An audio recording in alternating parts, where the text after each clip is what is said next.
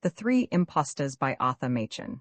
Adventure of the Gold. Tiberius. The acquaintance between Mr. Dyson and Mr. Charles Phillips arose from one of those myriad chances which are every day doing their work in the streets of London. Mr. Dyson was a man of letters, and an unhappy instance of talents misapplied. With gifts that might have placed him in the flower of his youth among the most favored of Bentley's favorite novelists, he had chosen to be perverse. He was, it is true, familiar with scholastic logic, but he knew nothing of the logic of life, and he flattered himself with the title of artist, when he was in fact but an idle and curious spectator of other men's endeavors. Amongst many delusions, he cherished one most fondly, that he was a strenuous worker, and it was with a gesture of supreme weariness that he would enter his favorite resort, a small tobacco shop in Great Queen Street, and proclaim to anyone who cared to listen that he had seen the rising and setting of two successive suns. The proprietor of the shop, a middle-aged man of singular civility, tolerated Dyson partly out of good nature, and partly because he was a regular customer. He was allowed to sit on an empty cask, and to express his sentiments on literary and artistic matters till he was tired or the time for closing came, and if no fresh customers were attracted, it is believed that none were turned away by his eloquence. Dyson was addicted to wild experiments in tobacco. He never wearied of trying new combinations, and one evening he had just entered the shop and given utterance to his last preposterous formula, when a young fellow, of about his own age, who had come in a moment later, asked the shopman to duplicate the order on his account, smiling politely, as he spoke, to Mr. Dyson's address. Dyson felt profoundly flattered, and after a few phrases the two entered into conversation, and in an hour's time the tobacconist saw the new friends sitting side by side on a couple of casks, deep in talk. "My dear sir," said Dyson, "I will give you the task of the literary man in a phrase. He has got to do simply this, to invent a wonderful story, and to tell it in a wonderful manner." "I will grant you that," said Mr. Phillips, "but you will allow me to insist that in the hands of the true artist in words all stories are marvelous, and every circumstance has its peculiar wonder. The matter is of little consequence, the manner is everything. Indeed, the highest skill is shown in taking matter apparently commonplace and transmuting it, by the high alchemy of style, into the pure gold of art. That is indeed a proof of great skill, but it is great skill exerted foolishly, or at least unadvisedly. It is as if a great violinist were to show us what marvelous harmonies he could draw from a child's banjo. No, no, you are really wrong. I see you take a radically mistaken view of life, but we must thresh this out. Come to my rooms, I live not far from here." It was thus that Mr. Dyson became the associate of Mr. Charles Phillips, who lived in a quiet square not far from Holborn. Thenceforth they haunted each other's rooms at intervals, sometimes regular, and occasionally the reverse, and made appointments to meet at the shop in Queen Street, where their talk robbed the tobacconist's profit of half its charm. There was a constant jarring of literary formulas, Dyson exalting the claims of the pure imagination, while Phillips, who was a student of physical science and something of an ethnologist, insisted that all literature ought to have a scientific basis. By the mistaken benevolence of deceased relatives, both young men were placed out of reach of hunger, and so, meditating high achievements, idled their time pleasantly away, and reveled in the careless joys of a bohemianism devoid of the sharp seasoning of adversity. One night in June, Mr. Phillips was sitting in his room in the calm retirement of Red Lion Square. He had opened the window, and was smoking placidly, while he watched the movement of life below. The sky was clear, and the afterglow of sunset had lingered long about it, and the flushing twilight of a summer evening, vying with the gas lamps in the square, had fashioned a chiaroscuro that had in it something unearthly. And the children, racing to and fro upon the pavement, the lounging idlers by the public, and the casual passers-by rather flickered, and hovered in the play of lights than stood out substantial things. By degrees in the houses opposite one window, after another, leaped out a square of light. Now and again, a figure would shape itself against a blind and vanish. And to all this semi-theatrical magic, the runs and flourishes of brave Italian opera, played a little distance off on a piano organ, seemed an appropriate accompaniment, while the deep-muttered bass of the traffic of Holborn never ceased. Phillips enjoyed the scene and its effects. The light in the sky faded and turned to darkness, and the square gradually grew silent, and still he sat dreaming at the window, till the sharp peal of the house bell roused him, and looking at his watch he found that it was past 10 o'clock. There was a knock at the door, and his friend Mr. Dyson entered and, according to his custom, sat down in an armchair and began to smoke in silence. "You know, Phillips," he said at length, "that I have always battled for the marvelous. I remember your maintaining in that chair that one has no business to make use of the wonderful, the improbable, the odd coincidence in literature, and you took the ground that it was wrong to do so, because, as a matter of fact, the wonderful and the improbable don't happen, and men's lives are not really shaped by odd coincidence. Now, mind you, if that were so, I would not grant your conclusion, because I think the criticism of life theory is all nonsense, but I deny your premise. A most singular thing has happened to me tonight." "Really, Dyson, I am very glad to hear it. Of course I oppose your argument, whatever it may be, but if you would be good enough to tell me of your adventure, I should be delighted." "Well, it came about like this. I have had a very hard day's work. Indeed, I have scarcely moved from my old bureau since 7 o'clock last night. I wanted to work out that idea we discussed last Tuesday, you know, the notion of the fetish worshipper." "Yes, I remember. Have you been able to do anything with it?" "Yes, it came out better than I expected, but there were great difficulties. The usual agony between the conception and the execution. Anyhow, I got it done at about 7 o'clock tonight, and I thought I should like a little of the fresh air. I went out and wandered rather aimlessly about the streets. My head was full of my tale, and I didn't much notice where I was going. I got into those quiet places to the north of Oxford Street as you go west, the genteel residential neighborhood of stucco and prosperity. I turned east again without knowing it, and it was quite dark when I passed along a sombre little by-street, ill-lighted and empty. I did not know at the time in the least where I was, but I found out afterwards that it was not very far from Tottenham Court Road. I strolled idly along, enjoying the stillness. On one side, there seemed to be the back premises of some great shop. Tier after tier of dusty windows lifted up into the night, with gibbet-like contrivances for raising heavy goods, and below large doors, fast closed and bolted, all dark and desolate. Then there came a huge pantechnicon warehouse, and over the way a grim blank wall, as forbidding as the wall of a jail, and then the headquarters of some volunteer regiment, and afterwards a passage leading to a cot where wagons were standing to be hired. It was, one might almost say, a street devoid of inhabitants, and scarce a window showed the glimmer of a light.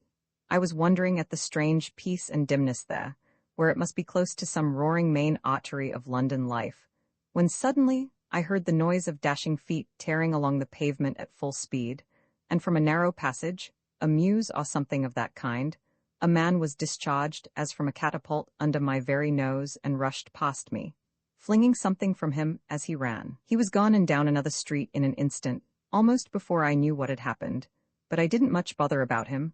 I was watching something else. I told you he had thrown something away. Well, I watched what seemed a line of flame flash through the air and fly quivering over the pavement, and in spite of myself, I could not help tearing after it. The impetus lessened, and I saw something like a bright halfpenny roll slower and slower, and then deflect towards the gutter, hover for a moment on the edge, and dance down into a drain. I believe I cried out in positive despair, though I hadn't the least notion what I was hunting. And then to my joy, I saw that, instead of dropping into the sewer, it had fallen flat across 2 bars. I stooped down and picked it up and whipped it into my pocket, and I was just about to walk on when I heard again that sound of dashing footsteps. I don't know why I did it, but as a matter of fact, I dived down into the mews, or whatever it was, and stood as much in the shadow as possible.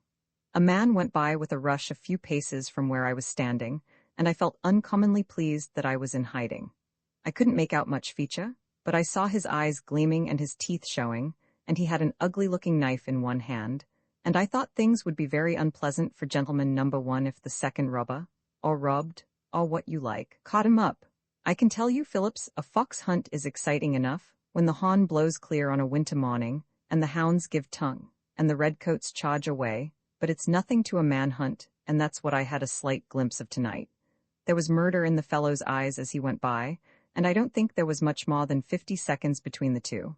I only hope it was enough.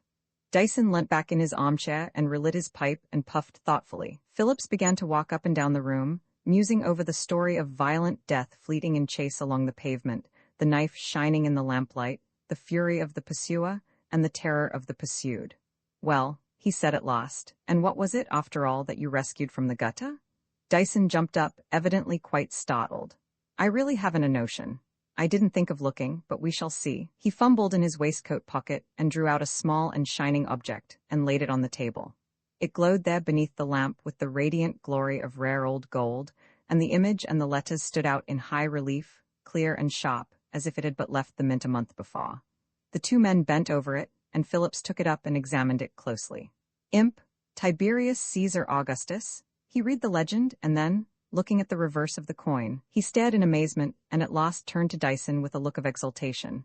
"Do you know what you have found?" he said. "Apparently a gold coin of some antiquity," said Dyson coolly. "Quite so, a gold Tiberius. No, that is wrong. You have found the gold Tiberius. Look at the reverse." Dyson looked and saw the coin was stamped with the figure of a faun standing amidst reeds and flowing water.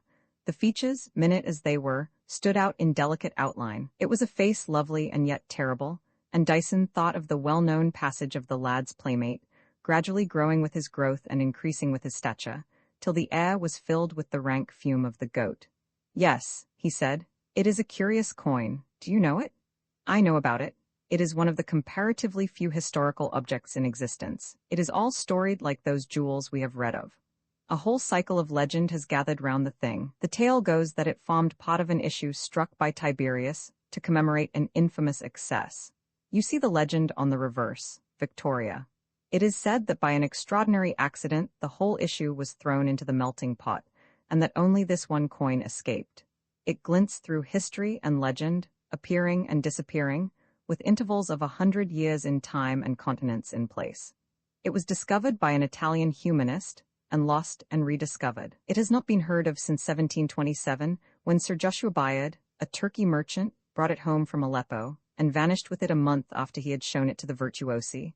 No man knew or knows where. And here it is. "Put it into your pocket, Dyson," he said after a pause. "I would not let anyone have a glimpse of the thing if I were you. I would not talk about it. Did either of the men you saw see you?" "Well, I think not. I don't think the first man, the man who was vomited out of the dark passage, saw anything at all, and I am sure that the second could not have seen me." "And you didn't really see them? You couldn't recognize either the one or the other if you met him in the street tomorrow?" "No, I don't think I could. The street, as I said, was dimly lighted, and they ran like madmen." The two men sat silent for some time, each weaving his own fancies of the story, but lust of the marvelous was slowly overpowering Dyson's more sober thoughts. "It is all more strange than I fancied," he said at last. "It was queer enough what I saw. A man is sauntering along a quiet, sober, everyday London street, a street of grey houses and blank walls, and there, for a moment, a veil seems drawn aside, and the very fume of the pit steams up through the flagstones, the ground glows, red-hot, beneath his feet, and he seems to hear the hiss of the infernal cauldron. A man flying in mad terror for his life, and furious hate pressing hot on his steps with knife drawn ready. Here indeed is horror. But what is all that to what you have told me? I tell you, Phillips, I see the plot thicken. Our steps will henceforth be dogged with mystery, and the most ordinary incidents will teem with significance. You may stand out against it and shut your eyes, but they will be forced open. Mark my words, you will have to yield to the inevitable. A clue, tangled if you like, has been placed by chance in our hands. It will be our business to follow it up. As for the guilty person or persons in this strange case, they will be unable to escape us. Our nets will be spread far and wide over this great city, and suddenly, in the streets and places of public resort, we shall in some way or other be made aware that we are in touch with the unknown criminal. Indeed, I almost fancy I see him slowly approaching this quiet square of yours. He is loitering at street corners, wandering, apparently without aim, down far-reaching thoroughfares, but all the while coming nearer and nearer, drawn by an irresistible magnetism, as ships were drawn to the lodestone rock in the Easton tale. I certainly think, replied Phillips, that if you pull out that coin and flourish it under people's noses as you are doing at the present moment, you will very probably find yourself in touch with the criminal, or a criminal. You will undoubtedly be rubbed with violence. Otherwise, I see no reason why either of us should be troubled. No one saw you secure the coin, and no one knows you have it. I, for my part, shall sleep peacefully, and go about my business with a sense of security and a firm dependence on the natural order of things. The events of the evening, the adventure in the street, have been odd, I grant you, but I resolutely decline to have any more to do with the matter, and, if necessary, I shall consult the police. I will not be enslaved by a gold Tiberius, even though it swims into my ken in a manner which is somewhat melodramatic. And I for my part, said Dyson, go forth like a knight-errant in search of adventure. Not that I shall need to seek, rather adventure will seek me. I shall be like a spider in the midst of his web, responsive to every movement, and ever on the alert. Shortly afterwards, Dyson took his leave, and Mr. Phillips spent the rest of the night in examining some flint arrowheads which he had purchased. He had every reason to believe that they were the work of a modern and not a Paleolithic man. Still he was far from gratified when a close scrutiny showed him that his suspicions were well-founded. In his anger at the turpitude which would impose on an ethnologist, he completely forgot Dyson and the gold Tiberius, and when he went to bed at first sunlight, the whole tale had faded utterly from his thoughts. The encounter of the pavement Mr. Dyson, walking leisurely along Oxford Street, and staring with bland inquiry at whatever caught his attention, enjoyed in all its rare flavors the sensation that he was really very hard at work. His observation of mankind, the traffic, and the shop windows tickled his faculties with an exquisite bouquet. He looked serious, as one looks on whom charges of weight and moment are laid, and he was attentive in his glances to right and left, for fear lest he should miss some circumstance of more acute significance. He had narrowly escaped being run over at a crossing by a charging van, for he hated to hurry his steps, and indeed the afternoon was warm, and he had just halted by a place of popular refreshment, when the astounding gestures of a well-dressed individual on the opposite pavement held him enchanted and gasping like a fish. A treble line of hansoms, carriages, vans, cabs, and omnibuses was tearing east and west, and not the most daring adventurer of the crossings would have cared to try his fortune. But the person who had attracted Dyson's attention seemed to rage on the very edge of the pavement, now and then darting forward at the hazard of instant death, and at each repulse absolutely dancing with excitement, to the rich amusement of the passers-by. At last, a gap that would have tried the courage of a street boy appeared between the serried lines of vehicles, and the man rushed across in a frenzy, and escaping by a hair's breadth pounced upon Dyson as a tiger pounces on her prey. "I saw you looking about you," he said, sputtering out his words in his intense eagerness. "Would you mind telling me this? Was the man who came out of the aerated bread shop and jumped into the hansom 3 minutes ago a youngish-looking man with dark whiskers and spectacles? Can't you speak, man? For heaven's sake, can't you speak? Answer me. It's a matter of life and death." The words bubbled and boiled out of the man's mouth in the fury of his emotion. His face went from red to white, and the beads of sweat stood out on his forehead, and he stamped his feet as he spoke and tore with his hand at his coat, as if something swelled and choked him, stopping the passage of his breath. "My dear sir," said Dyson, "I always like to be accurate. Your observation was perfectly correct. As you say, a youngish man, a man, I should say, of somewhat timid bearing, ran rapidly out of the shop here, and bounced into a hansom that must have been waiting for him, as it went eastwards at once. Your friend also wore spectacles, as you say. Perhaps you would like me to call a hansom for you to follow the gentleman?" "No, thank you, it would be waste of time." The man gulped down something which appeared to rise in his throat, and Dyson was alarmed to see him shaking with hysterical laughter, and he clung hard to a lamppost and swayed and staggered like a ship in a heavy gale. "How shall I face the doctor?" he murmured to himself. "It is too hard to fail at the last moment." Then he seemed to recollect himself and stood straight again and looked quietly at Dyson. "I owe you an apology for my violence," he said at last. "Many men would not be so patient as you have been. Would you mind adding to your kindness by walking with me a little way? I feel a little sick. I think it's the sun." Dyson nodded assent, and devoted himself to a quiet scrutiny of this strange personage as they moved on together. The man was dressed in quiet taste, and the most scrupulous observer could find nothing amiss with the fashion or make of his clothes, yet, from his hat to his boots, everything seemed inappropriate. His silk hat, Dyson thought, should have been a high bowler of odious pattern worn with a baggy morning coat, and an instinct told him that the fellow did not commonly carry a clean pocket handkerchief. The face was not of the most agreeable pattern, and was in no way improved by a pair of bulbous chin whiskers of a ginger hue, into which mustaches of light color merged imperceptibly. Yet in spite of these signals hung out by nature, Dyson felt that the individual beside him was something more than compact of vulgarity. He was struggling with himself, holding his feelings in check, but now and again passion would mount black to his face, and it was evidently by a supreme effort that he kept himself from raging like a madman. Dyson found something curious and a little terrible in the spectacle of an occult emotion, thus striving for the mastery, and threatening to break out at every instant with violence, and they had gone some distance before the person whom he had met by so odd a hazard was able to speak quietly. "You are really very good," he said. "I apologize again, my rudeness was really most unjustifiable. I feel my conduct demands an explanation, and I shall be happy to give it you. Do you happen to know of any place near here where one could sit down?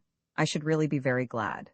"My dear sir," said Dyson, solemnly, "the only café in London is close by. Pray do not consider yourself as bound to offer me any explanation, but at the same time, I should be most happy to listen to you. Let us turn down here."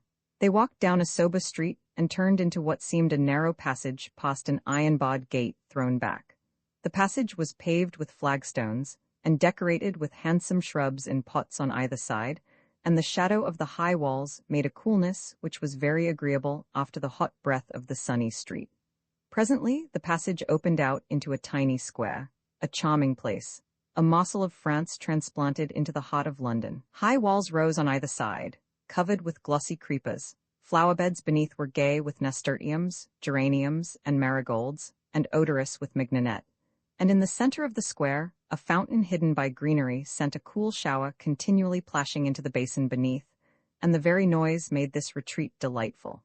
Chairs and tables were disposed at convenient intervals, and at the other end of the cot broad doors had been thrown back. Beyond was a long, dark room, and the turmoil of traffic had become a distant murmur. Within the room 1 or 2 men were sitting at the tables, writing and sipping, but the courtyard was empty. "You see, we shall be quiet," said Dyson. "Pray sit down here, Mr. Wilkins. My name is Henry Wilkins. Sit here, Mr. Wilkins. I think you will find that a comfortable seat. I suppose you have not been here before? This is the quiet time. The place will be like a hive at 6 o'clock, and the chairs and tables will overflow into that little alley there." A waiter came in response to the bell, and after Dyson had politely inquired after the health of Annibalt, the proprietor, he ordered a bottle of the wine of Champagny. "The wine of Champagny," he observed to Mr. Wilkins, who was evidently a good deal composed by the influence of the place, "is a Touranian wine of great merit. Ah, here it is. Let me fill your glass. How do you find it?" "Indeed," said Mr. Wilkins, "I should have pronounced it a fine Burgundy. The bouquet is very exquisite. I am fortunate in lighting upon such a good Samaritan as yourself. I wonder you did not think me mad. But if you knew the terrors that assailed me, I am sure you would no longer be surprised at conduct which was certainly most unjustifiable." He sipped his wine and leant back in his chair, relishing the drip and trickle of the fountain and the cool greenness that hedged in this little pot of refuge. "Yes," he said at last, "that is indeed an admirable wine. Thank you. You will allow me to offer you another bottle?" The waiter was summoned and descended through a trapdoor in the floor of the dark apartment and brought up the wine. Mr. Wilkins lit a cigarette, and Dyson pulled out his pipe. "Now," said Mr. Wilkins, "I promise to give you an explanation of my strange behavior. It is rather a long story, but I see, sir, that you are no mere cold observer of the ebb and flow of life. You take, I think, a warm and an intelligent interest in the chances of your fellow creatures, and I believe you will find what I have to tell not devoid of interest." Mr. Dyson signified his assent to these propositions, and though he thought Mr. Wilkins's diction a little pompous, prepared to interest himself in his tale. The other, who had so raged with passion half an hour before, was now perfectly cool, and when he had smoked out his cigarette, he began in an even voice to relate the novel of the Dark Valley. "I am the son of a poor but learned clergyman in the west of England. But I am forgetting, these details are not of special interest.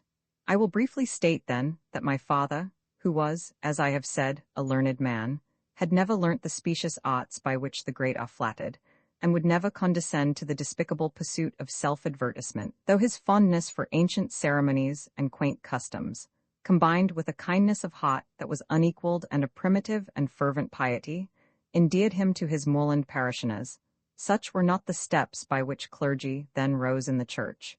And at 60 my father was still incumbent of the little benefice he had accepted in his 30th year.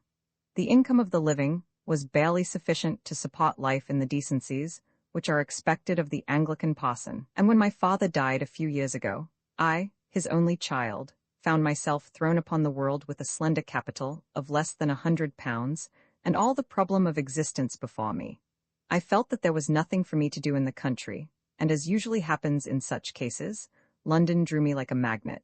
One day in August, in the early morning, while the dew still glittered on the turf, and on the high green banks of the lane, a neighbour drove me to the railway station, and I bade goodbye to the land of the broad moors and unearthly battlements of the wild taws.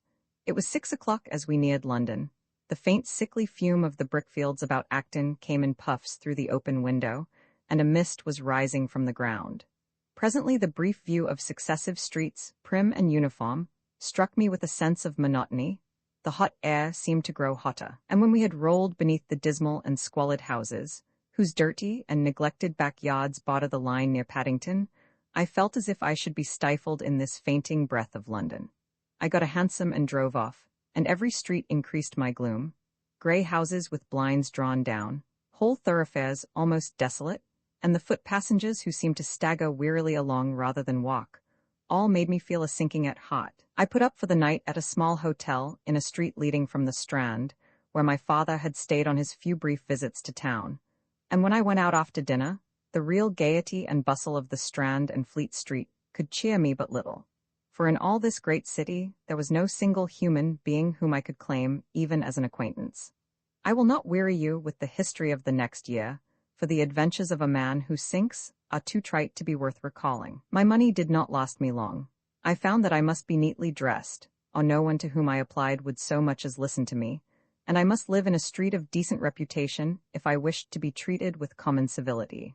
I applied for various posts, for which, as I now see, I was completely devoid of qualification. I tried to become a clerk without having the smallest notion of business habits, and I found, to my cost, that a general knowledge of literature and an execrable style of penmanship are far from being looked upon with favor in commercial circles. I had read one of the most charming of the works of a famous novelist of the present day, and I frequented the Fleet Street taverns in the hope of making literary friends, and so getting the introductions which I understood were indispensable in the career of letters. I was disappointed. I once or twice ventured to address gentlemen who were sitting in adjoining boxes, and I was answered, politely indeed, but in a manner that told me my advances were unusual. Pound by pound, my small resources melted. I could no longer think of appearances. I migrated to a shy quarter, and my meals became mere observances. I went out at 1 and returned to my room at 2, but nothing but a milk cake had occurred in the interval. In short, I became acquainted with misfortune, and as I sat amidst slush and ice on a seat in Hyde Park, munching a piece of bread, I realized the bitterness of poverty and the feelings of a gentleman reduced to something far below the condition of a vagrant. In spite of all discouragement, I did not desist in my efforts to earn a living. I consulted advertisement columns, I kept my eyes open for chance, I looked in at the windows of stationers' shops, but all in vain. One evening I was sitting in a free library, and I saw an advertisement in one of the papers. It was something like this: wanted, by a gentleman, a person of literary taste and abilities, as secretary and amanuensis. Must not object to travel. Of course I knew that such an advertisement would have answers by the hundred, and I thought my own chances of securing the post extremely small. However, I applied at the address given, and wrote to Mr. Smith, who was staying at a large hotel at the West End. I must confess that my heart gave a jump when I received a note a couple of days later, asking me to call at the Cosmopole at my earliest convenience. I do not know, sir, what your experiences of life may have been, and so I cannot tell whether you have known such moments. A slight sickness, my heart beating rather more rapidly than usual, a choking in the throat, and a difficulty of utterance. Such were my sensations as I walked to the Cosmopole. I had to mention the name twice before the hall porter could understand me, and as I went upstairs my hands were wet.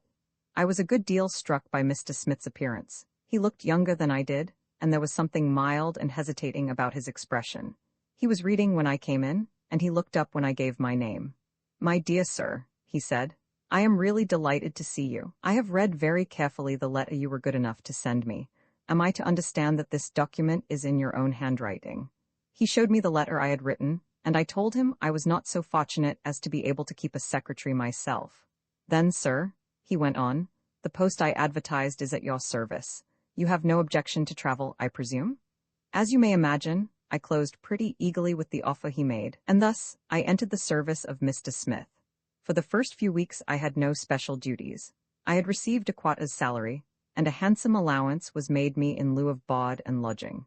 One morning, however, when I called at the hotel according to instructions, my master informed me that I must hold myself in readiness for a sea voyage, and to spare unnecessary detail, in the course of a fortnight we had landed at New York. Mr. Smith told me that he was engaged on a work of a special nature, in the compilation of which some peculiar researches had to be made. In short, I was given to understand that we were to travel to the far west. After about a week had been spent in New York, we took our seats in the cars, and began a journey tedious beyond all conception. Day after day, and night after night, the great train rolled on, threading its way through cities the very names of which were strange to me, passing at slow speed over perilous viaducts, skirting mountain ranges and pine forests, and plunging into dense tracts of wood, where mile after mile and hour after hour, the same monotonous growth of brushwood met the eye, and all along the continual clatter and rattle of the wheels upon the ill-laid lines made it difficult to hear the voices of our fellow passengers. We were a heterogeneous and ever-changing company. Often I woke up in the dead of night with the sudden grinding jar of the brakes, and looking out found that we had stopped in the shabby street of some frame-built town, lighted chiefly by the flaring windows of the saloon. A few rough-looking fellows would often come out to stare at the cars, and sometimes passengers got down, and sometimes there was a party of 2 or 3 waiting on the wooden sidewalk to get on board. Many of the passengers were English, humble households torn up from the moorings of 1,000 years and bound for some problematical paradise in the Alkali Desert or the Rockies. I heard the men talking to one another of the great profits to be made on the virgin soil of America, and 2 or 3, who were mechanics, expatiated on the wonderful wages given to skilled labor on the railways and in the factories of the States. This talk usually fell dead after a few minutes, and I could see a sickness and dismay in the faces of these men as they looked at the ugly brush, or at the desolate expanse of the prairie, dotted here and there with frame houses, devoid of garden, or flowers or trees, standing all alone in what might have been a great gray sea frozen into stillness. Day after day, the waving skyline, and the desolation of a land without form or color or variety, appalled the hearts of such of us as were Englishmen, and once in the night as I lay awake, I heard a woman weeping and sobbing, and asking what she had done to come to such a place. Her husband tried to comfort her in the broad speech of Gloucestershire, telling her the ground was so rich that one had only to plough it up, and it would grow sunflowers of itself, but she cried for her mother and their old cottage and the beehives, like a little child. The sadness of it all overwhelmed me, and I had no heart to think of other matters. The question of what Mr. Smith could have to do in such a country, and of what manner of literary research could be carried on in the wilderness, hardly troubled me. Now and again, my situation struck me as peculiar. I had been engaged as a literary assistant at a handsome salary, and yet my master was still almost a stranger to me. Sometimes he would come to where I was sitting in the cars and make a few banal remarks about the country, but for the most part of the journey he sat by himself, not speaking to anyone, and so far as I could judge, deep in his thoughts. It was, I think, on the 5th day from New York, when I received the intimation that we should shortly leave the cars. I had been watching some distant mountains which rose wild and savage before us, and I was wondering if there were human beings so unhappy as to speak of home in connection with those piles of lumbered rock, when Mr. Smith touched me lightly on the shoulder. "You will be glad to be done with the cars, I have no doubt, Mr. Wilkins," he said. "You were looking at the mountains, I think? Well, I hope we shall be there tonight. The train stops at Reading, and I dare say we shall manage to find our way." A few hours later the brakeman brought the tram to a standstill at the Reading depot, and we got out. I noticed that the town, though of course built almost entirely of frame houses, was larger and busier than any we had passed for the last 2 days. The depot was crowded, and as the bell and whistle sounded, I saw that a number of persons were preparing to leave the cars, while an even greater number were waiting to get on board. Besides the passengers, there was a pretty dense crowd of people, some of whom had come to meet or to see off their friends and relatives, while others were mere loafers. Several of our English fellow passengers got down at Reading, but the confusion was so great that they were lost to my sight almost immediately. Mr. Smith beckoned to me to follow him, and we were soon in the thick of the mass, and the continual ringing of bells, the hubbub of voices, the shrieking of whistles, and the hiss of escaping steam, confused my senses, and I wondered dimly as I struggled after my employer, where we were going, and how we should be able to find our way through an unknown country. Mr. Smith had put on a wide-brimmed hat, which he had sloped over his eyes, and as all the men wore hats of the same pattern, it was with some difficulty that I distinguished him in the crowd. We got free at last, and he struck down a side street and made one or two sharp turns to right and left. It was getting dusk, and we seemed to be passing through a shy portion of the town. There were few people about in the ill-lighted streets, and these few were men of the most unprepossessing pattern. Suddenly we stopped before a corner house. A man was standing at the door, apparently on the lookout for someone, and I noticed that he and Smith gave sharp glances one to the other. "From New York City, I expect, mister?" "From New York." "All right, they're ready, and you can have him when you choose. I know my orders, you see, and I mean to run this business through." "Very well, Mr. Evans, that is what we want. Our money is good, you know. Bring them round." I had stood silent, listening to this dialogue, and wondering what it meant. Smith began to walk impatiently up and down the street, and the man Evans was still standing at his door. He had given a sharp whistle, and I saw him looking me over in a quiet, leisurely way, as if to make sure of my face for another time. I was thinking what all this could mean, when an ugly, slouching lad came up a side passage, leading 2 robined horses. "Get up, Mr. Wilkins, and be quick about it," said Smith. "We ought to be on our way." We rode off together into the gathering darkness, and before long, I looked back and saw the far plain behind us, with the lights of the town glimmering faintly, and in front rose the mountains. Smith guided his horse on the rough track as surely as if he had been riding along Piccadilly, and I followed him as well as I could. I was weary and exhausted, and scarcely took note of anything. I felt that the track was a gradual ascent, and here and there I saw great boulders by the road. The ride made but little impression on me. I have a faint recollection of passing through a dense black pine forest, where our horses had to pick their way among the rocks, and I remember the peculiar effect of the rarefied air as we kept still mounting higher and higher. I think I must have been half asleep for the latter half of the ride, and it was with a shock that I heard Smith saying, "Here we are, Wilkins. This is Blue Rock Park. You will enjoy the view tomorrow. Tonight we will have something to eat, and then go to bed." A man came out of a rough-looking house and took the horses, and we found some fried steak and Kos whiskey awaiting us inside. I had come to a strange place. There were 3 rooms, the room in which we had supper, Smith's room, and my own. The deaf old man who did the work slept in a sort of shed, and when I woke up the next morning and walked out, I found that the house stood in a sort of hollow amongst the mountains. The clumps of pines and some enormous bluish-gray rocks that stood here and there between the trees had given the place the name of Blue Rock Park. On every side the snow-covered mountains surrounded us, the breath of the air was as wine, and when I climbed the slope and looked down, I could see that, so far as any human fellowship was concerned, I might as well have been wrecked on some small island in mid-Pacific. The only trace of man I could see was the rough log house where I had slept, and in my ignorance, I did not know that there were similar houses within comparatively easy distance, as distance is reckoned in the Rockies. But at the moment, the utter, dreadful loneliness rushed upon me, and the thought of the great plain and the great sea that parted me from the world I knew caught me by the throat, and I wondered if I should die there in that mountain hollow. It was a terrible instant, and I have not yet forgotten it. Of course I managed to conquer my horror.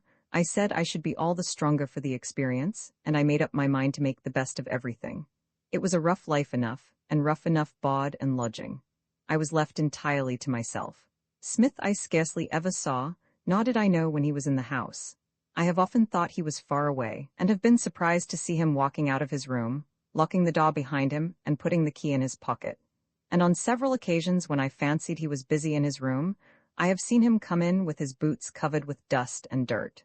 So far as work went, I enjoyed a complete sinecure. I had nothing to do but to walk about the valley, to eat, and to sleep. With one thing and another, I grew accustomed to the life, and managed to make myself pretty comfortable, and by degrees I began to venture farther away from the house, and to explore the country. One day I had contrived to get into a neighboring valley, and suddenly I came upon a group of men sawing timber. I went up to them, hoping that perhaps some of them might be Englishmen.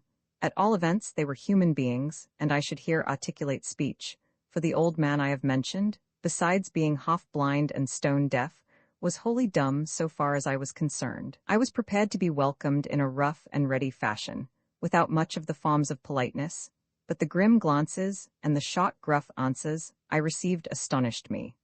I saw the men glancing oddly at each other, and one of them who had stopped work began fingering a gun, and I was obliged to return on my path uttering curses on the fate which had brought me into a land where men were more brutish than the very brutes. The solitude of the life began to oppress me, as with a nightmare, and a few days later, I determined to walk to a kind of station, some miles distant, where a rough inn was kept for the accommodation of hunters and tourists. English gentlemen occasionally stopped there for the night, and I thought I might perhaps fall in with someone of better manners than the inhabitants of the country. I found, as I had expected, a group of men lounging about the door of the log house that served as a hotel, and as I came nearer, I could see that heads were put together and looks interchanged, and when I walked up, the 6 or 7 trappers stared at me in stony ferocity, and with something of the disgust that one eyes a loathsome and venomous snake. I felt that I could bear it no longer, and I called out, "Is there such a thing as an Englishman here, or anyone with a little civilization?" One of the men put his hand to his belt, but his neighbor checked him and answered me, "You'll find we've got some of the resources of civilization before very long, mister, and I expect you'll not fancy them extremely. But anyway, there's an Englishman tarrying here, and I've no doubt he'll be glad to see you. There you are, that's Mr. Darbonown." A young man, dressed like an English country squire, came and stood at the door and looked at me. One of the men pointed to me and said, "That's the individual we were talking about last night. Thought you might like to have a look at him, squire, and here he is." The young fellow's good-natured English face clouded over, and he glanced sternly at me and turned away with a gesture of contempt and aversion. "Sir," I cried, "I do not know what I have done to be treated in this manner. You are my fellow countryman, and I expected some courtesy." He gave me a black look and made as if he would go in, but he changed his mind and faced me. "You are rather imprudent, I think, to behave in this manner. You must be counting on a forbearance which cannot last very long, which may last a very short time indeed. And let me tell you this, sir, you may call yourself an Englishman and drag the name of England through the dirt, but you need not count on any English influence to help you. If I were you, I would not stay here much longer." He went into the inn, and the men quietly watched my face as I stood there, wondering whether I was going mad. The woman of the house came out and stared at me as if I were a wild beast or a savage, and I turned to her and spoke quietly. "I am very hungry and thirsty. I have walked a long way. I have plenty of money. Will you give me something to eat and drink?" "No, I won't," she said. "You had better quit this." I crawled home like a wounded beast and lay down on my bed. It was all a hopeless puzzle to me. I knew nothing but rage and shame and terror, and I suffered little more when I passed by a house in an adjacent valley, and some children who were playing outside ran from me shrieking. I was forced to walk to find some occupation. I should have died if I had sat down quietly in Blue Rock Park and looked all day at the mountains.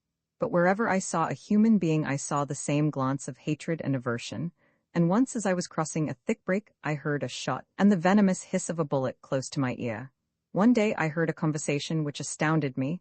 I was sitting behind a rock resting, and 2 men came along the track and halted. One of them had got his feet entangled in some wild vines and swore fiercely, but the other laughed and said they were useful things sometimes. "What the hell do you mean?" "Oh, nothing much, but they're uncommon tough, these here vines, and sometimes rope is scarce and dear." The man who had sworn chuckled at this, and I heard them sit down and light their pipes. "Have you seen him lately?" asked the humorist. "I sighted him the other day, but the darned bullet went high. He's got his master's luck, I expect, sir, but it can't last much longer. You heard about him going to Jinx's and trying his brass, but the young Britisher downed him pretty considerable, I can tell you. What the devil is the meaning of it? I don't know, but I believe it'll have to be finished and done in the old style, too. You know how they fix the niggers?" "Yes, sir, I've seen a little of that. A couple of gallons of kerosene'll cost $1 at Brown's Staw, but I should say it's cheap anyway." They moved off after this, and I lay still behind the rock, the sweat pouring down my face. I was so sick that I could barely stand, and I walked home as slowly as an old man, leaning on my stick. I knew that the 2 men had been talking about me, and I knew that some terrible death was in store for me. That night I could not sleep. I tossed on the rough bed and tortured myself to find out the meaning of it all. At last, in the very dead of night, I rose from the bed and put on my clothes and went out. I did not care where I went, but I felt that I must walk till I had tired myself out.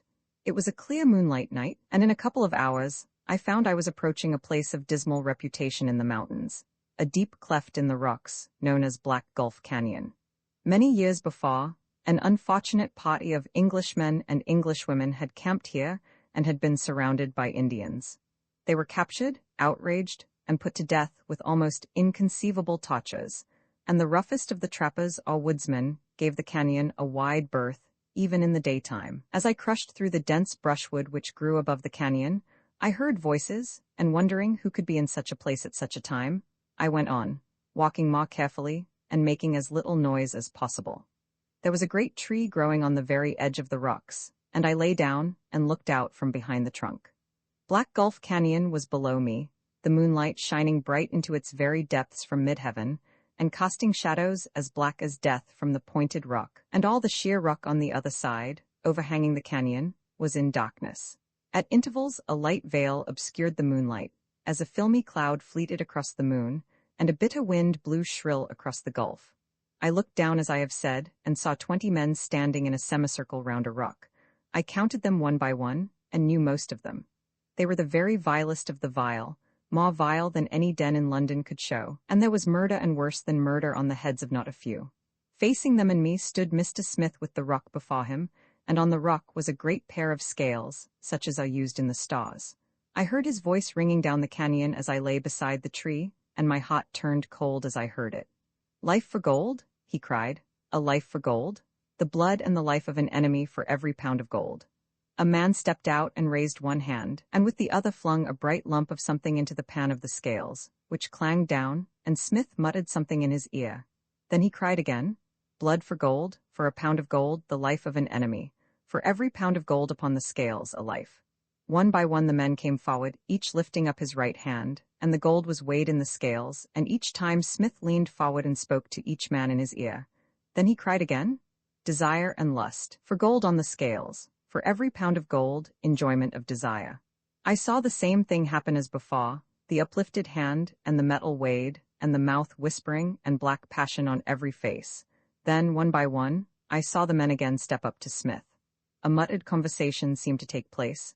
I could see that Smith was explaining and directing, and I noticed that he gesticulated a little, as one who points out the way, and once or twice he moved his hands quickly, as if he would show that the path was clear and could not be missed. I kept my eyes so intently on his figure that I noted little else, and at last it was with a start that I realized that the canyon was empty. A moment before I thought I had seen the group of villainous faces, and the two standing, a little apart by the rock. I had looked down a moment, and when I glanced again into the canyon, there was no one there. In dumb terror, I made my way home, and I fell asleep in an instant from exhaustion. No doubt I should have slept on for many hours, but when I woke up, the sun was only rising, and the light shone in on my bed. I had started up from sleep with the sensation of having received a violent shock, and as I looked in confusion about me, I saw to my amazement that there were 3 men in the room. One of them had his hand on my shoulder and spoke to me. "Come, mister, wake up. Your time's up now, I reckon, and the boys are waiting for you outside, and they're in a big hurry. Come on, you can put on your clothes, it's kind of chilly this morning." I saw the other 2 men smiling sourly at each other, but I understood nothing. I simply pulled on my clothes and said I was ready. "All right, come on then. You go first, Nichols, and Jim and I will give the gentleman an arm." They took me out into the sunlight, and then I understood the meaning of a dull murmur that had vaguely perplexed me while I was dressing. There were about 200 men waiting outside, and some women too, and when they saw me, there was a low, muttering growl. I did not know what I had done, but that noise made my heart beat and the sweat come out on my face. I saw confusedly, as through a veil, the tumult and tossing of the crowd, discordant voices were speaking, and amongst all those faces there was not one glance of mercy, but a fury of lust that I did not understand. I found myself presently walking in a sort of procession up the slope of the valley, and on every side of me there were men with revolvers in their hands. Now and then a voice struck me, and I heard words and sentences of which I could form no connected story. But I understood that there was one sentence of execration. I heard scraps of stories that seemed strange and improbable. Someone was talking of men, lured by cunning devices from their homes and murdered with hideous tortures, found writhing like wounded snakes in dark and lonely places, only crying for someone to stab them to the heart, and so end their torments. And I heard another voice speaking of innocent girls who had vanished for a day or two, and then had come back and died, blushing red with shame, even in the agonies of death. I wondered what it all meant and what was to happen, but I was so weary that I walked on in a dream, scarcely longing for anything but sleep. At last we stopped.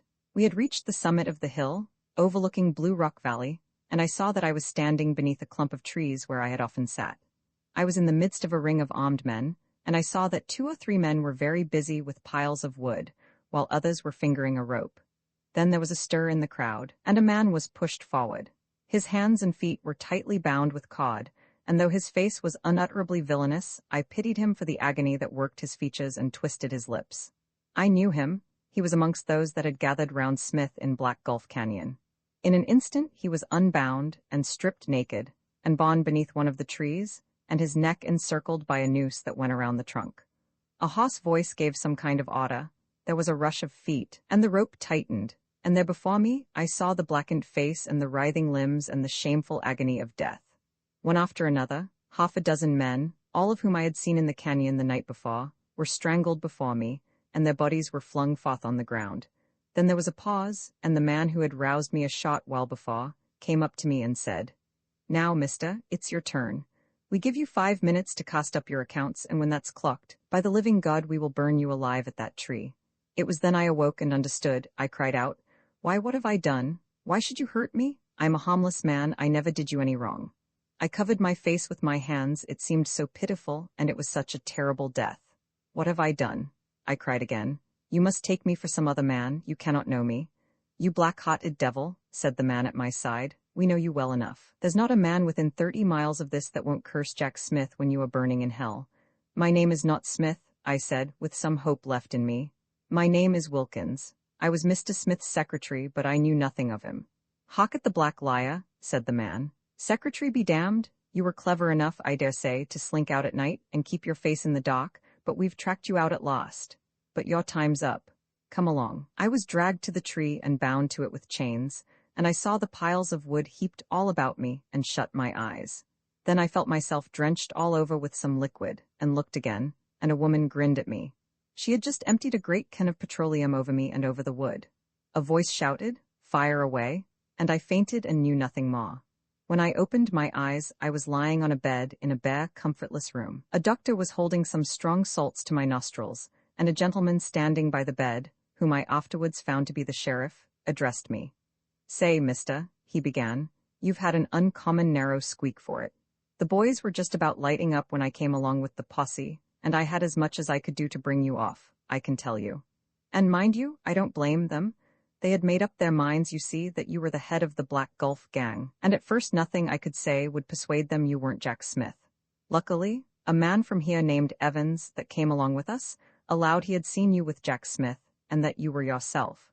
So we brought you along and jailed you, but you can go if you like, when you're through with this faint turn."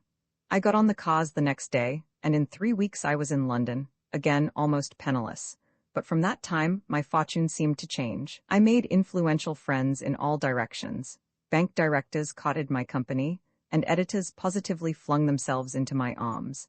I had only to choose my career, and after a while, I determined that I was meant by nature for a life of comparative leisure. With an ease that seemed almost ridiculous, I obtained a well-paid position in connection with a prosperous political club. I have charming chambers in a central neighborhood close to the parks. The club chef exerts himself when I lunch or dine, and the rarest vintages in the cellar are always at my disposal. Yet, since my return to London, I have never known a day's security or peace. I tremble when I awake lest Smith should be standing at my bed, and every step I take seems to bring me nearer to the edge of the precipice. Smith, I knew, had escaped free from the raid of the vigilantes, and I grew faint at the thought that he would in all probability return to London, and that suddenly and unprepared I should meet him face to face. Every morning as I left my house, I would peer up and down the street, expecting to see that dreaded figure awaiting me. I have delayed at street corners, my heart in my mouth, sickening at the thought that a few quick steps might bring us together. I could not bear to frequent the theaters or music halls, lest by some bizarre chance he should prove to be my neighbor. Sometimes I have been forced against my will to walk out at night, and then in silent squares the shadows have made me shudder, and in the medley of meetings in the crowded thoroughfares, I have said to myself, "It must come sooner or later. He will surely return to town, and I shall see him when I feel most secure." I scanned the newspapers for hint or intimation of approaching danger, and no small type nor report of trivial interest was allowed to pass unread. Especially, I read and reread the advertisement columns, but without result.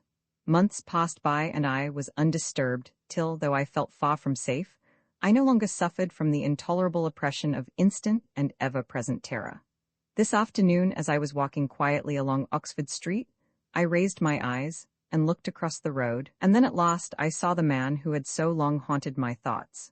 Mr. Wilkins finished his wine and leaned back in his chair, looking sadly at Dyson, and then, as if a thought struck him, fished out of an inner pocket a leather letter case and handed a newspaper cutting across the table. Dyson glanced closely at the slip and saw that it had been extracted from the columns of an evening paper. It ran as follows: wholesale lynching. Shocking story. Adult sealed telegram from Reading, Colorado, states that advices received there from Blue Rock Park report a frightful instance of popular vengeance. For some time the neighborhood has been terrorized by the crimes of a gang of desperados, who, under the cover of a carefully planned organization, have perpetrated the most infamous cruelties on men and women. A vigilance committee was formed, and it was found that the leader of the gang was a person named Smith, living in Blue Rock Park. Action was taken, and 6 of the worst in the band were summarily strangled in the presence of 200 or 300 men and women. Smith is said to have escaped. "This is a terrible story," said Dyson. "I can well believe that your days and nights are haunted by such fearful scenes as you have described, but surely you have no need to fear Smith. He has much more cause to fear you. Consider, you have only to lay your information before the police, and a warrant would be immediately issued for his arrest. Besides, you will, I am sure, excuse me for what I am going to say." "My dear sir," said Mr. Wilkins, "I hope you will speak to me with perfect freedom." "Well then, I must confess that my impression was that you were rather disappointed at not being able to stop the man before he drove off. I thought you seemed annoyed that you could not get across the street." "Sir, I did not know what I was about. I caught sight of the man, but it was only for a moment, and the agony you witnessed was the agony of suspense. I was not perfectly certain of the face, and the horrible thought that Smith was again in London overwhelmed me. I shuddered at the idea of this incarnate fiend, whose soul is black with shocking crimes, mingling free and unobserved amongst the harmless crowds, meditating perhaps a new and more fearful cycle of infamies. I tell you, sir, that an awful being stalks through the streets, a being before whom the sunlight itself should blacken, and the summer air grow chill and dank. Such thoughts as these rushed upon me with the force of a whirlwind. I lost my senses. I see, I partly understand your feelings, but I would impress on you that you have nothing really to fear. Depend upon it, Smith will not molest you in any way. You must remember he himself has had a warning, and indeed from the brief glance I had of him, he seemed to me to be a frightened-looking man. However, I see it is getting late, and if you will excuse me, Mr. Wilkins, I think I will be going. I dare say we shall often meet here." Dyson walked off smartly, pondering the strange story chance had brought him, and finding on cool reflection that there was something a little strange in Mr. Wilkins's manner, for which not even so weird a catalogue of experiences could altogether account. Adventure of the missing brother, Mr. Charles Phillips, was, as has been hinted, a gentleman of pronounced scientific tastes. In his early days, he had devoted himself with fond enthusiasm to the agreeable study of biology, and a brief monograph on the embryology of the microscopic holothuriea had formed his first contribution to the Bell's letters. Later, he had somewhat relaxed the severity of his pursuits and had dabbled in the more frivolous subjects of paleontology and ethnology. He had a cabinet in his sitting room whose drawers were stuffed with rude flint implements, and a charming fetish from the South Seas was the dominant note in the decorative scheme of the apartment. Flattering himself with the title of materialist, he was in truth one of the most credulous of men, but he required a marvel to be neatly draped in the robes of science before he would give it any credit, and the wildest dreams took solid shape to him if only the nomenclature were severe and irreproachable. He laughed at the witch, but quailed before the powers of the hypnotist, lifting his eyebrows when Christianity was mentioned, but adoring Protel and the ether. For the rest, he prided himself on a boundless skepticism. The average tale of wonder he heard with nothing but contempt, and he would certainly not have credited a word or syllable of Dyson's story of the pursuer, and pursued, unless the gold coin had been produced as visible and tangible evidence. As it was he half suspected that Dyson had imposed on him. He knew his friend's disordered fancies, and his habit of conjuring up the marvelous to account for the entirely commonplace. And on the whole, he was inclined to think that the so-called facts in the odd adventure had been gravely distorted in the telling. Since the evening on which he had listened to the tale, He had paid Dyson a visit, and had delivered himself of some serious talk on the necessity of accurate observation, and the folly, as he put it, of using a kaleidoscope instead of a telescope in the view of things, to which remarks his friend had listened with a smile that was extremely sardonic. "My dear fellow," Dyson had remarked at last, "you will allow me to tell you that I see your drift perfectly. However, you will be astonished to hear that I consider you to be the visionary, while I am a sober and serious spectator of human life. You have gone round the circle, and while you fancy yourself far in the golden land of new philosophies, you are in reality a dweller in a metaphorical Clapham. Your skepticism has defeated itself and become a monstrous credulity. You are in fact in the position of the bat or owl, I forget which it was, who denied the existence of the sun at noonday, and I shall be astonished if you do not one day come to me full of contrition for your manifold intellectual errors, with a humble resolution to see things in their true light for the future." This tirade had left Mr. Phillips unimpressed. He considered Dyson as hopeless, and he went home to gloat over some primitive stone implements that a friend had sent him from India. He found that his landlady, seeing them displayed in all their rude formlessness upon the table, had removed the collection to the dustbin, and had replaced it by lunch, and the afternoon was spent in malodorous research. Mrs. Brown, hearing these stones spoken of as very valuable knives, had called him in his hearing poor Mr. Phillips, and between rage and evil odors he spent a sorry afternoon. It was 4 o'clock before he had completed his work of rescue, and, overpowered with the flavors of decaying cabbage leaves, Phillips felt that he must have a walk to gain an appetite for the evening meal. Unlike Dyson, he walked fast, with his eyes on the pavement, absorbed in his thoughts and oblivious of the life around him, and he could not have told by what streets he had passed, when he suddenly lifted up his eyes and found himself in Leicester Square. The grass and flowers pleased him, and he welcomed the opportunity of resting for a few minutes, and glancing round, he saw a bench which had only one occupant, a lady, and as she was seated at one end, Phillips took up a position at the other extremity, and began to pass in angry review the events of the afternoon. He had noticed as he came up to the bench that the person already there was neatly dressed, and to all appearance young. Her face he could not see, as it was turned away in apparent contemplation of the shrubs, and moreover shielded with her hand. But it would be doing wrong to Mr. Phillips to imagine that his choice of a seat was dictated by any hopes of an affair of the heart. He had simply preferred the company of one lady to that of 5 dirty children, and having seated himself was immersed directly in thoughts of his misfortunes. He had meditated changing his lodgings, but now, on a judicial review of the case in all its bearings, his calmer judgment told him that the race of landladies is like to the race of the leaves, and that there was but little to choose between them. He resolved, however, to talk to Mrs. Brown, the offender, very coolly and yet severely, to point out the extreme indiscretion of her conduct, and to express a hope for better things in the future. With this decision registered in his mind, Phillips was about to get up from the seat and move off, when he was intensely annoyed to hear a stifled sob, evidently from the lady, who still continued her contemplation of the shrubs and flower beds. He clutched his stick desperately, and in a moment would have been in full retreat when the lady turned her face towards him, and with a mute entreaty bespoke his attention.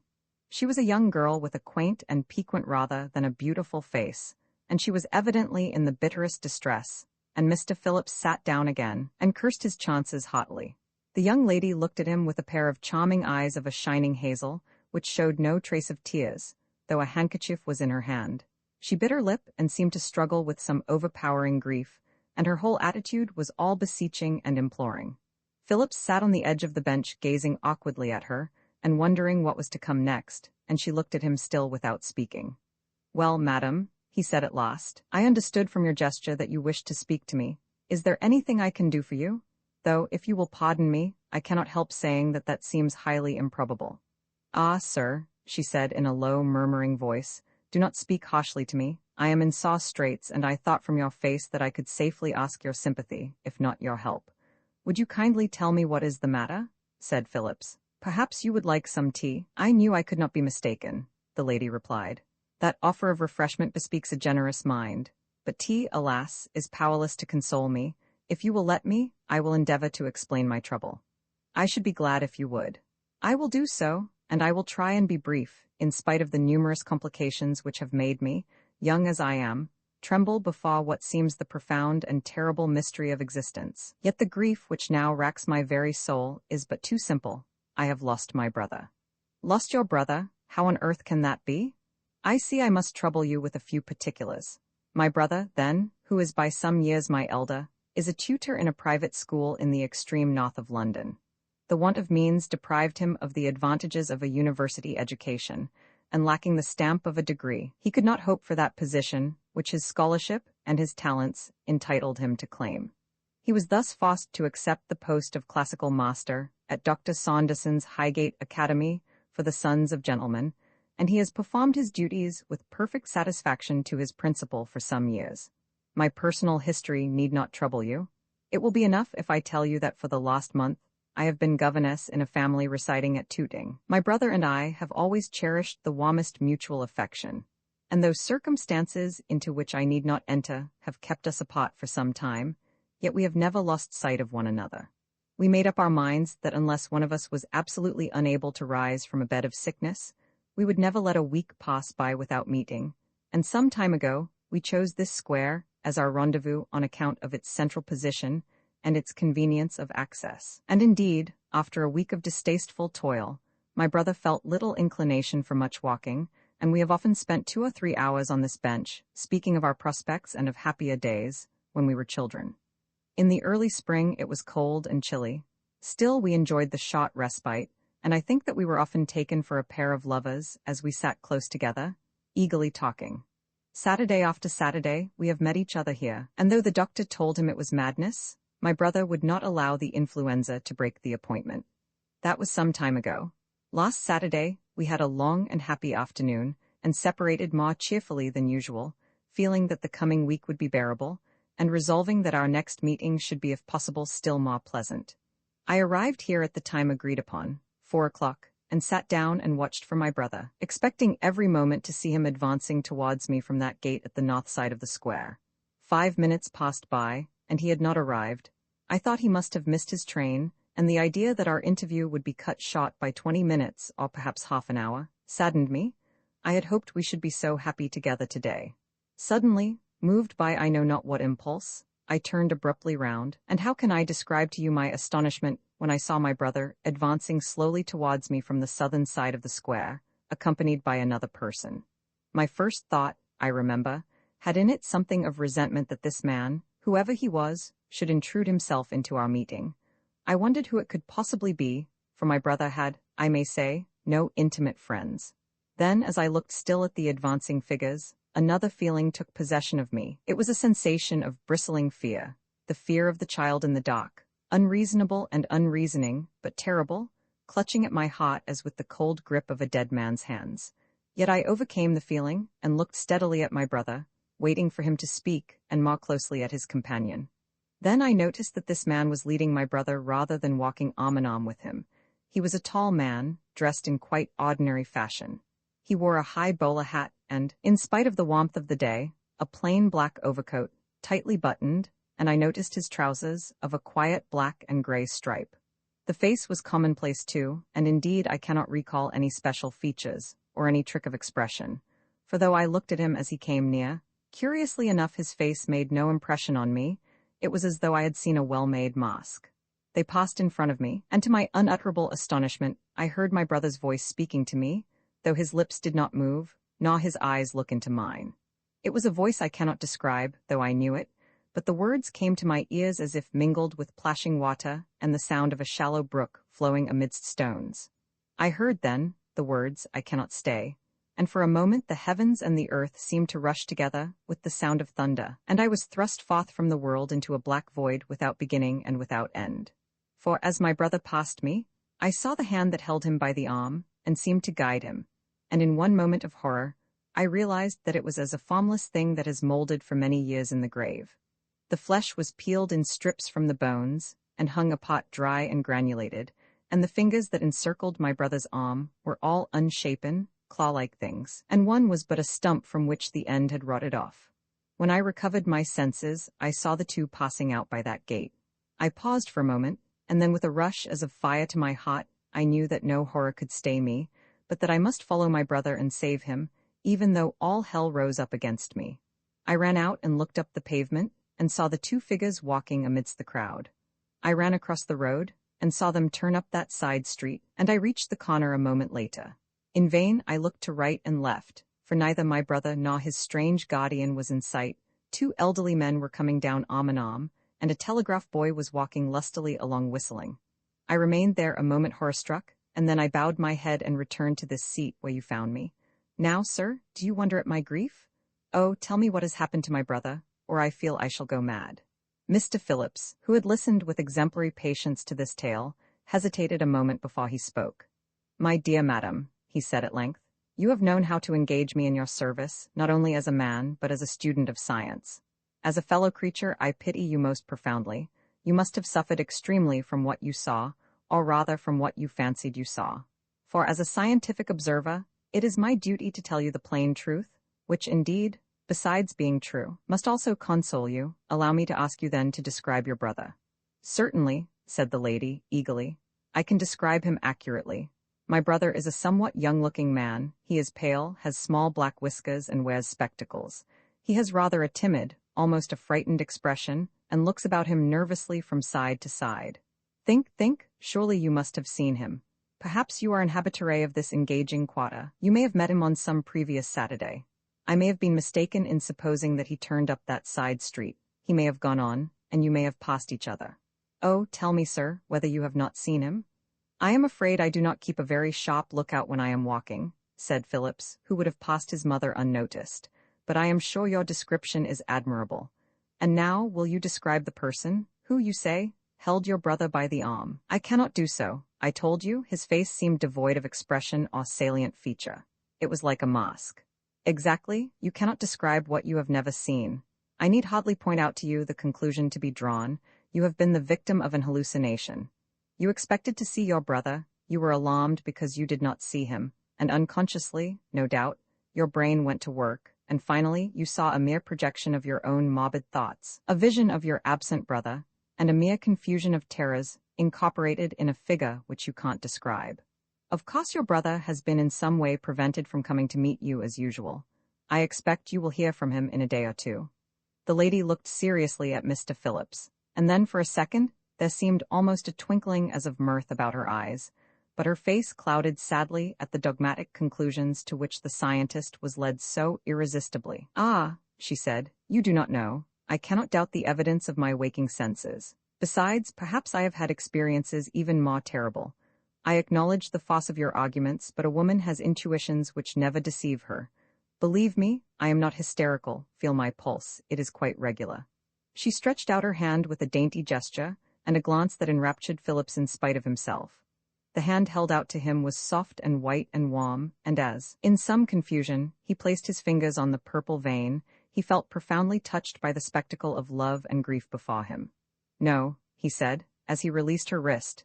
As you say, you are evidently quite yourself. Still, you must be aware that living men do not possess dead hands. That sort of thing doesn't happen. It is, of course, barely possible that you did see your brother with another gentleman, and that important business prevented him from stopping. As for the wonderful hand, there may have been some deformity, a finger shot off by accident, or something of that sort. The lady shook her head mournfully. I see you are a determined rationalist, she said. Did you not hear me say that I have had experiences even more terrible? I too was once a skeptic, but after what I have known, I can no longer affect to doubt. Madam, replied Mr. Phillips, no one shall make me deny my faith. I will never believe, nor will I pretend to believe, that 2 and 2 make 5, nor will I on any pretenses admit the existence of two-sided triangles. You are a little hasty, rejoined the lady. But may I ask you if you ever heard the name of Professor Gregg, the authority on ethnology and kindred subjects? I have done much more than merely hear of Professor Gregg, said Phillips. I always regarded him as one of our most acute and clear-headed observers, and his last publication, the Textbook of Ethnology, struck me as being quite admirable in its kind. Indeed, the book had but come into my hands when I heard of the terrible accident which cut short Gregg's career. He had, I think, taken a country house in the west of England for the summer, and is supposed to have fallen into a river. So far as I remember, his body was never recovered. Sir, I am sure that you are discreet.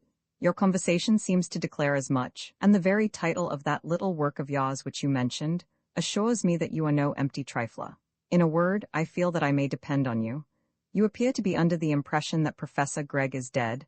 I have no reason to believe that that is the case." "What?" cried Phillips, astonished and perturbed. "You do not hint that there was anything disgraceful? I cannot believe it. Gregg was a man of clearest character. His private life was one of great benevolence, and though I myself am free from delusions, I believe him to have been a sincere and devout Christian. Surely you cannot mean to insinuate that some disreputable history forced him to flee the country." "Again, you are in a hurry," replied the lady. "I said nothing of all this. Briefly, then, I must tell you that Professor Gregg left his house one morning in full health both of mind and body. He never returned, but his watch and chain, a purse containing 3 sovereigns in gold and some loose silver, with a ring that he wore habitually, were found 3 days later on a wild and savage hillside, many miles from the river. These articles were placed beside a limestone rock of fantastic form. They had been wrapped into a parcel with a kind of rough parchment which was secured with gut. The parcel was opened, and the inner side of the parchment bore an inscription done with some red substance. The characters were undecipherable, but seemed to be a corrupt cuneiform. "You interest me intensely," said Phillips. "Would you mind continuing your story? The circumstance you have mentioned seems to me of the most inexplicable character, and I thirst for an elucidation." The young lady seemed to meditate for a moment, and she then proceeded to relate the novel of the Black Seal. "I must now give you some fuller particulars of my history. I am the daughter of a civil engineer, Stephen Lally by name, who was so unfortunate as to die suddenly at the outset of his career, and before he had accumulated sufficient means to support his wife and her 2 children. My mother contrived to keep the small household going on resources, which must have been incredibly small. We lived in a remote country village, because most of the necessaries of life were cheaper than in a town, but even so we were brought up with the severest economy. My father was a clever and well-read man, and left behind him a small but select collection of books, containing the best Greek, Latin, and English classics, and these books were the only amusement we possessed. My brother, I remember, learned Latin out of Descartes' Meditations, and I, in place of the little tales which children are usually told to read, had nothing more charming than a translation of the Gesta Romanorum. We grew up thus, quiet and studious children, and in course of time, my brother provided for himself in the manner I have mentioned. I continued to live at home. My poor mother had become an invalid, and demanded my continual care, and about 2 years ago she died after many months of painful illness. My situation was a terrible one. The shabby furniture barely sufficed to pay the debts I had been forced to contract, and the books I dispatched to my brother, knowing how he would value them. I was absolutely alone. I was aware how poorly my brother was paid, and though I came up to London in the hope of finding employment, with the understanding that he would defray my expenses, I swore it should only be for a month, and that if I could not in that time find some work, I would starve rather than deprive him of the few miserable pounds he had laid by for his day of trouble. I took a little room in a distant suburb, the cheapest that I could find. I lived on bread and tea, and I spent my time in vain answering of advertisements, and vainer walks to addresses I had noted. Day followed on day, and week on week, and still I was unsuccessful, till at last the term I had appointed drew to a close, and I saw before me the grim prospect of slowly dying of starvation. My landlady was good-natured in her way. She knew the slenderness of my means, and I am sure that she would not have turned me out of doors. It remained for me then to go away, and to try and die in some quiet place. It was winter then, and a thick white fog gathered in the early part of the afternoon, becoming more dense as the day wore on. It was a Sunday, I remember, and the people of the house were at chapel. At about 3 o'clock I crept out and walked away as quickly as I could, for I was weak from abstinence. The white mist wrapped all the streets in silence, and a hard frost had gathered thick upon the bare branches of the trees, and frost crystals glittered on the wooden fences, and on the cold, cruel ground beneath my feet.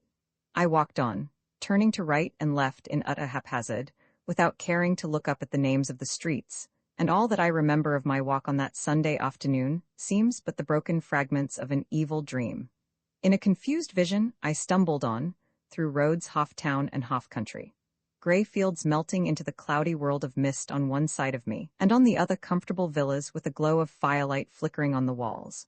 But all unreal, red brick walls, and lighted windows, vague trees, and glimmering country, gas lamps beginning to star the white shadows, the vanishing perspectives of the railway line beneath high embankments, the green and red of the signal lamps. All these were but momentary pictures flashed on my tired brain and senses numbed by hunger.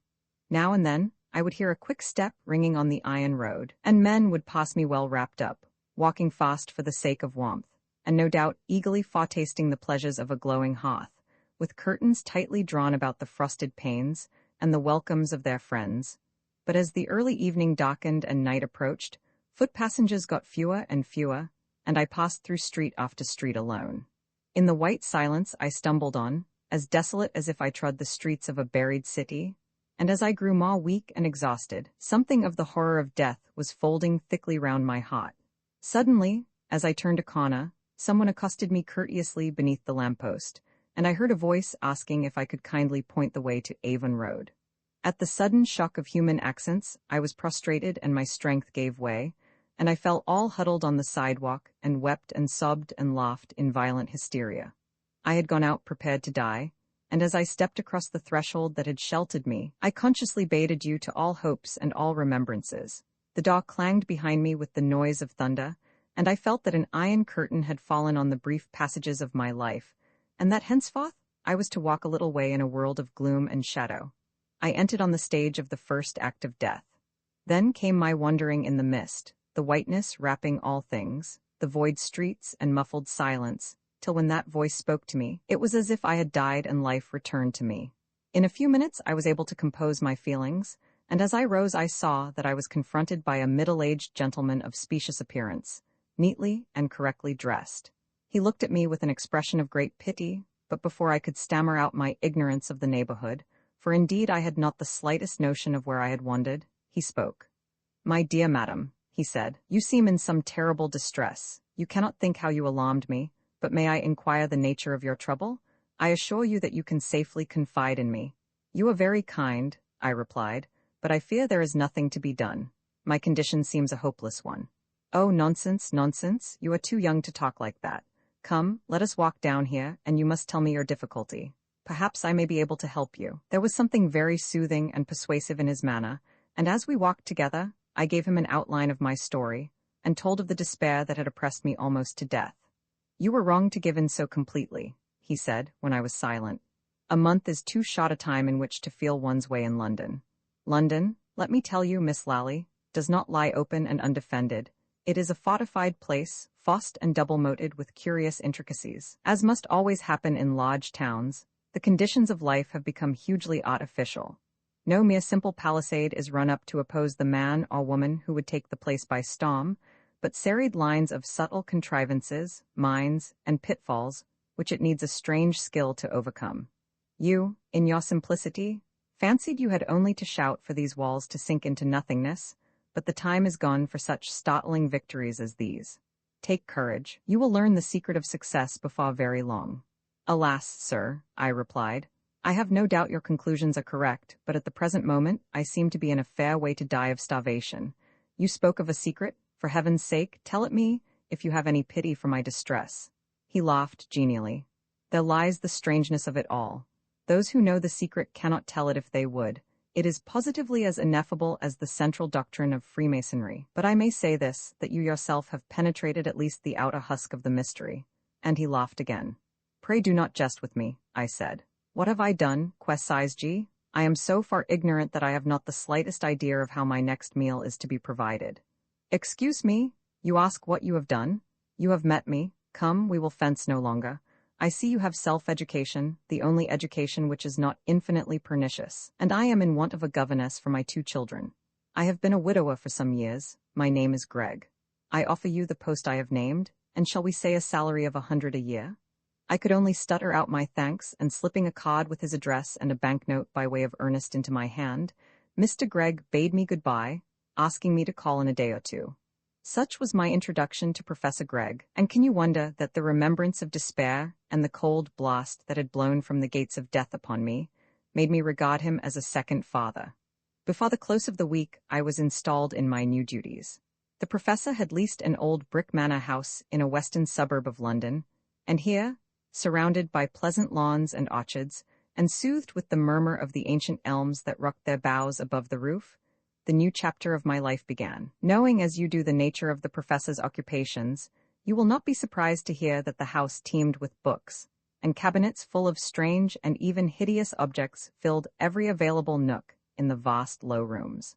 Greg was a man whose one thought was for knowledge, and I too before long caught something of his enthusiasm and strove to enter into his passion for research. In a few months, I was perhaps more his secretary than the governess of the two children, and many a night I have sat at the desk in the glow of the shaded lamp, while he, pacing up and down in the rich gloom of the firelight, dictated to me the substance of his textbook of ethnology. But amidst these more sober and accurate studies, I always detected a something hidden, a longing and desire for some object to which he did not allude, and now and then he would break short in what he was saying and lapse into reverie, entranced, as it seemed to me, by some distant prospect of adventurous discovery. The textbook was at last finished, and we began to receive proofs from the printers, which were entrusted to me for first reading, and then underwent the final revision of the professor. All the while his weariness of the actual business he was engaged on increased, and it was with the joyous laugh of a schoolboy when term is over that he one day handed me a copy of the book. "There," he said, "I have kept my word. I promised to write it, and it is done with. Now I shall be free to live for stranger things, I confess it, Miss Lally. I covet the renown of Columbus. You will, I hope, see me play the part of an explorer." "Surely," I said, "there is little left to explore. You have been born a few hundred years too late for that." "I think you are wrong," he replied. "There are still, depend upon it, quaint undiscovered countries and continents of strange extent. Ah, Miss Lally, believe me, we stand amidst sacraments and mysteries full of awe, and it doth not yet appear what we shall be. Life, believe me, is no simple thing, no mass of grey matter and congeries of veins and muscles to be laid naked by the surgeon's knife. Man is the secret which I am about to explore, and before I can discover him, I must cross over weltering seas indeed, and oceans and the mists of many thousand years. You know the myth of the lost Atlantis. What if it be true, and I am destined to be called the discoverer of that wonderful land?" I could see excitement boiling beneath his words, and in his face was the heat of the hunter. Before me stood a man who believed himself summoned to tourney with the unknown. A pang of joy possessed me when I reflected that I was to be in a way associated with him in the adventure, and I too burned with the lust of the chase, not pausing to consider that I knew not what we were to unshadow. The next morning Professor Gregg took me into his inner study, where ranged against the wall stood a nest of pigeonholes, every drawer neatly labeled, and the results of years of toil classified in a few feet of space. "Here," he said, "is my life. Here are all the facts which I have gathered together with so much pains, and yet it is all nothing. No, nothing to what I am about to attempt. Look at this." And he took me to an old bureau, a piece fantastic and faded, which stood in a corner of the room. He unlocked the front and opened one of the drawers. "A few scraps of paper," he went on, pointing to the drawer, "and a lump of black stone, rudely annotated with queer marks and scratches. That is all that drawer holds. Here you see is an old envelope with the dark red stamp of 20 years ago, but I have penciled a few lines at the back. Here is a sheet of manuscript, and here some cuttings from obscure local journals. And if you ask me the subject matter of the collection, it will not seem extraordinary. A servant girl at a farmhouse, who disappeared from her place and has never been heard of, a child supposed to have slipped down some old working on the mountains, some queer scribbling on a limestone rock, a man murdered with a blow from a strange weapon. Such is the scent I have to go upon. Yes, as you say, there is a ready explanation for all this. The girl may have run away to London, or Liverpool, or New York. The child may be at the bottom of the disused shaft, and the letters on the rock may be the idle whims of some vagrant. Yes, yes, I admit all that, but I know I hold the true key. Look." And he held me out a slip of yellow paper. "Characters found inscribed on a limestone rock on the Grey Hills." I read, and then there was a word erased, presumably the name of a county, and a date some 15 years back. Beneath was traced a number of uncouth characters, shaped somewhat like wedges or daggers, as strange and outlandish as the Hebrew alphabet. "Now the seal," said Professor Gregg, and he handed me the black stone, a thing about 2 inches long, and something like an old-fashioned tobacco stopper, much enlarged. I held it up to the light, and saw to my surprise the characters on the paper repeated on the seal. "Yes," said the professor, "they are the same, and the marks on the limestone rock were made 15 years ago, with some red substance, and the characters on the seal are 4,000 years old at least, perhaps much more." "Is it a hoax?" I said. "No, I anticipated that. I was not to be led to give my life to a practical joke. I have tested the matter very carefully. Only one person besides myself knows of the mere existence of that black seal. Besides, there are other reasons which I cannot enter into now. But what does it all mean? I said. I cannot understand to what conclusion all this leads. My dear Miss Lally, that is a question I would rather leave unanswered for some little time. Perhaps I shall never be able to say what secrets are held here in solution. A few vague hints, the outlines of village tragedies, a few marks done with red earth upon a rock, and an ancient seal. A queer set of data to go upon, half a dozen pieces of evidence, and 20 years before even so much could be got together, and who knows what mirage or terror incognita may be beyond all this? I look across deep waters, Miss Lally, and the land beyond may be but a haze after all. But still I believe it is not so, and a few months will show whether I am right or wrong. He left me, and alone I endeavored to fathom the mystery, wondering to what goal such eccentric odds and ends of evidence could lead. I myself am not wholly devoid of imagination, and I had reason to respect the professor's solidity of intellect. Yet I saw in the contents of the drawer but the materials of fantasy, and vainly tried to conceive what theory could be founded on the fragments that had been placed before me. Indeed, I could discover in what I had heard and seen but the first chapter of an extravagant romance.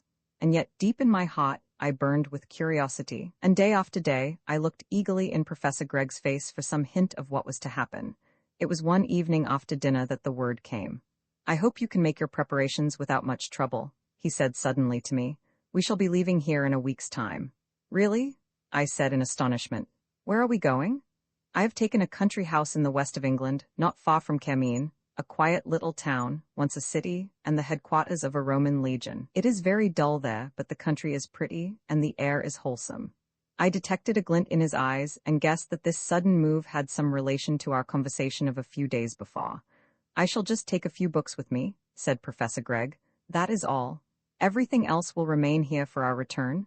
I have got a holiday," he went on, smiling at me, "and I shan't be sorry to be quit for a time of my old bones and stones and rubbish.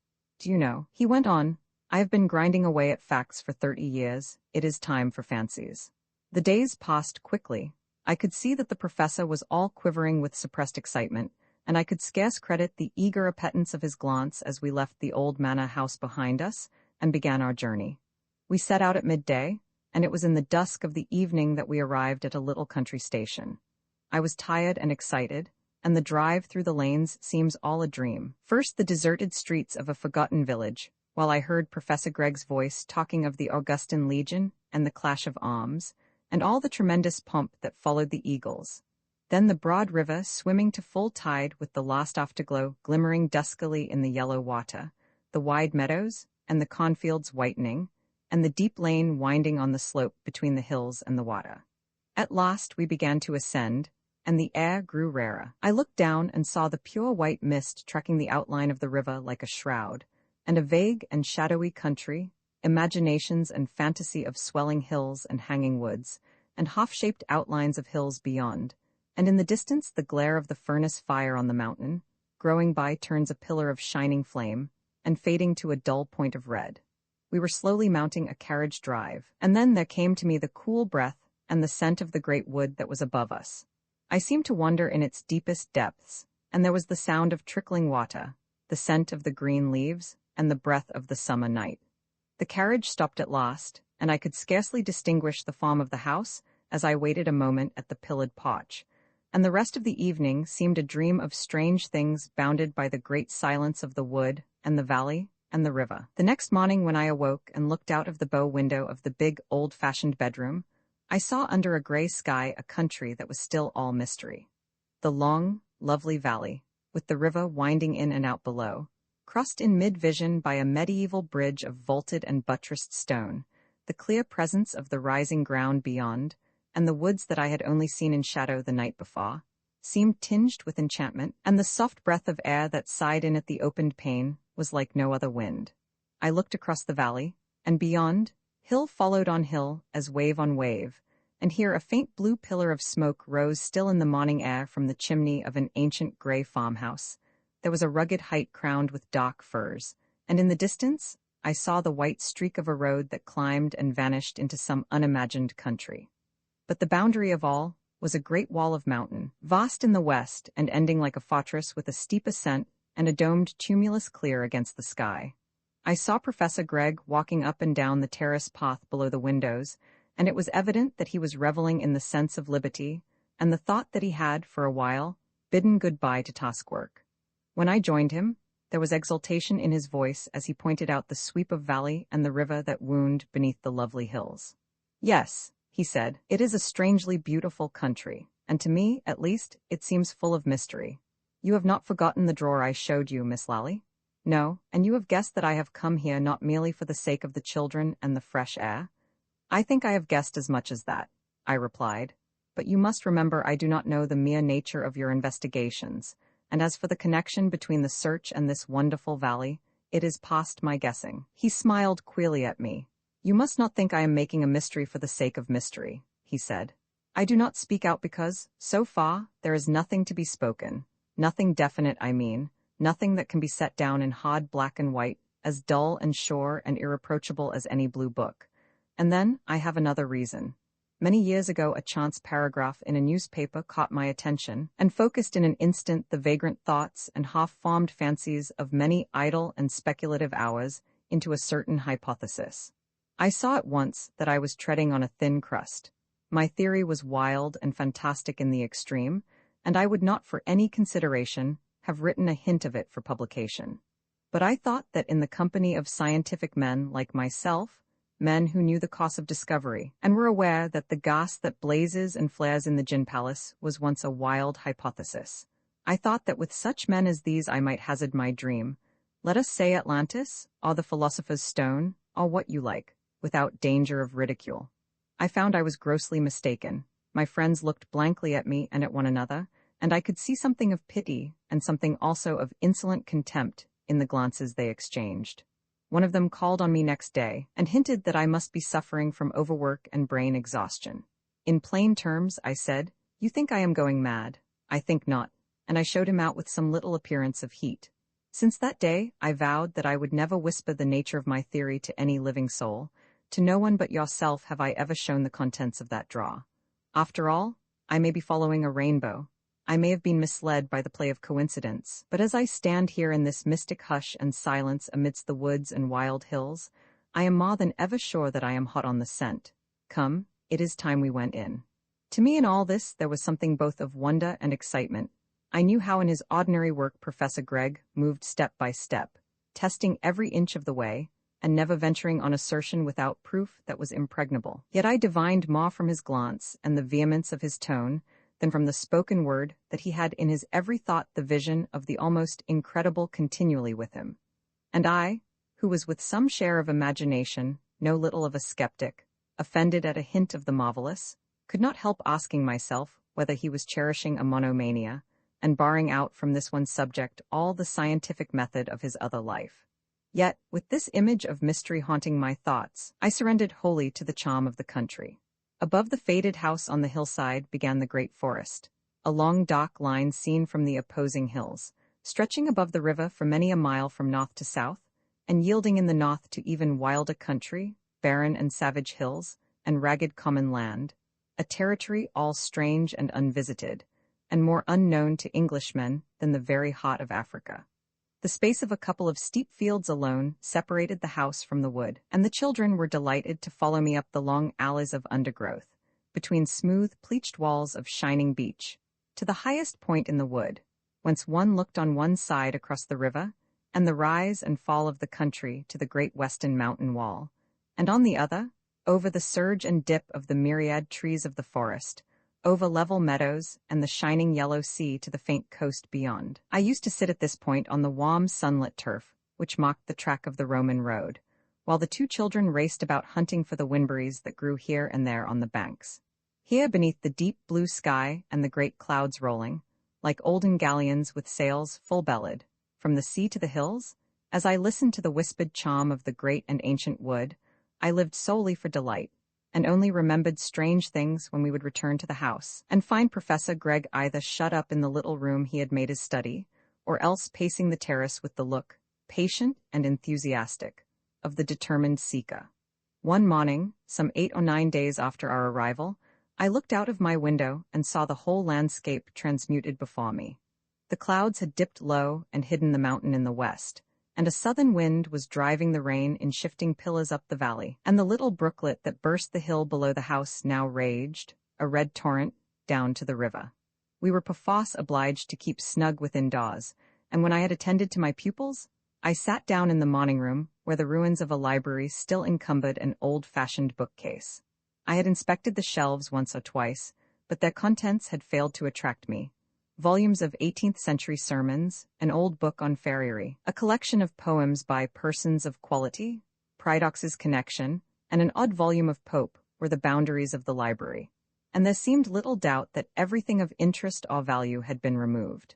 Now, however, in desperation, I began to re-examine the musty sheepskin and calf bindings, and found, much to my delight, a fine old quarto printed by the Stefani, containing the 3 books of Pomponius Mela, De Situ Orbis, and other of the ancient geographers. I knew enough of Latin to steer my way through an ordinary sentence, and I soon became absorbed in the odd mixture of fact and fancy, light shining on a little of the space of the world, and beyond mist and shadow and awful forms. Glancing over the clear-printed pages, my attention was caught by the heading of a chapter in Solinus, and I read the words, Mira der intimis gentibus Libii, de lapide hexacontolitho. The wonders of the people that inhabit the inner parts of Libya, and of the stone called Sixta stone. The odd title attracted me, and I read on, Gens ister avier et secreta habitat, in montibus horrendis foeda mysteria celebrat. De hominibus nihil aliud, illi preferent quam figurem, ab humano ritu process exulant, odorant diem lucis. Strident potius quam loquenta, vox obsona nec sine horror audita, lapide quodum glorienta, quem hexacontolithan vocant, dicunt inim hunc lapidem sexagenta notas ostendia. Cujus lapidis nomen secretum ineffabile collant, quod ixaxa. This folk, I translated to myself, dwells in remote and secret places and celebrates foul mysteries on savage hills. Nothing have they in common with men save the face, and the customs of humanity are wholly strange to them, and they hate the sun. They hiss rather than speak, their voices are harsh, and not to be heard without fear. They boast of a certain stone, which they call Sixta stone, for they say that it displays 60 characters. And this stone has a secret unspeakable name, which is Ixaxa. I laughed at the queer inconsequence of all this, and thought it fit for Sinbad the sailor or other of the supplementary nights. When I saw Professor Gregg in the course of the day, I told him of my find in the bookcase, and the fantastic rubbish I had been reading. To my surprise, he looked up at me with an expression of great interest. That is really very curious, he said. I have never thought it worthwhile to look into the old geographers, and I dare say I have missed a good deal. Ah, that is the passage, is it? It seems a shame to rob you of your entertainment, but I really think I must carry off the book. The next day the professor called to me to come to the study. I found him sitting at a table in the full light of the window, scrutinizing something very attentively with a magnifying glass. Ah, Miss Lally, he began, I want to use your eyes. This glass is pretty good, but not like my old one that I left in town. Would you mind examining the thing yourself, and telling me how many characters are cut on it? He handed me the object in his hand, and I saw that it was the black seal he had shown me in London, and my heart began to beat with the thought that I was presently to know something. I took the seal, and holding it up to the light checked off the grotesque dagger-shaped characters one by one. I make 62, I said at last. 62? Nonsense, it's impossible. Ah, I see what you have done, you have counted that and that, and he pointed to 2 marks which I had certainly taken as letters with the rest. Yes, yes, Professor Gregg went on, but those are obvious scratches done accidentally, I saw that at once. Yes, then that's quite right. Thank you very much, Miss Lally. I was going away, rather disappointed at my having been called in merely to count a number of marks on the black seal, when suddenly there flashed into my mind what I had read in the morning. But Professor Gregg, I cried, breathless, the seal. Why, it is the stone hexacontolithos that Solinus writes of. It is Ixaxa. Yes, he said, I suppose it is, or it may be a mere coincidence. It never does to be too sure, you know, in these matters. Coincidence killed the professor. I went away puzzled by what I had heard, and as much as ever at a loss to find the ruling clue in this maze of strange evidence. For 3 days, the bad weather lasted, changing from driving rain to a dense mist, fine and dripping, and we seemed to be shut up in a white cloud that veiled all the world away from us. All the while Professor Gregg was dawdling in his room, unwilling, it appeared, to dispense confidences or talk of any kind, and I heard him walking to and fro with a quick, impatient step, as if he were in some way wearied of inaction.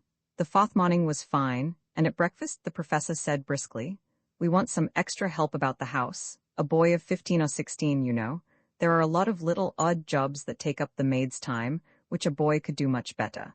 "The girls have not complained to me in any way," I replied. "Indeed, Anne said there was much less work than in London, owing to there being so little dust." "Ah, yes, they are very good girls, but I think we shall do much better with a boy. In fact, that is what has been bothering me for the last 2 days." "Bothering you?" I said in astonishment, for as a matter of fact the professor never took the slightest interest in the affairs of the house. "Yes," he said, "the weather, you know. I really couldn't go out in that Scotch mist. I don't know the country very well, and I should have lost my way, but I am going to get the boy this morning." "But how do you know there is such a boy as you want anywhere about?" "Oh, I have no doubt as to that. I may have to walk a mile or 2 at the most, but I am sure to find just the boy I require." I thought the professor was joking, but though his tone was airy enough there was something grim and set about his features that puzzled me. He got his stick and stood at the door looking meditatively before him, and as I passed through the hall he called to me. "By the way, Miss Lally, there was one thing I wanted to say to you. I dare say you may have heard that some of these country lads are not over-bright. Idiotic would be a harsh word to use, and they are usually called naturals, or something of the kind. I hope you won't mind if the boy I am after should turn out not too keen-witted. He will be perfectly harmless, of course, and blacking boots doesn't need much mental effort." With that he was gone, striding up the road that led to the wood. And I remained stupefied, and then for the first time my astonishment was mingled with a sudden note of terror, arising I knew not whence, and all unexplained even to myself. And yet I felt about my heart for an instant something of the chill of death, and that shapeless, formless dread of the unknown that is worse than death itself.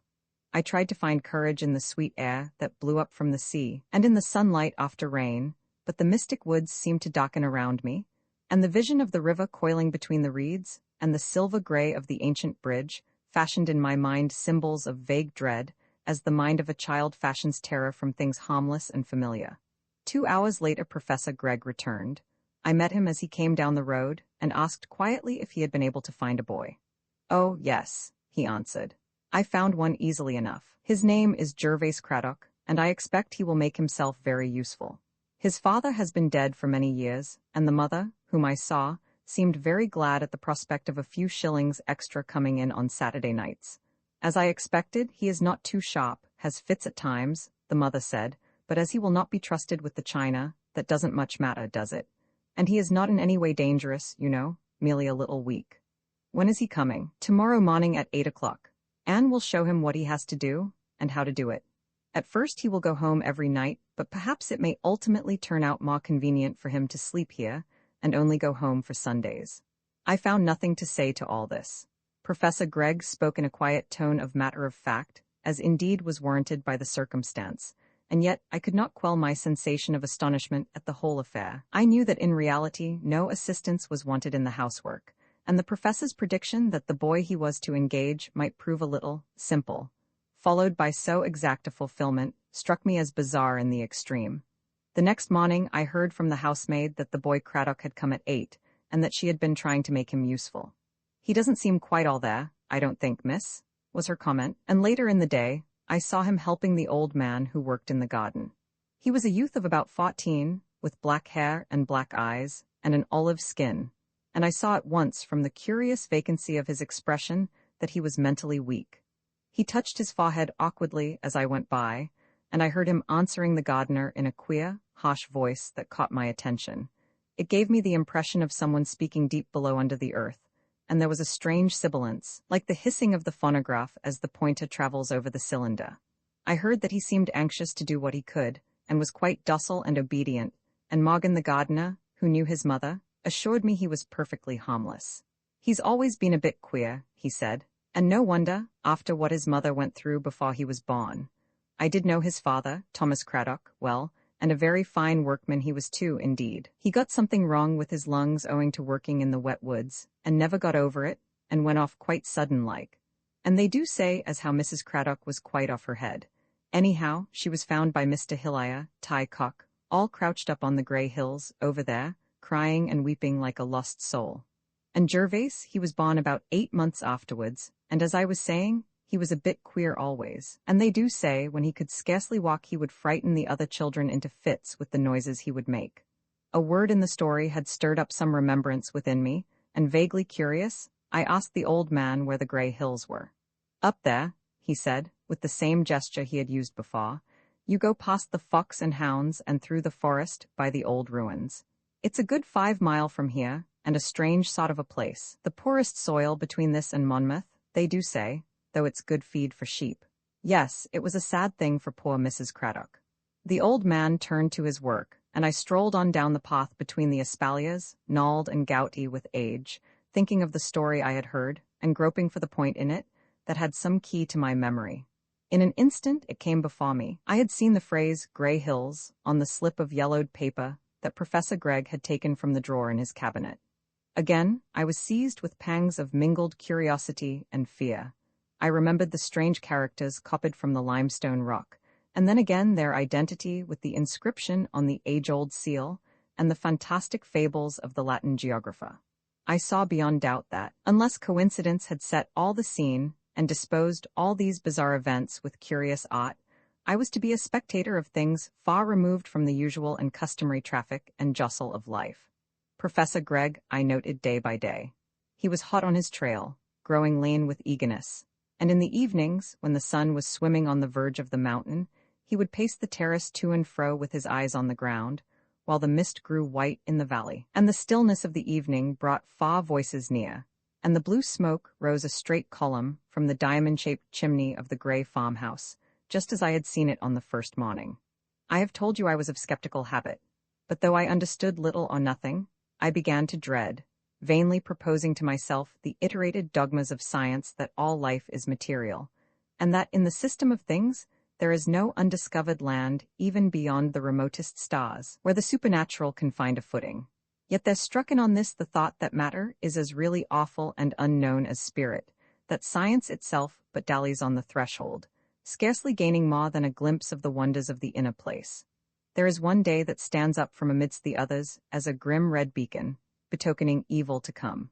I was sitting on a bench in the garden, watching the boy Craddock weeding, when I was suddenly alarmed by a harsh and choking sound, like the cry of a wild beast in anguish, and I was unspeakably shocked to see the unfortunate lad standing in full view before me, his whole body quivering and shaking at short intervals as though shocks of electricity were passing through him, and his teeth grinding, and foam gathering on his lips, and his face all swollen and blackened to a hideous mask of humanity.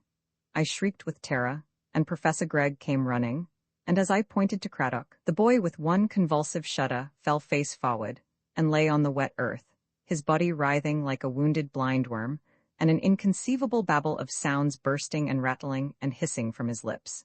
He seemed to paw forth an infamous jargon, with words, or what seemed words, that might have belonged to a tongue dead since untold ages, and buried deep beneath Nilotic mud, or in the inmost recesses of the Mexican forest.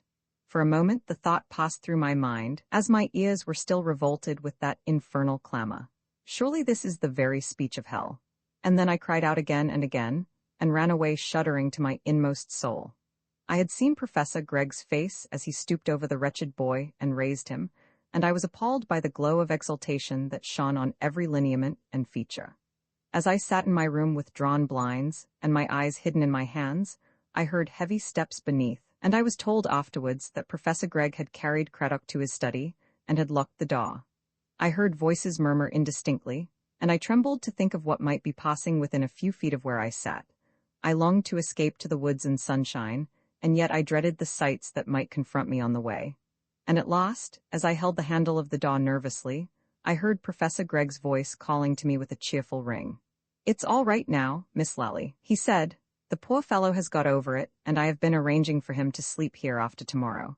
Perhaps I may be able to do something for him." "Yes," he said later, "it was a very painful sight, and I don't wonder you were alarmed. We may hope that good food will build him up a little, but I am afraid he will never be really cured." And he affected the dismal and conventional air with which one speaks of hopeless illness, and yet beneath it, I detected the delight that leapt up rampant within him, and fought and struggled to find utterance.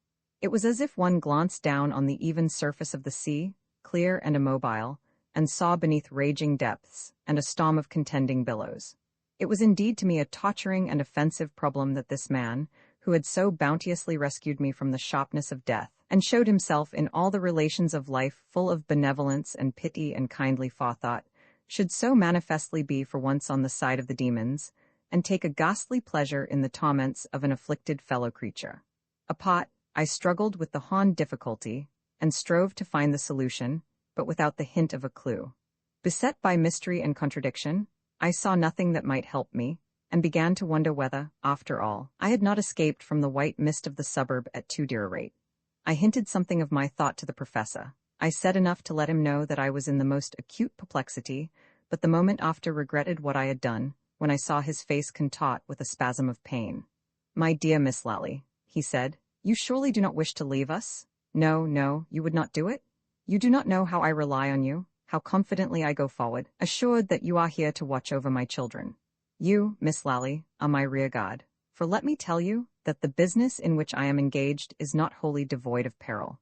You have not forgotten what I said the first morning here. My lips are shut by an old and firm resolve, till they can open to utter no ingenious hypothesis, or vague surmise but irrefragable fact, as certain as a demonstration in mathematics. Think over it, Miss Lally. Not for a moment would I endeavor to keep you here against your own instincts, and yet I tell you frankly that I am persuaded that it is here amidst the woods, that your duty lies." I was touched by the eloquence of his tone, and by the remembrance that the man, after all, had been my salvation, and I gave him my hand on a promise to serve him loyally and without question. A few days later the rector of our church, a little church, grey and severe and quaint, that hovered on the very banks of the river and watched the tides swim and return, came to see us, and Professor Gregg easily persuaded him to stay and share our dinner. Mr. Merrick was a member of an antique family of squires, whose old manor house stood amongst the hills some 7 miles away, and thus rooted in the soil, the rector was a living store of all the old fading customs and lore of the country. His manner, genial with a deal of retired oddity, won on Professor Gregg, and towards the cheese, when a curious Burgundy had begun its incantations, the two men glowed like the wine, and talked of philology with the enthusiasm of a burgess over the peerage. The parson was expounding the pronunciation of the Welsh ll, and producing sounds like the gurgle of his native brooks, when Professor Gregg struck in. "By the way," he said, "that was a very odd word I met with the other day. You know my boy, poor Gervase Craddock. Well, he has got the bad habit of talking to himself, and the day before yesterday, I was walking in the garden here and heard him. He was evidently quite unconscious of my presence. A lot of what he said I couldn't make out, but one word struck me distinctly. It was such an odd sound, half sibilant, half guttural, and as quaint as those double L's you have been demonstrating. I do not know whether I can give you an idea of the sound. Ishiksha is perhaps as near as I can get, but the K ought to be a Greek chi or a Spanish J. Now what does it mean in Welsh?" "In Welsh," said the parson, "there is no such word in Welsh, nor any word remotely resembling it. I know the book Welsh, as they call it, and the colloquial dialects as well as any man, but there's no word like that from Anglesea to Usk. Besides, none of the Craddocks speak a word of Welsh. It's dying out about here." "Really? You interest me extremely, Mr. Merrick. I confess the word didn't strike me as having the Welsh ring, but I thought it might be some local corruption. No, I never heard such a word, or anything like it. Indeed," he added, smiling whimsically, "if it belongs to any language, I should say it must be that of the fairies, the Tylwyth Teg, as we call them." The talk went on to the discovery of a Roman villa in the neighborhood, and soon after I left the room, and sat down apart to wonder at the drawing together of such strange clues of evidence. As the professor had spoken of the curious word, I had caught the glint of his eye upon me, and though the pronunciation he gave was grotesque in the extreme, I recognized the name of the stone of 60 characters mentioned by Solinus, the black seal shut up in some secret drawer of the study, stamped forever by a vanished race with signs that no man could read, signs that might, for all I knew, be the veils of awful things done long ago, and forgotten before the hills were molded into foam. When the next morning I came down, I found Professor Gregg pacing the terrace in his eternal walk. "Look at that bridge," he said when he saw me. "Observe the quaint and Gothic design, the angles between the arches, and the silvery gray of the stone in the awe of the morning light. I confess it seems to me symbolic. It should illustrate a mystical allegory of the passage from one world to another. Professor Gregg, I said quietly, it is time that I knew something of what has happened and of what is to happen. For the moment he put me off, but I returned again with the same question in the evening, and then Professor Gregg flamed with excitement. Don't you understand yet? He cried. But I have told you a good deal. Yes, and shown you a good deal. You have heard pretty nearly all that I have heard, and seen what I have seen, or at least, and his voice chilled as he spoke, enough to make a good deal clear as noonday. The servants told you, I have no doubt, that the wretched boy Craddock had another seizure the night before last. He awoke me with cries in that voice you heard in the garden, and I went to him, and God forbid you should see what I saw that night. But all this is useless. My time here is drawing to a close. I must be back in town in 3 weeks, as I have a course of lectures to prepare, and need all my books about me. In a very few days it will be all over, and I shall no longer hint, and no longer be liable to ridicule as a madman and a quack. No, I shall speak plainly, and I shall be heard with such emotions as perhaps no other man has ever drawn from the breasts of his fellows. He paused, and seemed to grow radiant with the joy of great and wonderful discovery. But all that is for the future, the near future certainly, but still the future, he went on at length. There is something to be done yet. You will remember my telling you that my researches were not altogether devoid of peril. Yes, there is a certain amount of danger to be faced. I did not know how much when I spoke on the subject before, and to a certain extent I am still in the dark. But it will be a strange adventure, the last of all, the last demonstration in the chain. He was walking up and down the room as he spoke, and I could hear in his voice the contending tones of exultation and despondence, or perhaps I should say awe, the awe of a man who goes forth on unknown waters, and I thought of his allusion to Columbus on the night he had laid his book before me. The evening was a little chilly, and a fire of logs had been lighted in the study where we were, and the remittent flame and the glow on the walls reminded me of the old days. I was sitting silent in an armchair by the fire, wondering over all I had heard, and still vainly speculating as to the secret springs concealed from me under all the phantasmagoria I had witnessed, when I became suddenly aware of a sensation that change of some sort had been at work in the room, and that there was something unfamiliar in its aspect. For some time I looked about me, trying in vain to localize the alteration that I knew had been made.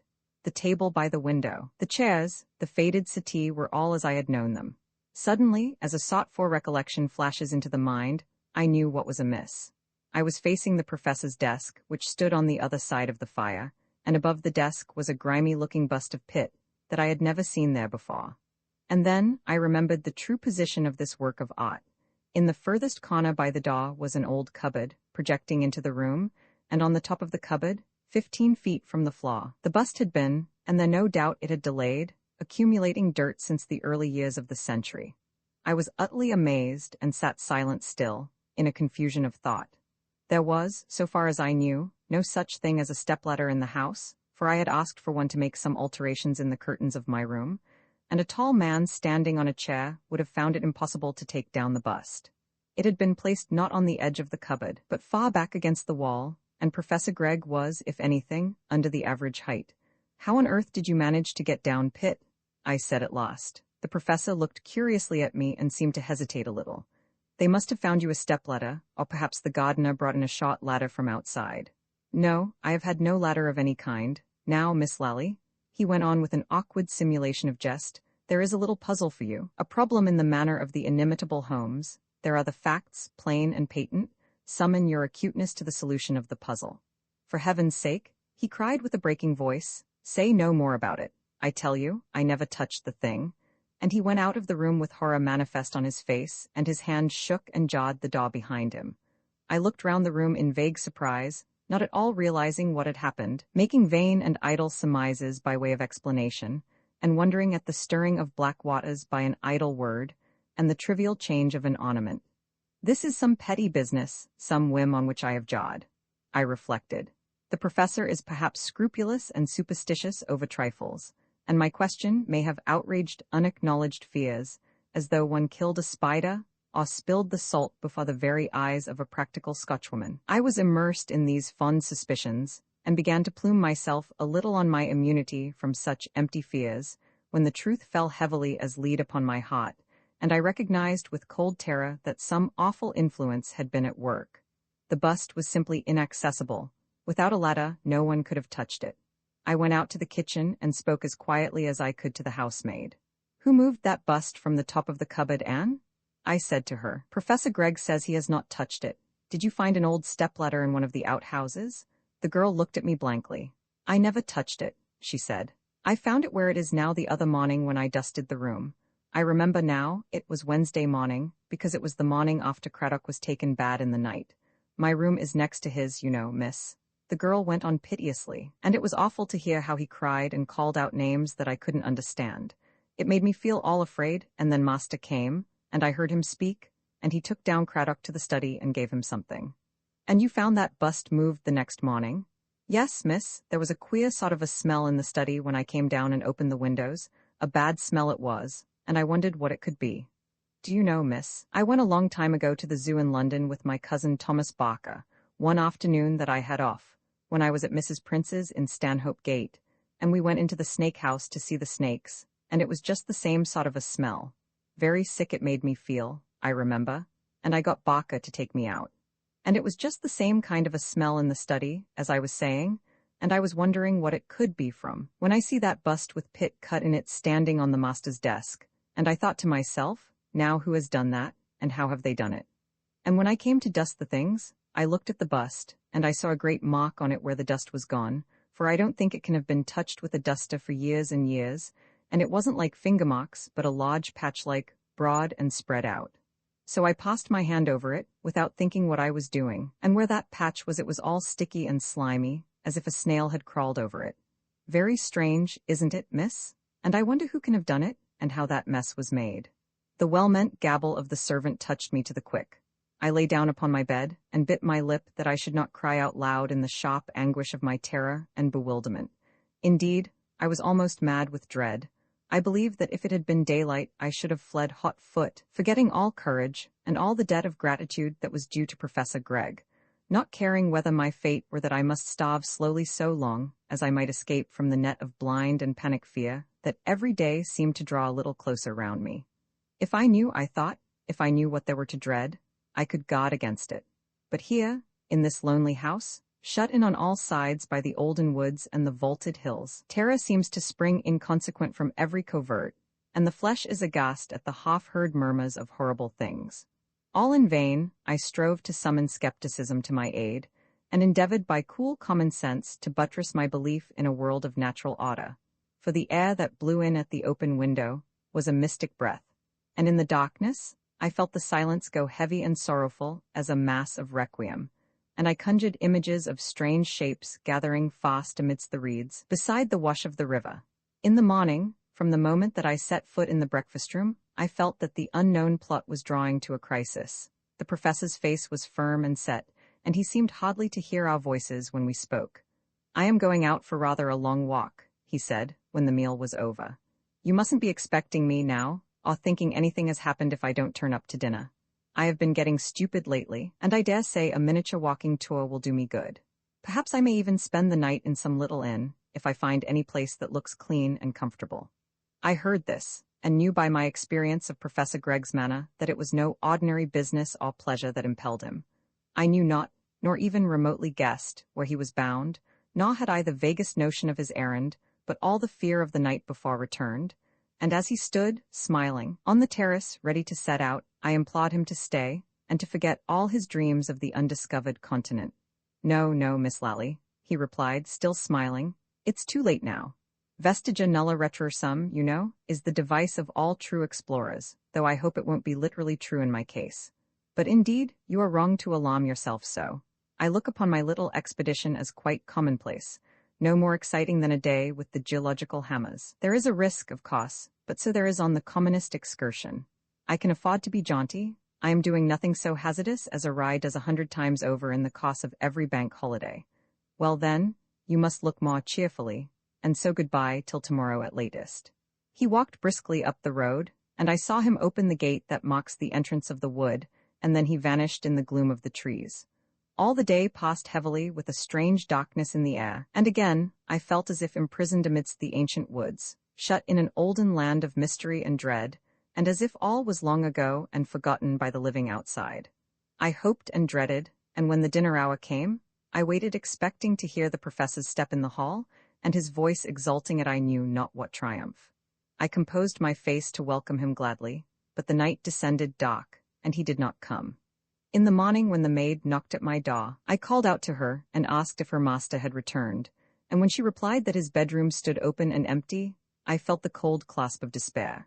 Still, I fancied he might have discovered genial company, and would return for luncheon, or perhaps in the afternoon, and I took the children for a walk in the forest, and tried my best to play and laugh with them, and to shut out the thoughts of mystery and veiled terror. Hour after hour I waited, and my thoughts grew darker. Again the night came and found me watching, and at last, as I was making much ado to finish my dinner, I heard steps outside and the sound of a man's voice. The maid came in and looked oddly at me. "Please, miss," she began, "Mr. Machen the gardener wants to speak to you for a minute if you didn't mind." "Show him in, please," I answered, and I set my lips tight. The old man came slowly into the room, and the servant shut the door behind him. "Sit down, Mr. Machen," I said. "What is it that you want to say to me?"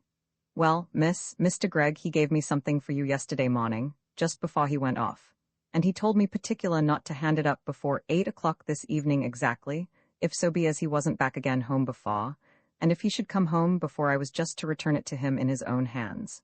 So, you see, as Mr. Gregg isn't here yet, I suppose I'd better give you the parcel directly." He pulled out something from his pocket and gave it to me, half rising. I took it silently, and seeing that Machen seemed doubtful as to what he was to do next, I thanked him and bade him good night, and he went out. I was left alone in the room with the parcel in my hand, a paper parcel neatly sealed and directed to me, with the instructions Machen had quoted all written in the professor's large loose hand. I broke the seals with a choking at my heart, and found an envelope inside, addressed also, but open, and I took the letter out. "My dear Miss Lally," it began, "to quote the old logic manual, the case of your reading this note is a case of my having made a blunder of some sort, and, I am afraid, a blunder that turns these lines into a farewell. It is practically certain that neither you nor anyone else will ever see me again. I have made my will with provision for this eventuality, and I hope you will consent to accept the small remembrance addressed to you, and my sincere thanks for the way in which you joined your fortunes to mine. The fate which has come upon me is desperate and terrible beyond the remotest dreams of man, but this fate you have a right to know, if you please. If you look in the left-hand drawer of my dressing-table, you will find the key of the escritoire, properly labeled. In the well of the escritoire is a large envelope sealed and addressed to your name. I advise you to throw it forthwith into the fire. You will sleep better of nights if you do so. But if you must know the history of what has happened, it is all written down for you to read." The signature was firmly written below, and again I turned the page and read out the words one by one, aghast and white to the lips, my hands cold as ice, and sickness choking me. The dead silence of the room, and the thought of the dark woods and hills closing me in on every side, oppressed me, helpless and without capacity, and not knowing where to turn for counsel. At last, I resolved that though knowledge should haunt my whole life and all the days to come, I must know the meaning of the strange terrors that had so long tormented me, rising gray, dim, and awful, like the shadows in the wood at dusk. I carefully carried out Professor Gregg's directions, and not without reluctance broke the seal of the envelope, and spread out his manuscript before me. That manuscript I always carry with me, and I see that I cannot deny your unspoken request to read it. This, then, was what I read that night, sitting at the desk, with a shaded lamp beside me. The young lady who called herself Miss Lally then proceeded to recite. The statement of William Gregg, F.R.S., etc. It is many years since the first glimmer of the theory, which is now almost, if not quite, reduced to fact, dawned first on my mind. A somewhat extensive course of miscellaneous and obsolete reading had done a good deal to prepare the way, and later, when I became somewhat of a specialist and immersed myself in the studies known as ethnological, I was now and then startled by facts that would not square with orthodox scientific opinion, and by discoveries that seemed to hint at something still hidden for all our research. More particularly, I became convinced that much of the folklore of the world is but an exaggerated account of events that really happened, and I was especially drawn to consider the stories of the fairies, the good folk of the Celtic races. Here I thought I could detect the fringe of embroidery and exaggeration, the fantastic guise, the little people dressed in green and gold spotting in the flowers, and I thought I saw a distinct analogy between the name given to this race, supposed to be imaginary, and the description of their appearance and manners. Just as our remote ancestors called the dreaded beings fair and good, precisely because they dreaded them, so they had dressed them up in charming forms, knowing the truth to be the very reverse. Literature, too, had gone early to work, and had lent a powerful hand in the transformation, so that the playful elves of Shakespeare are already far removed from the true original, and the real horror is disguised in a form of prankish mischief. But in the older tales, the stories that used to make men cross themselves as they sat round the burning logs, we tread a different stage. I saw a widely opposed spirit in certain histories of children and of men and women who vanished strangely from the earth. They would be seen by a peasant in the fields walking towards some green and rounded hillock, and seen no more on earth. And there are stories of mothers who have left a child quietly sleeping with the cottage door rudely barred with a piece of wood, and have returned, not to find the plump and rosy little Saxon, but a thin and wizened creature, with sallow skin and black piercing eyes, the child of another race. Then again, there were myths darker still, the dread of witch and wizard, the lurid evil of the Sabbath, and the hint of demons who mingled with the daughters of men. And just as we have turned the terrible, fair folk into a company of benignant, if freakish, elves, so we have hidden from us the black foulness of the witch and her companions under a popular diabolry of old women and broomsticks, and a comic cat with tail on end. So the Greeks called the hideous furies benevolent ladies, and thus the northern nations have followed their example. I pursued my investigations, stealing odd hours from other and more imperative labors, and I asked myself the question: supposing these traditions to be true, who were the demons who are reported to have attended the Sabbaths? I need not say that I laid aside what I may call the supernatural hypothesis of the Middle Ages, and came to the conclusion that fairies and devils were of one and the same race and origin. Invention, no doubt, and the Gothic fancy of old days had done much in the way of exaggeration and distortion. Yet I firmly believed that beneath all this imagery there was a black background of truth. As for some of the alleged wonders, I hesitated. While I should be very loth to receive any one specific instance of modern spiritualism as containing even a grain of the genuine, yet I was not wholly prepared to deny that human flesh may now and then, once perhaps in 10 million cases, be the veil of powers which seem magical to us, powers which, so far from proceeding from the heights and leading men thither, are in reality survivals from the depths of being. The amoeba and the snail have powers which we do not possess, and I thought it possible that the theory of reversion might explain many things which seem wholly inexplicable. Thus stood my position. I saw good reason to believe that much of the tradition, a vast deal of the earliest and uncorrupted tradition of the so-called fairies, represented solid fact, and I thought that the purely supernatural element in these traditions was to be accounted for on the hypothesis that a race which had fallen out of the grand march of evolution might have retained, as a survival, certain powers which would be to us wholly miraculous. Such was my theory as it stood conceived in my mind, and working with this in view, I seemed to gather confirmation from every side, from the spoils of a tumulus or a barrow, from a local paper reporting an antiquarian meeting in the country, and from general literature of all kinds. Amongst other instances, I remember being struck by the phrase, articulate speaking men in Homer, as if the writer knew or had heard of men whose speech was so rude that it could hardly be termed articulate. And on my hypothesis of a race who had lagged far behind the rest, I could easily conceive that such a folk would speak a jargon, but little removed from the inarticulate noises of brute beasts. Thus I stood, satisfied that my conjecture was at all events not far removed from fact, when a chance paragraph in a small country print one day arrested my attention. It was a short account of what was to all appearance the usual sordid tragedy of the village: a young girl unaccountably missing, an evil rumor blatant and busy with her reputation. Yet I could read between the lines that all this scandal was purely hypothetical, and in all probability invented to account for what was in any other manner unaccountable. A flight to London or Liverpool, or an undiscovered body lying with a weight about its neck in the foul depths of a woodland pool, or perhaps murder. Such were the theories of the wretched girl's neighbors. But as I idly scanned the paragraph, a flash of thought passed through me with the violence of an electric shock. What if the obscure and horrible race of the hills still survived, still remained haunting wild places and barren hills, and now and then repeating the evil of Gothic legend, unchanged and unchangeable as the Tyrrhenian shelter, or the Basques of Spain. I have said that the thought came with violence, and indeed I drew in my breath sharply, and clung with both hands to my elbow chair, in a strange confusion of horror and elation.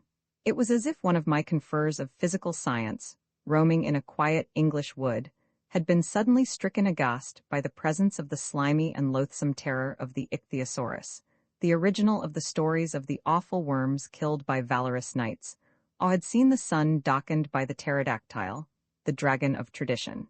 Yet, as a resolute explorer of knowledge, the thought of such a discovery threw me into a passion of joy, and I cut out the slip from the paper and put it in a drawer in my old bureau, resolved that it should be but the first piece in a collection of the strangest significance. I sat long that evening dreaming of the conclusions I should establish, nor did cooler reflection at first dash my confidence. Yet as I began to put the case fairly, I saw that I might be building on an unstable foundation. The facts might possibly be in accordance with local opinion, and I regarded the affair with a mood of some reserve. Yet I resolved to remain perched on the lookout, and I hugged to myself the thought that I alone was watching and wakeful, while the great crowd of thinkers and searchers stood heedless and indifferent, perhaps letting the most prerogative facts pass by unnoticed. Several years elapsed before I was enabled to add to the contents of the drawer, and the second find was in reality not a valuable one, for it was a mere repetition of the first, with only the variation of another and distant locality. Yet I gained something, for in the second case, as in the first, the tragedy took place in a desolate and lonely country, and so far my theory seemed justified. But the third piece was to me far more decisive. Again, amongst outland hills, far even from a main road of traffic, an old man was found done to death, and the instrument of execution was left beside him.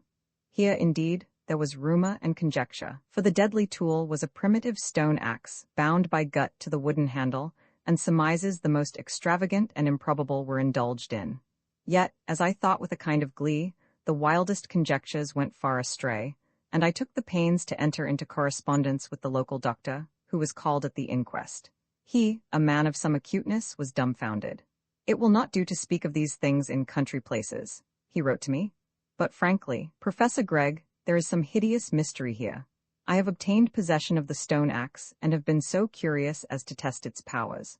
I took it into the back garden of my house one Sunday afternoon when my family and the servants were all out, and there, sheltered by the poplar hedges, I made my experiments. I found the thing utterly unmanageable.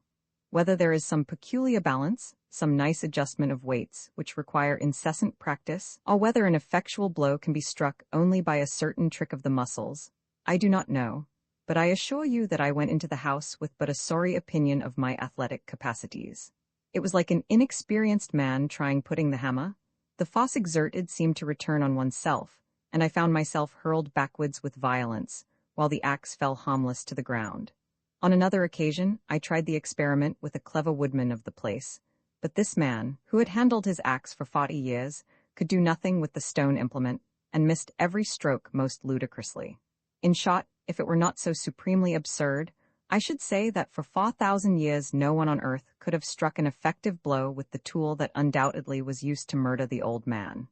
This, as may be imagined, was to me rare news, and afterwards, when I heard the whole story, and learned that the unfortunate old man had babbled tales of what might be seen at night on a certain wild hillside, hinting at unheard-of wonders, and that he had been found cold one morning on the very hill in question, my exultation was extreme, for I felt I was leaving conjecture far behind me.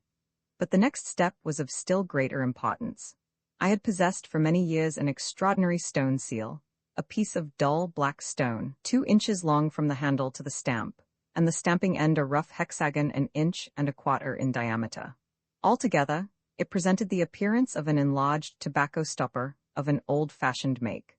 It had been sent to me by an agent in the East, who informed me that it had been found near the site of the ancient Babylon, but the characters engraved on the seal were to me an intolerable puzzle. Somewhat of the cuneiform pattern, there were yet striking differences, which I detected at the first glance, and all efforts to read the inscription on the hypothesis that the rules for deciphering the arrow-headed writing would apply proved futile. A riddle such as this stung my pride, and at odd moments I would take the black seal out of the cabinet and scrutinize it with so much idle perseverance that every letter was familiar to my mind, and I could have drawn the inscription from memory without the slightest error. Judge then of my surprise when I one day received from a correspondent in the west of England a letter and an enclosure that positively left me thunderstruck. I saw carefully traced on a large piece of paper the very characters of the Black Seal, without alteration of any kind, and above the inscription my friend had written, "Inscription found on a limestone rock on the Grey Hills, Monmouthshire. Done in some red earth and quite recent." I turned to the letter. My friend wrote, "I send you the enclosed inscription with all due reserve. A shepherd who passed by the stone a week ago swears that there was then no mark of any kind. The characters, as I have noted, are formed by drawing some red earth over the stone and are of an average height of 1 inch. They look to me like a kind of cuneiform character, a good deal altered, but this of course is impossible. It may be either a hoax or more probably some scribble of the gypsies, who are plentiful enough in this wild country. They have, as you are aware, many hieroglyphics which they use in communicating with one another. I happened to visit the stone in question 2 days ago in connection with a rather painful incident which has occurred here.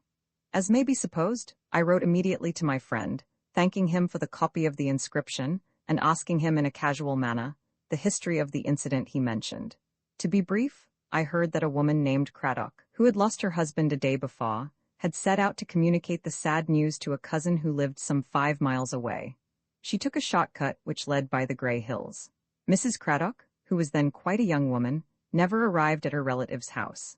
Late that night a farmer who had lost a couple of sheep, supposed to have wandered from the flock, was walking over the Grey Hills, with a lantern and his dog. His attention was attracted by a noise, which he described as a kind of wailing, mournful and pitiable to hear, and, guided by the sound, he found the unfortunate Mrs. Craddock crouched on the ground by the limestone rock, swaying her body to and fro, and lamenting and crying in so heartrending a manner that the farmer was, as he says, at first obliged to stop his ears, or he would have run away. The woman allowed herself to be taken home, and a neighbor came to see to her necessities. All the night she never ceased her crying, mixing her lament with words of some unintelligible jargon, and when the doctor arrived he pronounced her insane. She lay on her bed for a week, now wailing, as people said, like one lost and damned for eternity, and now sunk in a heavy coma. It was thought that grief at the loss of her husband had unsettled her mind, and the medical man did not at one time expect her to live. I need not say that I was deeply interested in this story, and I made my friend write to me at intervals with all the particulars of the case.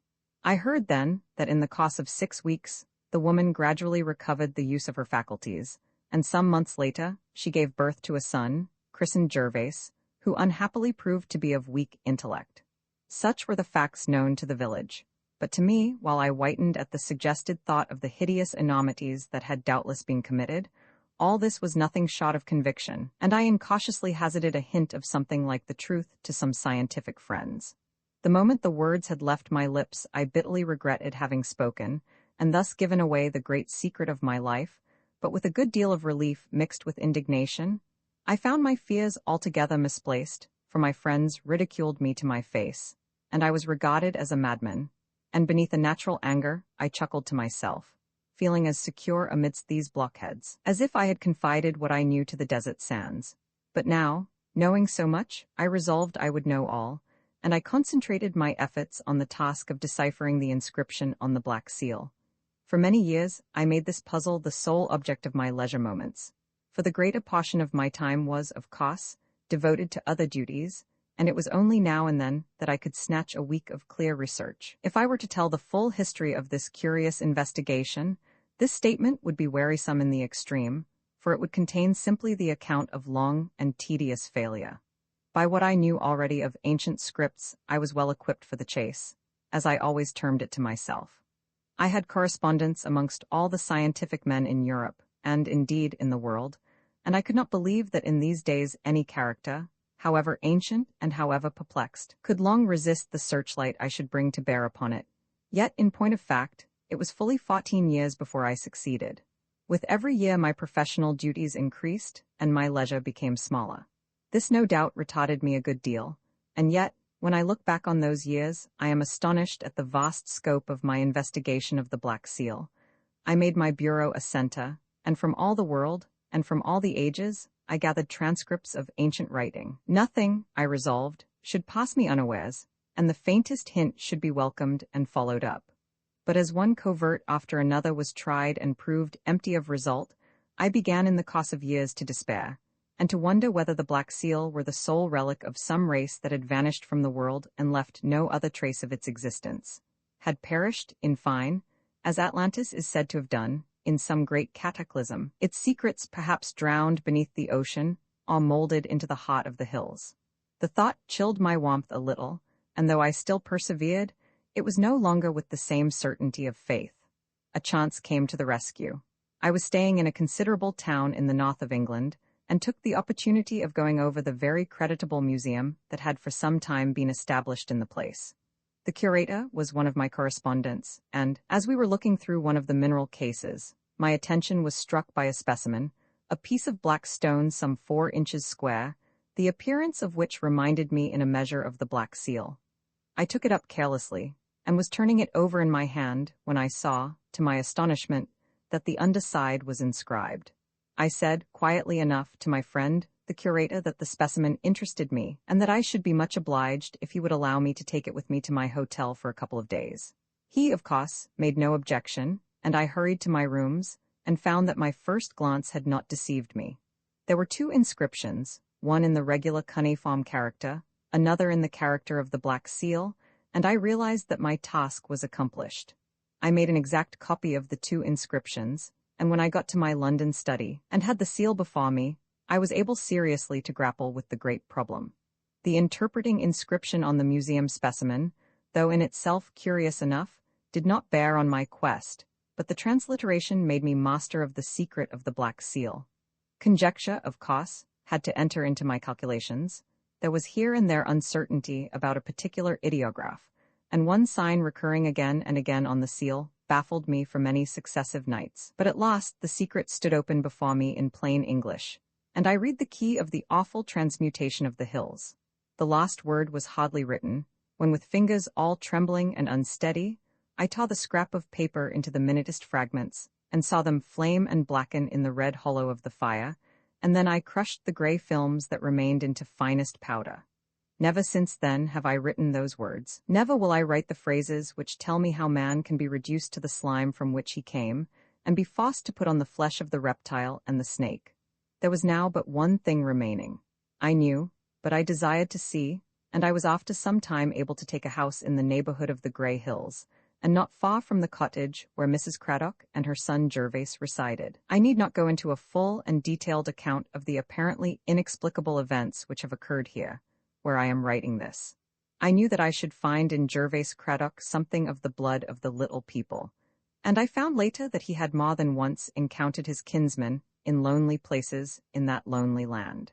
When I was summoned one day to the garden, and found him in a seizure speaking or hissing the ghastly jargon of the Black Seal, I am afraid that exultation prevailed over pity.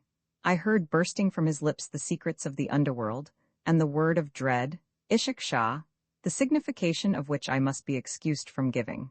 But there is one incident I cannot pass over unnoticed. In the waste hollow of the night, I awoke at the sound of those hissing syllables I knew so well, and on going to the wretched boy's room, I found him convulsed and foaming at the mouth, struggling on the bed as if he strove to escape the grasp of writhing demons. I took him down to my room and lit the lamp, while he lay twisting on the floor, calling on the power within his flesh to leave him. I saw his body swell and become distended as a bladder, while the face blackened before my eyes, and then at the crisis, I did what was necessary according to the directions on the seal, and putting all scruple on one side, I became a man of science, observant of what was passing. Yet the sight I had to witness was horrible, almost beyond the power of human conception and the most fearful fantasy. Something pushed out from the body there on the floor, and stretched forth, a slimy wavering tentacle, across the room, and grasped the bust upon the cupboard, and laid it down on my desk. When it was over, and I was left to walk up and down all the rest of the night, white and shuddering, with sweat pouring from my flesh, I vainly tried to reason with myself. I said, truly enough, that I had seen nothing really supernatural, that a snail pushing out his horns and drawing them in was but an instance on a smaller scale of what I had witnessed. And yet horror broke through all such reasonings and left me shattered and loathing myself for the share, I had taken in the night's work. There is little more to be said. I am going now to the final trial and encounter, for I have determined that there shall be nothing wanting, and I shall meet the little people face to face. I shall have the Black Seal and the knowledge of its secrets to help me, and if I unhappily do not return from my journey, there is no need to conjure up here a picture of the awfulness of my fate. Pausing a little at the end of Professor Gregg's statement, Miss Lally continued her tale in the following words. Such was the almost incredible story that the professor had left behind him. When I had finished reading it, it was late at night, but the next morning I took Machen with me, and we proceeded to search the Grey Hills for some trace of the lost professor. I will not weary you with a description of the savage desolation of that tract of country, a tract of utterest loneliness, of bare green hills dotted over with grey limestone boulders, worn by the ravage of time into fantastic semblances of men and beasts. Finally, after many hours of weary searching, we found what I told you, the watch and chain, the purse, and the ring, wrapped in a piece of coarse parchment. When Machen cut the gut that bound the parcel together, and I saw the professor's property, I burst into tears, but the sight of the dreaded characters of the Black Seal repeated on the parchment froze me to silent horror, and I think I understood for the first time the awful fate that had come upon my late employer. I have only to add that Professor Gregg's lawyer treated my account of what had happened as a fairy tale, and refused even to glance at the documents I laid before him. It was he who was responsible for the statement that appeared in the public press, to the effect that Professor Gregg had been drowned, and that his body must have been swept into the open sea. Miss Lally stopped speaking and looked at Mr. Phillips, with a glance of some inquiry. He, for his part, was sunken in a deep reverie of thought, and when he looked up and saw the bustle of the evening gathering in the square, men and women hurrying to partake of dinner, and crowds already besetting the music halls, all the hum and press of actual life seemed unreal and visionary, a dream in the morning after an awakening. "I thank you," he said at last, "for your most interesting story, interesting to me, because I feel fully convinced of its exact truth." "Sir," said the lady, with some energy of indignation, "you grieve and offend me. Do you think I should waste my time and yours by concocting fictions on a bench in Leicester Square? Pardon me, Miss Lally, you have a little misunderstood me. Before you began I knew that whatever you told would be told in good faith, but your experiences have a far higher value than that of bona fides. The most extraordinary circumstances in your account are in perfect harmony with the very latest scientific theories. Professor Lodgewood, I am sure, value a communication from you extremely. I was charmed from the first by his daring hypothesis in explanation of the wonders of spiritualism, so called, but your narrative puts the whole matter out of the range of mere hypothesis. Alas, sir, all this will not help me. You forget I have lost my brother under the most startling and dreadful circumstances. Again, I ask you, did you not see him as you came here? His black whiskers, his spectacles, his timid glance to right and left. Do not these particulars recall his face to your memory? "I am sorry to say I have never seen anyone of the kind," said Phillips, who had forgotten all about the missing brother. "But let me ask you a few questions. Did you notice whether Professor Gregg— Pardon me, sir, I have stayed too long. My employers will be expecting me. I thank you for your sympathy. Goodbye." Before Mr. Phillips had recovered from his amazement at this abrupt departure, Miss Lally had disappeared from his gaze, passing into the crowd that now thronged the approaches to the Empire. He walked home in a pensive frame of mind, and drank too much tea. At 10 o'clock he had made his third brew, and had sketched out the outlines of a little work to be called Protoplasmic Reversion. Incident of the private bar, Mr. Dyson often meditated at odd moments over the singular tale he had listened to at the Café de la Touraine. In the first place, he cherished a profound conviction that the words of truth were scattered with a too niggardly and sparing hand over the agreeable history of Mr. Smith and the Black Gulf Canyon. And secondly, there was the undeniable fact of the profound agitation of the narrator and his gestures on the pavement, too violent to be simulated. The idea of a man going about London, haunted by the fear of meeting a young man with spectacles, struck Dyson as supremely ridiculous. He searched his memory for some precedent in romance, but without success. He paid visits at odd times to the little café, hoping to find Mr. Wilkins there, and he kept a sharp watch on the great generation of the spectacled men, without much doubt that he would remember the face of the individual whom he had seen dart out of the aerated bread shop. All his peregrinations and researches, however, seemed to lead to nothing of value, and Dyson needed all his warm conviction of his innate detective powers and his strong scent for mystery to sustain him in his endeavors. In fact, he had two affairs on hand, and every day, as he passed through streets crowded or deserted, and lurked in the obscure districts and watched at corners, he was more than surprised to find that the affair of the gold coin persistently avoided him, while the ingenious Wilkins and the young man with spectacles whom he dreaded seemed to have vanished from the pavements. He was pondering these problems one evening in a house of call in the Strand, and the obstinacy with which the persons he so ardently desired to meet hung back gave the modest tankard before him an additional touch of bitter. As it happened, he was alone in his compartment, and without thinking, he uttered aloud the burden of his meditations. "How bizarre it all is," he said, a man walking the pavement with the dread of a timid-looking young man with spectacles continually hovering before his eyes. And there was some tremendous feeling at work. I could swear to that. Quick as thought, before he had finished the sentence, a head popped round the barrier and was withdrawn again, and while Dyson was wondering what this could mean, the door of the compartment was swung open, and a smooth, clean-shaven, and smiling gentleman entered. "You will excuse me, sir," he said politely, "for intruding on your thoughts, but you made a remark a minute ago." "I did," said Dyson. "I have been puzzling over a foolish matter, and I thought aloud. As you heard what I said, and seem interested, perhaps you may be able to relieve my perplexity?"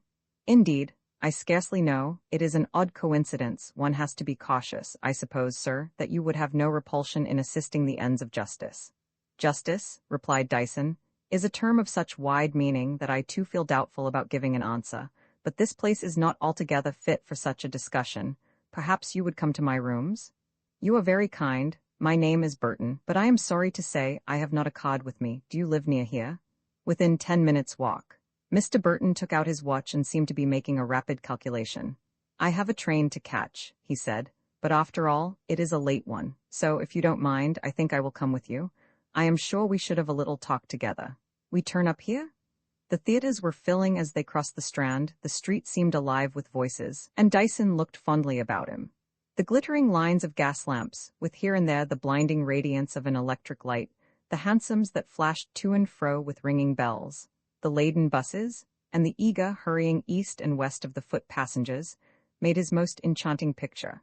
And the graceful spire of St. Mary le Strand on the one hand, and the last flush of sunset on the other, were to him a cause of thanksgiving, as the goss blossomed to Linnaeus. Mr. Burton caught his look of fondness as they crossed the street. "I see you can find the picturesque in London," he said. "To me this great town is as I see it is to you, the study and the love of life.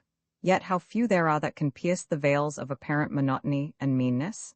I have read in a paper, which is said to have the largest circulation in the world, a comparison between the aspects of London and Paris, a comparison which should be positively lauded as the great masterpiece of fatuous stupidity.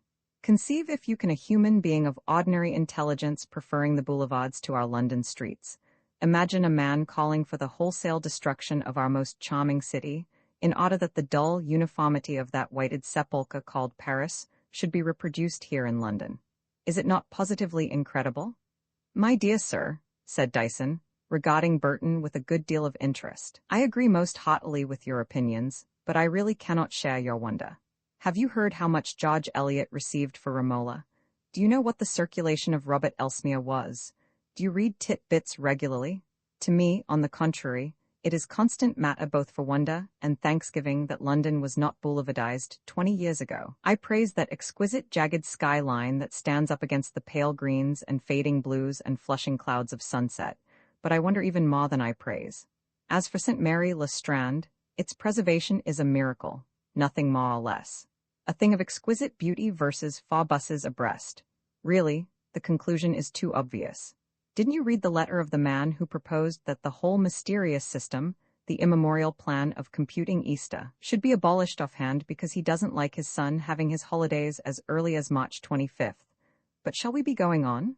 They had lingered at the corner of a street on the north side of the Strand, enjoying the contrasts and the glamour of the scene. Dyson pointed the way with a gesture, and they strolled up the comparatively deserted streets, slanting a little to the right, and thus arriving at Dyson's lodging on the verge of Bloomsbury. Mr. Burton took a comfortable armchair by the open window, while Dyson lit the candles and produced the whiskey and soda and cigarettes. "They tell me these cigarettes are very good," he said, but I know nothing about it myself. I hold at last that there is only one tobacco, and that is shag. I suppose I could not tempt you to try a pipeful?" Mr. Burton smilingly refused the offer and picked out a cigarette from the box. When he had smoked it half through, he said with some hesitation, "It is really kind of you to have me here, Mr. Dyson. The fact is that the interests at issue are far too serious to be discussed in a bar, where, as you found for yourself, there may be listeners, voluntary or involuntary, on each side. I think the remark I heard you make was something about the oddity of an individual going about London in deadly fear of a young man with spectacles." "Yes, that was it." "Well, would you mind confiding to me the circumstances that gave rise to the reflection?"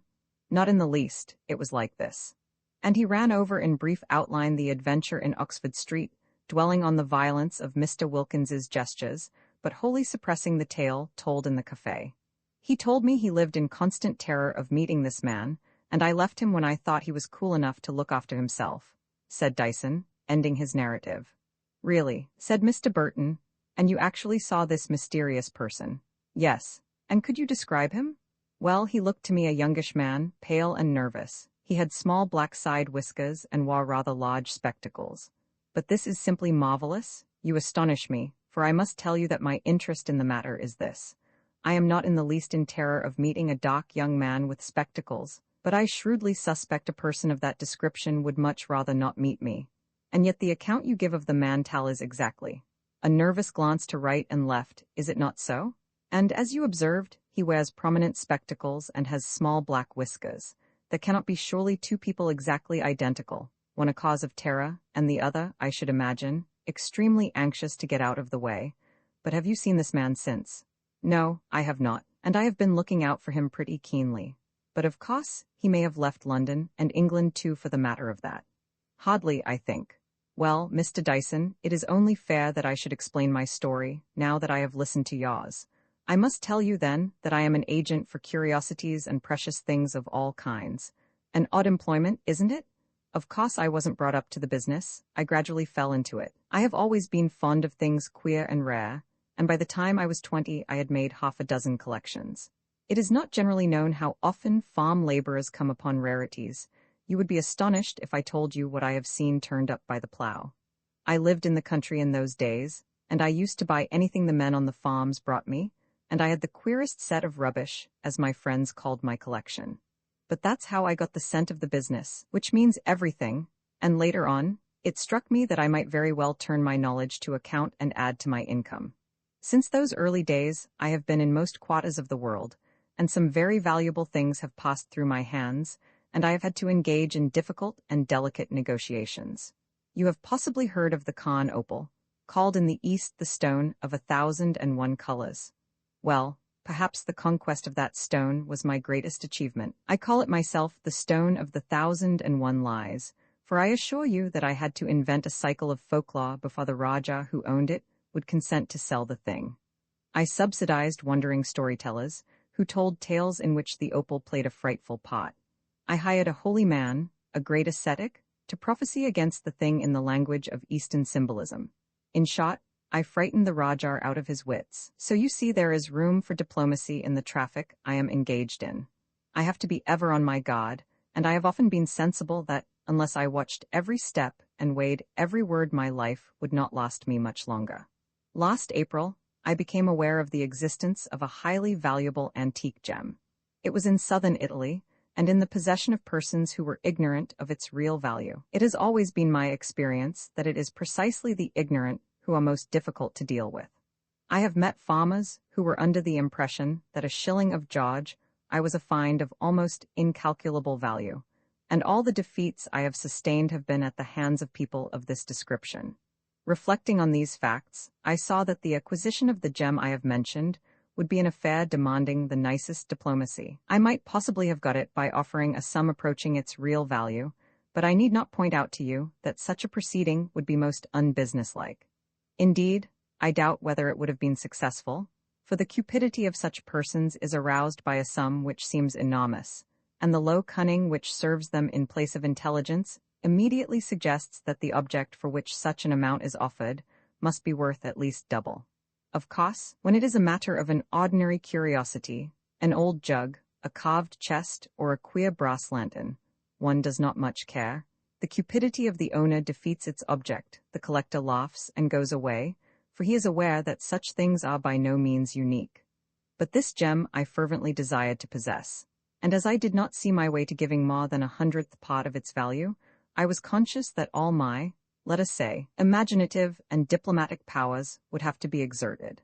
I am sorry to say that I came to the conclusion that I could not undertake to carry the matter through single-handed, and I determined to confide in my assistant, a young man named William Robbins, whom I judged to be by no means devoid of capacity. My idea was that Robbins should get himself up as a low-class dealer in precious stones.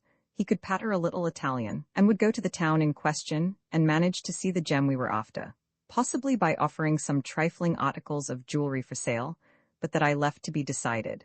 Then my work was to begin, but I will not trouble you with a tale told twice over. In due course then, Robbins went off to Italy with an assortment of uncut stones and a few rings, and some jewelry I bought in Birmingham, on purpose for his expedition. A week later I followed him, traveling leisurely, so that I was a fortnight later in arriving at our common destination. There was a decent hotel in the town, and on my inquiring of the landlord whether there were many strangers in the place, he told me very few. He had heard there was an Englishman staying in a small tavern, a peddler he said, who sold beautiful trinkets very cheaply, and wanted to buy old rubbish. For 5 or 6 days I took life leisurely, and I must say I enjoyed myself. It was part of my plan to make the people think I was an enormously rich man, and I knew that such items as the extravagance of my meals and the price of every bottle of wine I drank would not be suffered, as Sancho Panza puts it, to rot in the landlord's breast. At the end of the week I was fortunate enough to make the acquaintance of Signor Mellini, the owner of the gem I coveted, at the café, and with his ready hospitality and my geniality, I was soon established as a friend of the house. On my 3rd or 4th visit, I managed to make the Italians talk about the English peddler, who, they said, spoke a most detestable Italian.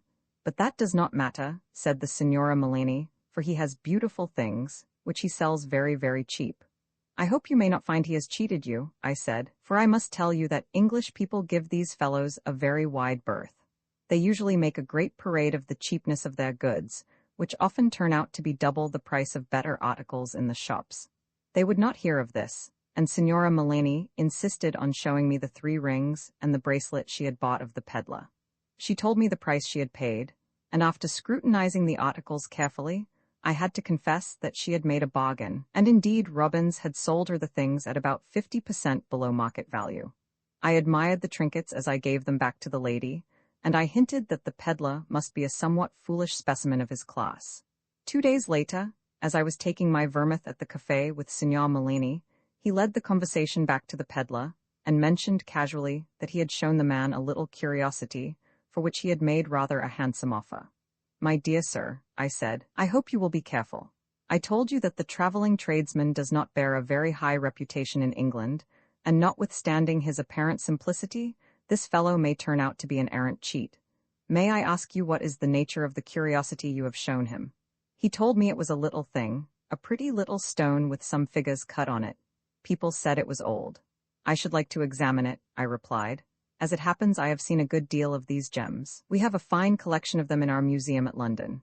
In due course I was shown the article, and I held the gem I so coveted between my fingers. I looked at it coolly and put it down carelessly on the table. Would you mind telling me, Signor, I said, how much my fellow countryman offered you for this?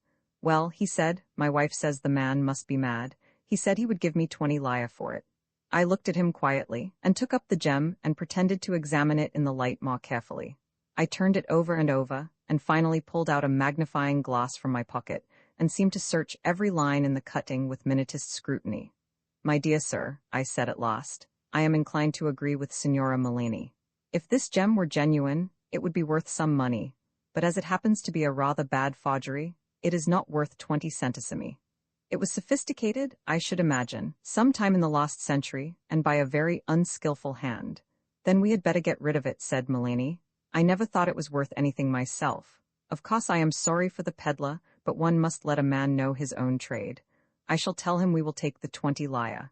Excuse me, I said, the man wants a lesson. It would be a charity to give him one.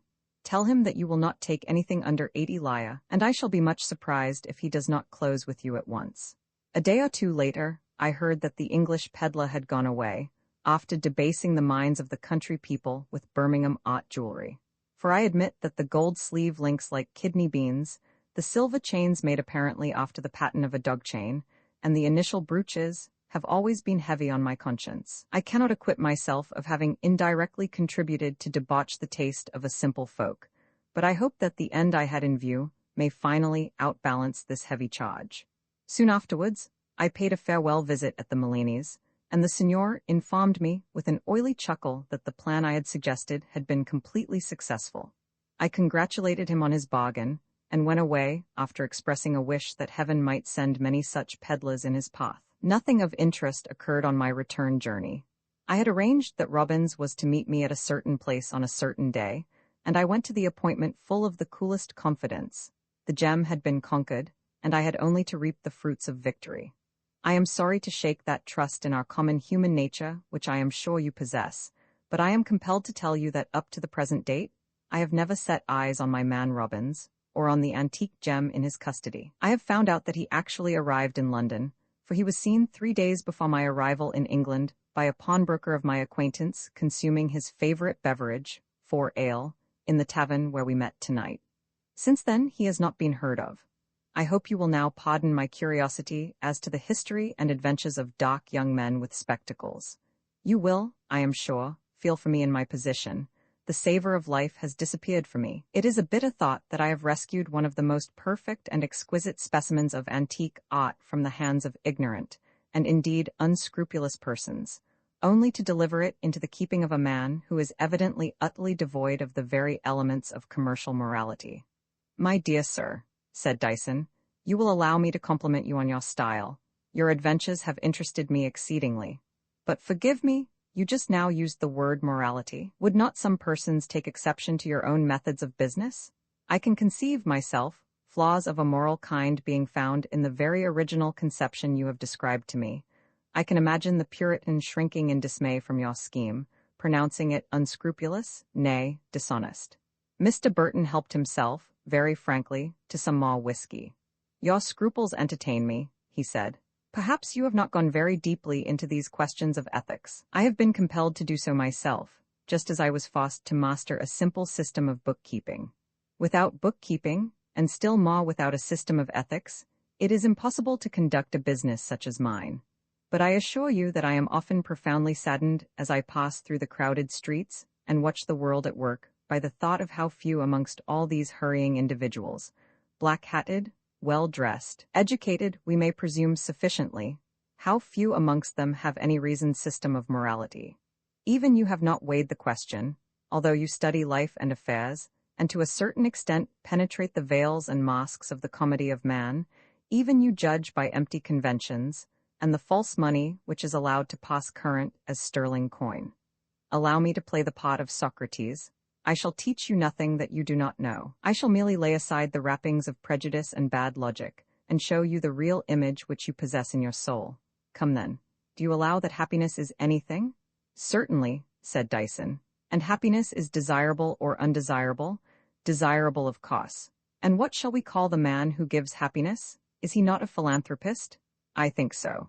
And such a person is praiseworthy, and the more praiseworthy in the proportion of the persons whom he makes happy, by all means, so that he who makes a whole nation happy is praiseworthy in the extreme, and the action by which he gives happiness is the highest virtue. It appears so, O Burton, said Dyson, who found something very exquisite in the character of his visitor. Quite so, you find the several conclusions inevitable. Well, apply them to the story I have told you. I conferred happiness on myself by obtaining, as I thought, possession of the gem. I conferred happiness on the Malinis by getting them 80 laya, instead of an object for which they had not the slightest value, and I intended to confer happiness on the whole British nation by selling the thing to the British Museum, to say nothing of the happiness a profit of about 9,000% would have conferred on me. I assure you, I regard Robbins as an interferer with the cosmos and fair order of things. But that is nothing. You perceive that I am an apostle of the very highest morality. You have been forced to yield to argument. There certainly seems a great deal in what you advance, said Dyson. I admit that I am a mere amateur of ethics, while you, as you say, have brought the most acute scrutiny to bear on these perplexed and doubtful questions. I can well understand your anxiety to meet the fallacious Robbins, and I congratulate myself on the chance which has made us acquainted. But you will pardon my seeming inhospitality. I see it is 11:30, and I think you mentioned a train. 1,000 thanks, Mr. Dyson. I have just time, I see. I will look you up some evening if I may. Good night. The decorative imagination. In the course of a few weeks, Dyson became accustomed to the constant incursions of the ingenious Mr. Burton, who showed himself ready to drop in at all hours, not averse to refreshment, and a profound guide in the complicated questions of life.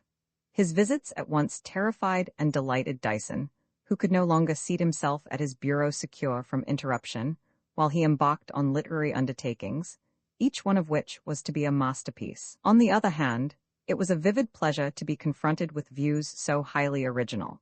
And if here and there, Mr. Burton's reasonings seemed tinged with fallacy, yet Dyson freely yielded to the joy of strangeness, and never failed to give his visitor a frank and hearty welcome.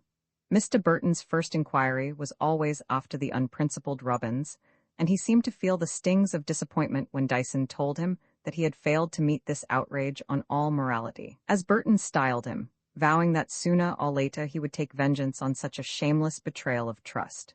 One evening, they had sat together for some time discussing the possibility of laying down for this present generation and our modern and intensely complicated order of society some rules of social diplomacy, such as Lord Bacon gave to the courtiers of King James I. "It is a book to make," said Mr. Burton, "but who is there capable of making it? I tell you people are longing for such a book. It would bring fortune to its publisher. Bacon's essays are exquisite, but they have now no practical application. The modern strategist can find but little use in a treatise de re militari, written by a Florentine in the 15th century. Scarcely more dissimilar are the social conditions of Bacon's time and our own. The rules that he lays down so exquisitely for the courtier and diplomatist of James I's age will avail us little in the rough-and-tumble struggle of today. Life, I am afraid, has deteriorated. It gives little play for fine strokes such as formally advanced men in the state. Except in such businesses as mine, where a chance does occur now and then, it has all become, as I said, an affair of rough and tumble. Men still desire to attain, it is true, but what is their moyen de parvenir? A mere imitation, and not a gracious one, of the arts of the soap vendor and the proprietor of baking powder. When I think of these things, my dear Dyson, I confess that I am tempted to despair of my century. You are too pessimistic, my dear fellow. You set up too high a standard. Certainly, I agree with you that the times are decadent in many ways. I admit a general appearance of squalor. It needs much philosophy to extract the wonderful and the beautiful from the Cromwell Road or the nonconformist conscience. Australian wines of fine Burgundy character, the novels alike of the old women and the new women, popular journalism. These things indeed make for depression. Yet we have our advantages. Before us is unfolded the greatest spectacle the world has ever seen, the mystery of the innumerable unending streets, the strange adventures that must infallibly arise from so complicated a press of interests. Nay, I will say that he who has stood in the ways of a suburb, and has seen them stretch before him all shining, void, and desolate at noonday, has not lived in vain. Such a sight is in reality more wonderful than any perspective of Baghdad or Grand Cairo. And to set on one side the entertaining history of the gem which you told me, surely you must have had many singular adventures in your own career. Perhaps not so many as you would think. A good deal, the larger part, of my business has been as commonplace as linen drapery. But of course things happen now and then. It is 10 years since I have established my agency, and I suppose that a house and estate agent who had been in trade for an equal time could tell you some queer stories. But I must give you a sample of my experiences some night. Why not tonight? Said Dyson. This evening seems to me admirably adapted for an odd chapter. Look out into the street, you can catch a view of it if you crane your neck from that chair of yours. Is it not charming? The double row of lamps growing closer in the distance, the hazy outline of the plane tree in the square, and the lights of the hansoms swimming to and fro, gliding and vanishing, and above, the sky all clear and blue and shining. Come, let us have one of your scent nouvelles. My dear Dyson, I am delighted to amuse you. With these words, Mr. Burton prefaced the novel of the Iron Maid. I think the most extraordinary event which I can recall took place about 5 years ago. I was then still feeling my way. I had declared for business and attended regularly at my office, but I had not succeeded in establishing a really profitable connection, and consequently, I had a good deal of leisure time on my hands. I have never thought fit to trouble you with the details of my private life. They would be entirely devoid of interest. I must briefly say, however, that I had a numerous circle of acquaintance, and was never at a loss as to how to spend my evenings. I was so fortunate as to have friends in most of the ranks of the social order. There is nothing so unfortunate, to my mind, as a specialized circle, wherein a certain round of ideas is continually traversed and retraversed. I have always tried to find out new types and persons whose brains contain something fresh to me. One may chance to gain information, even from the conversation of city men on an omnibus. Amongst my acquaintance, I knew a young doctor who lived in a far outlying suburb, and I used often to brave the intolerably slow railway journey to have the pleasure of listening to his talk. One night we conversed so eagerly together over our pipes and whiskey that the clock passed unnoticed, and when I glanced up, I realized with a shock that I had just 5 minutes in which to catch the last tram. I made a dash for my hat and stick, and jumped out of the house and down the steps, and tore at full speed up the street.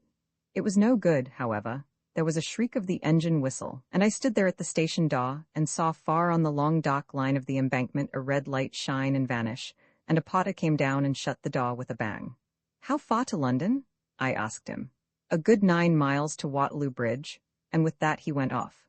Before me was the long suburban street, its dreary distance marked by rows of twinkling lamps, and the air was poisoned by the faint, sickly smell of burning bricks.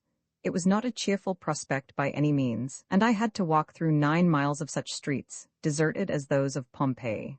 I knew pretty well what direction to take, so I set out wearily, looking at the stretch of lamps vanishing in perspective, and as I walked, street after street branched off to right and left, some far-reaching to distances that seemed endless, communicating with other systems of thoroughfare, and some mere protoplasmic streets, beginning in orderly fashion with serried 2-storied houses, and ending suddenly in waste and pits and rubbish heaps, and fields whence the magic had departed. I have spoken of systems of thoroughfare, and I assure you that, walking alone through these silent places, I felt fantasy growing on me and some glamour of the infinite. There was here, I felt, an immensity as in the outer void of the universe. I passed from unknown to unknown, my way marked by lamps like stars, and on either hand was an unknown world where myriads of men dwelt and slept, street leading into street, as it seemed to world's end. At first the road by which I was traveling was lined with houses of unutterable monotony, a wall of gray brick pierced by 2 stories of windows, drawn close to the very pavement. But by degrees, I noticed an improvement. There were gardens, and these grew larger. The suburban builder began to allow himself a wider scope, and for a certain distance, each flight of steps was guarded by twin lions of plaster, and scents of flowers prevailed over the fume of heated bricks. The road began to climb a hill, and looking up a side street, I saw the half-moon rise over plane trees, and there on the other side was as if a white cloud had fallen, and the air around it was sweetened as with incense. It was a May tree in full bloom. I pressed on stubbornly, listening for the wheels and the clatter of some belated hansom. But into that land of men who go to the city in the morning and return in the evening, the hansom rarely enters, and I had resigned myself once more to the walk, when I suddenly became aware that someone was advancing to meet me along the sidewalk. The man was strolling rather aimlessly, and though the time and the place would have allowed an unconventional style of dress, he was vested in the ordinary frock coat, black tie, and silk hat of civilization. We met each other under the lamp, and, as often happens in this great town, 2 casual passengers brought face to face found each in the other an acquaintance. "Mr. Mathias, I think?" I said. "Quite so. And you are Frank Burton. You know you are a man with a Christian name, so I won't apologize for my familiarity. But may I ask where you are going?" I explained the situation to him, saying I had traversed a region as unknown to me as the darkest recesses of Africa. "I think I have only about 5 miles farther," I concluded. "Nonsense, you must come home with me. My house is close by. In fact, I was just taking my evening walk when we met. Come along. I dare say you will find a makeshift bed easier than a 5-mile walk." I let him take my arm and lead me along, though I was a good deal surprised at so much geniality from a man who was, After all, a mere casual club acquaintance. I suppose I had not spoken to Mr. Mathias half a dozen times. He was a man who would sit silent in an armchair for hours, neither reading nor smoking, but now and again moistening his lips with his tongue and smiling queerly to himself. I confess he had never attracted me, and on the whole, I should have preferred to continue my walk. But he took my arm and led me up a side street and stopped at a door in a high wall. We passed through the still moonlit garden, beneath the black shadow of an old cedar, and into an old red brick house with many gables. I was tired enough, and I sighed with relief as I let myself fall into a great leather armchair. You know the infernal grit with which they strew the sidewalk in those suburban districts. It makes walking a penance, and I felt my 4-mile tramp had made me more weary than 10 miles on an honest country road. I looked about the room with some curiosity. There was a shaded lamp which threw a circle of brilliant light on a heap of papers lying on an old brass-bound secretaire of the last century, but the room was all vague and shadowy, and I could only see that it was long and low, and that it was filled with indistinct objects which might be furniture. Mr. Mathias sat down in a second armchair and looked about him with that odd smile of his.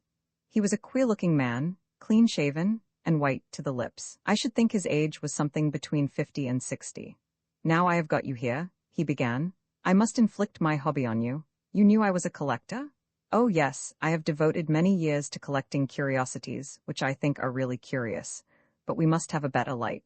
He advanced into the middle of the room and lit a lamp which hung from the ceiling, and as the bright light flashed round the wick, from every corner and space there seemed to start a horror. Great wooden frames with complicated apparatus of ropes and pulleys stood against the wall. A wheel of strange shape had a place beside a thing that looked like a gigantic gridiron.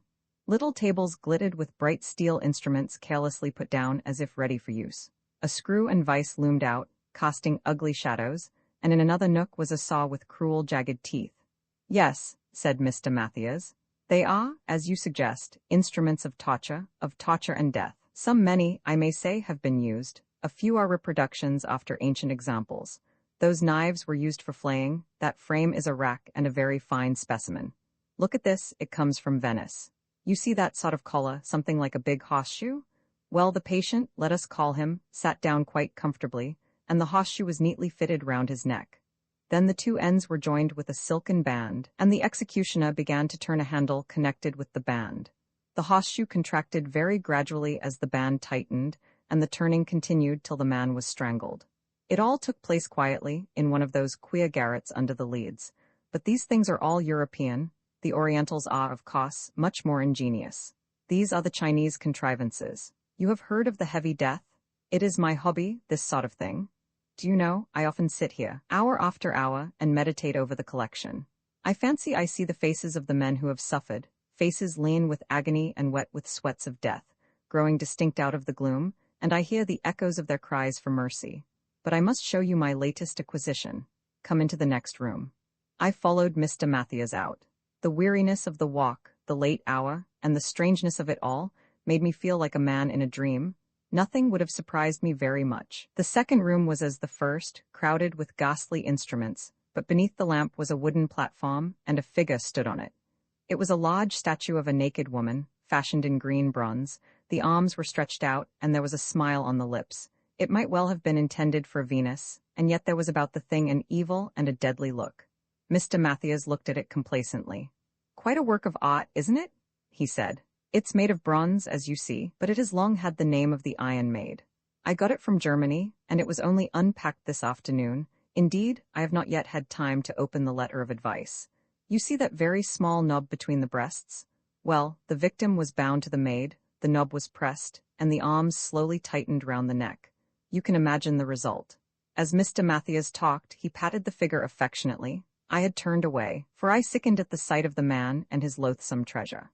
There was a slight click, of which I took no notice. It was not much louder than the tick of a clock, and then I heard a sudden whir, the noise of machinery in motion, and I faced round. I have never forgotten the hideous agony on Mathias's face as those relentless arms tightened about his neck. There was a wild struggle as of a beast in the toils, and then a shriek that ended in a choking groan. The whirring noise had suddenly changed into a heavy droning.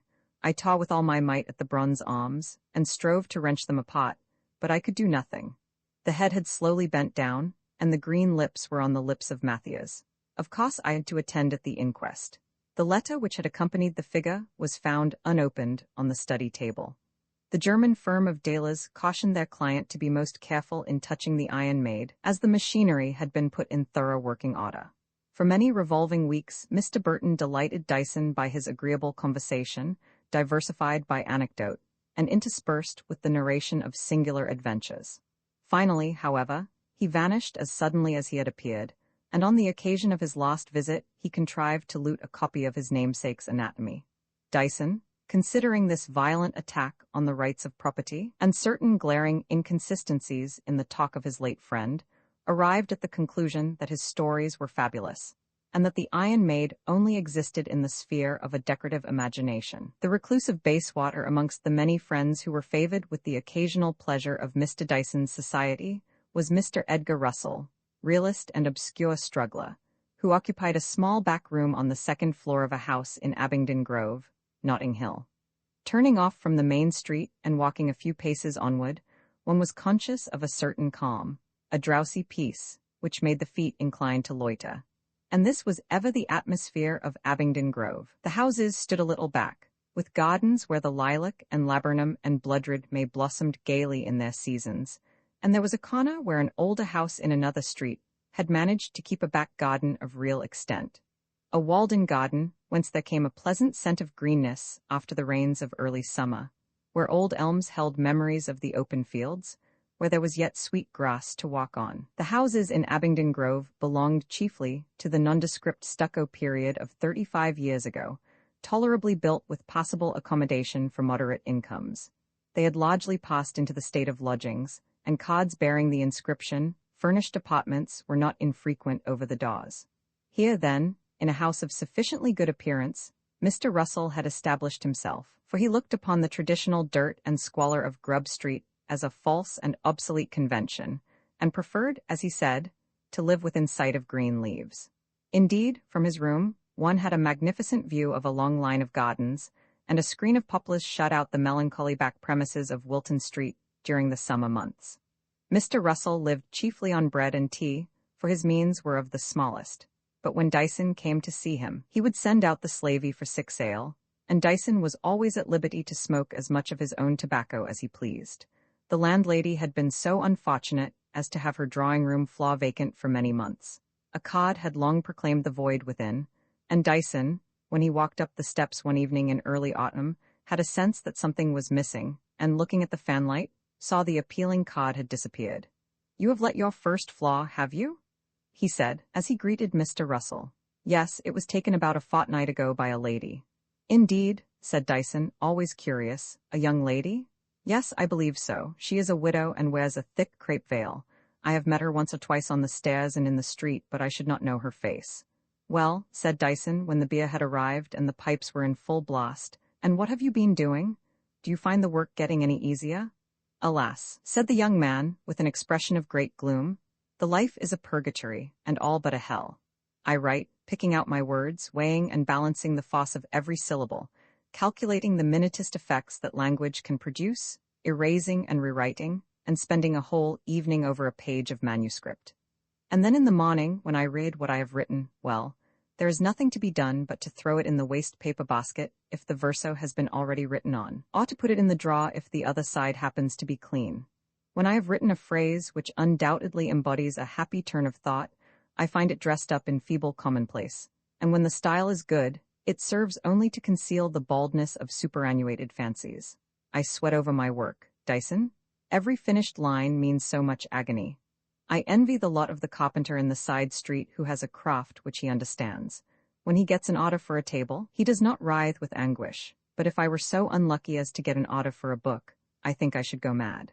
My dear fellow, you take it all too seriously. You should let the ink flow more readily. Above all, firmly believe, when you sit down to write, that you are an artist, and that whatever you are about is a masterpiece. Suppose ideas fail you, say, as I heard one of our most exquisite artists say, it's of no consequence, the ideas are all there, at the bottom of that box of cigarettes. You, indeed, smoke tobacco, but the application is the same. Besides, you must have some happy moments, and these should be ample consolation.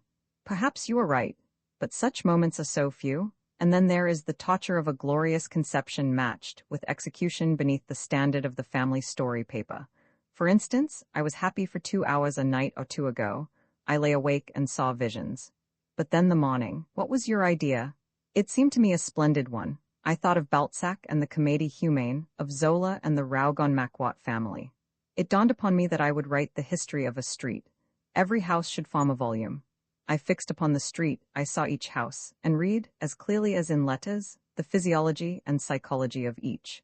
The little byway stretched before me in its actual shape, a street that I know and have passed down 100 times, with some 20 houses, prosperous and mean, and lilac bushes in purple blossom.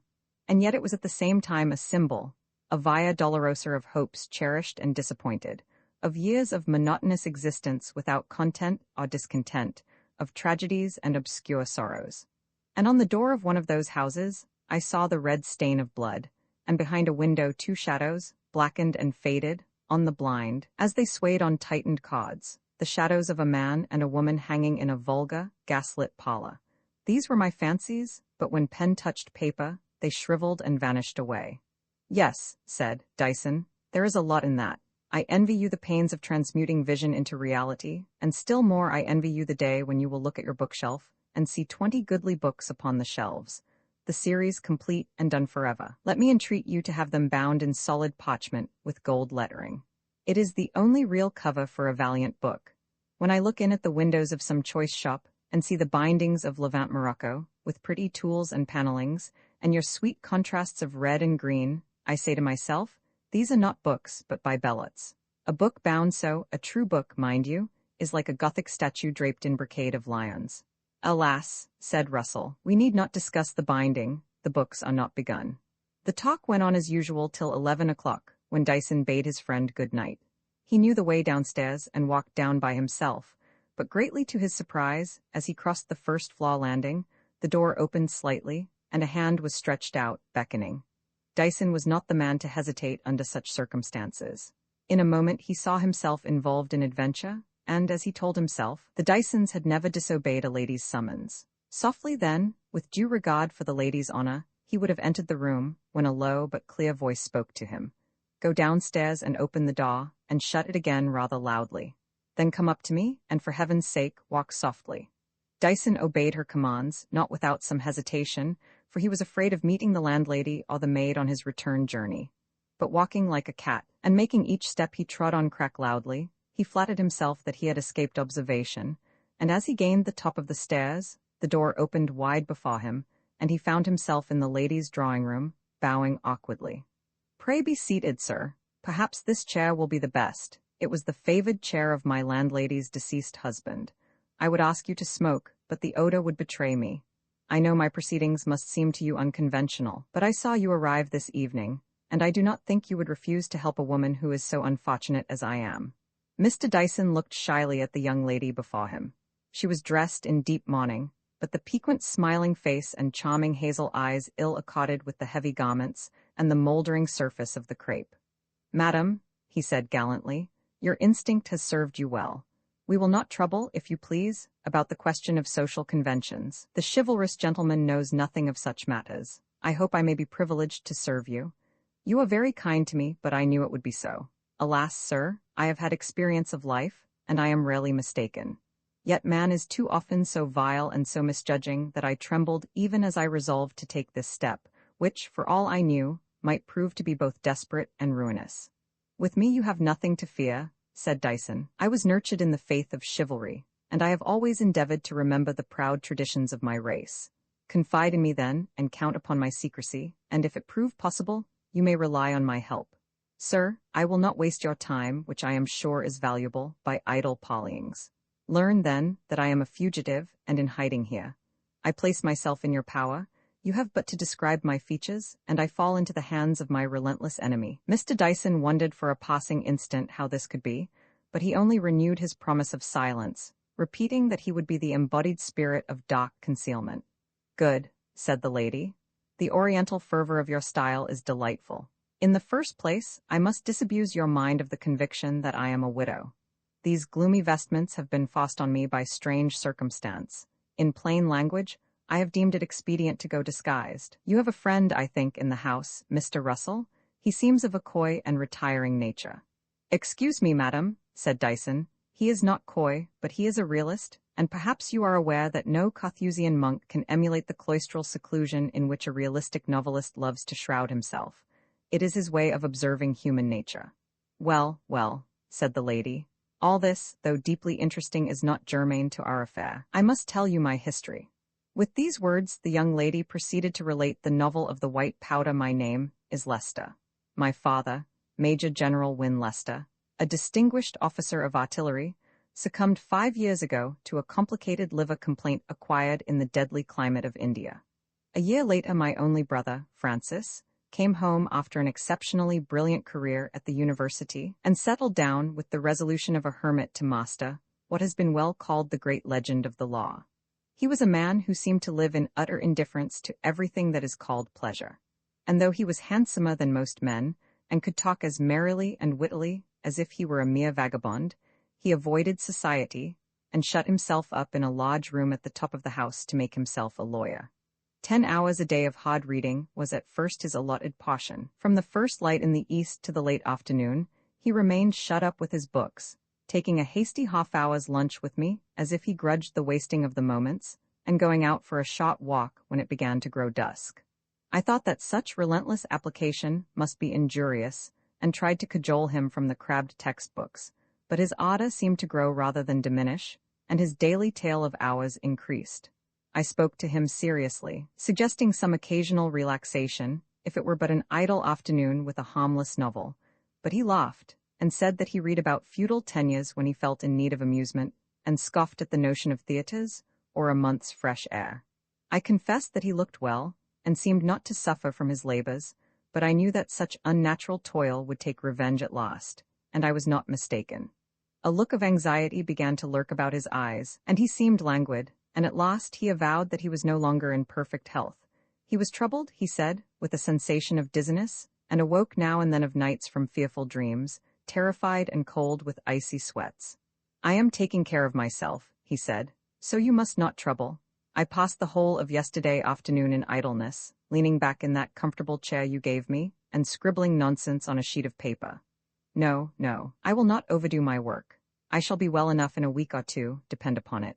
Yet, in spite of his assurances, I could see that he grew no better, but rather worse. He would enter the drawing-room with a face all miserably wrinkled and despondent, and endeavour to look gaily when my eyes fell on him, and I thought such symptoms of evil omen, and was frightened sometimes at the nervous irritation of his movements, and at glances which I could not decipher. Much against his will, I prevailed on him to have medical advice, and with an ill grace he called in our old doctor. Dr. Haberden cheered me after his examination of his patient. There is nothing really much amiss, he said to me. No doubt he reads too hard, and eats hastily, and then goes back again to his books in too great a hurry, and the natural consequence is some digestive trouble, and a little mischief in the nervous system. But I think, I do indeed, Miss Leicester, that we shall be able to set this all right. I have written him a prescription which ought to do great things, so you have no cause for anxiety. My brother insisted on having the prescription made up by a chemist in the neighborhood. It was an odd, old-fashioned shop, devoid of the studied coquetry and calculated glitter that make so gay a show on the counters and shelves of the modern apothecary.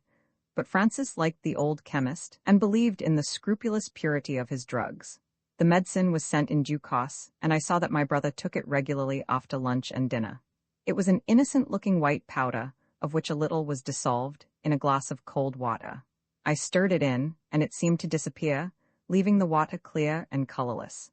At first Francis seemed to benefit greatly.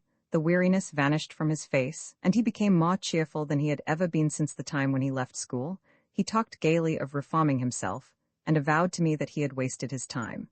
I have given too many hours to law, he said, laughing. I think you have saved me in the nick of time.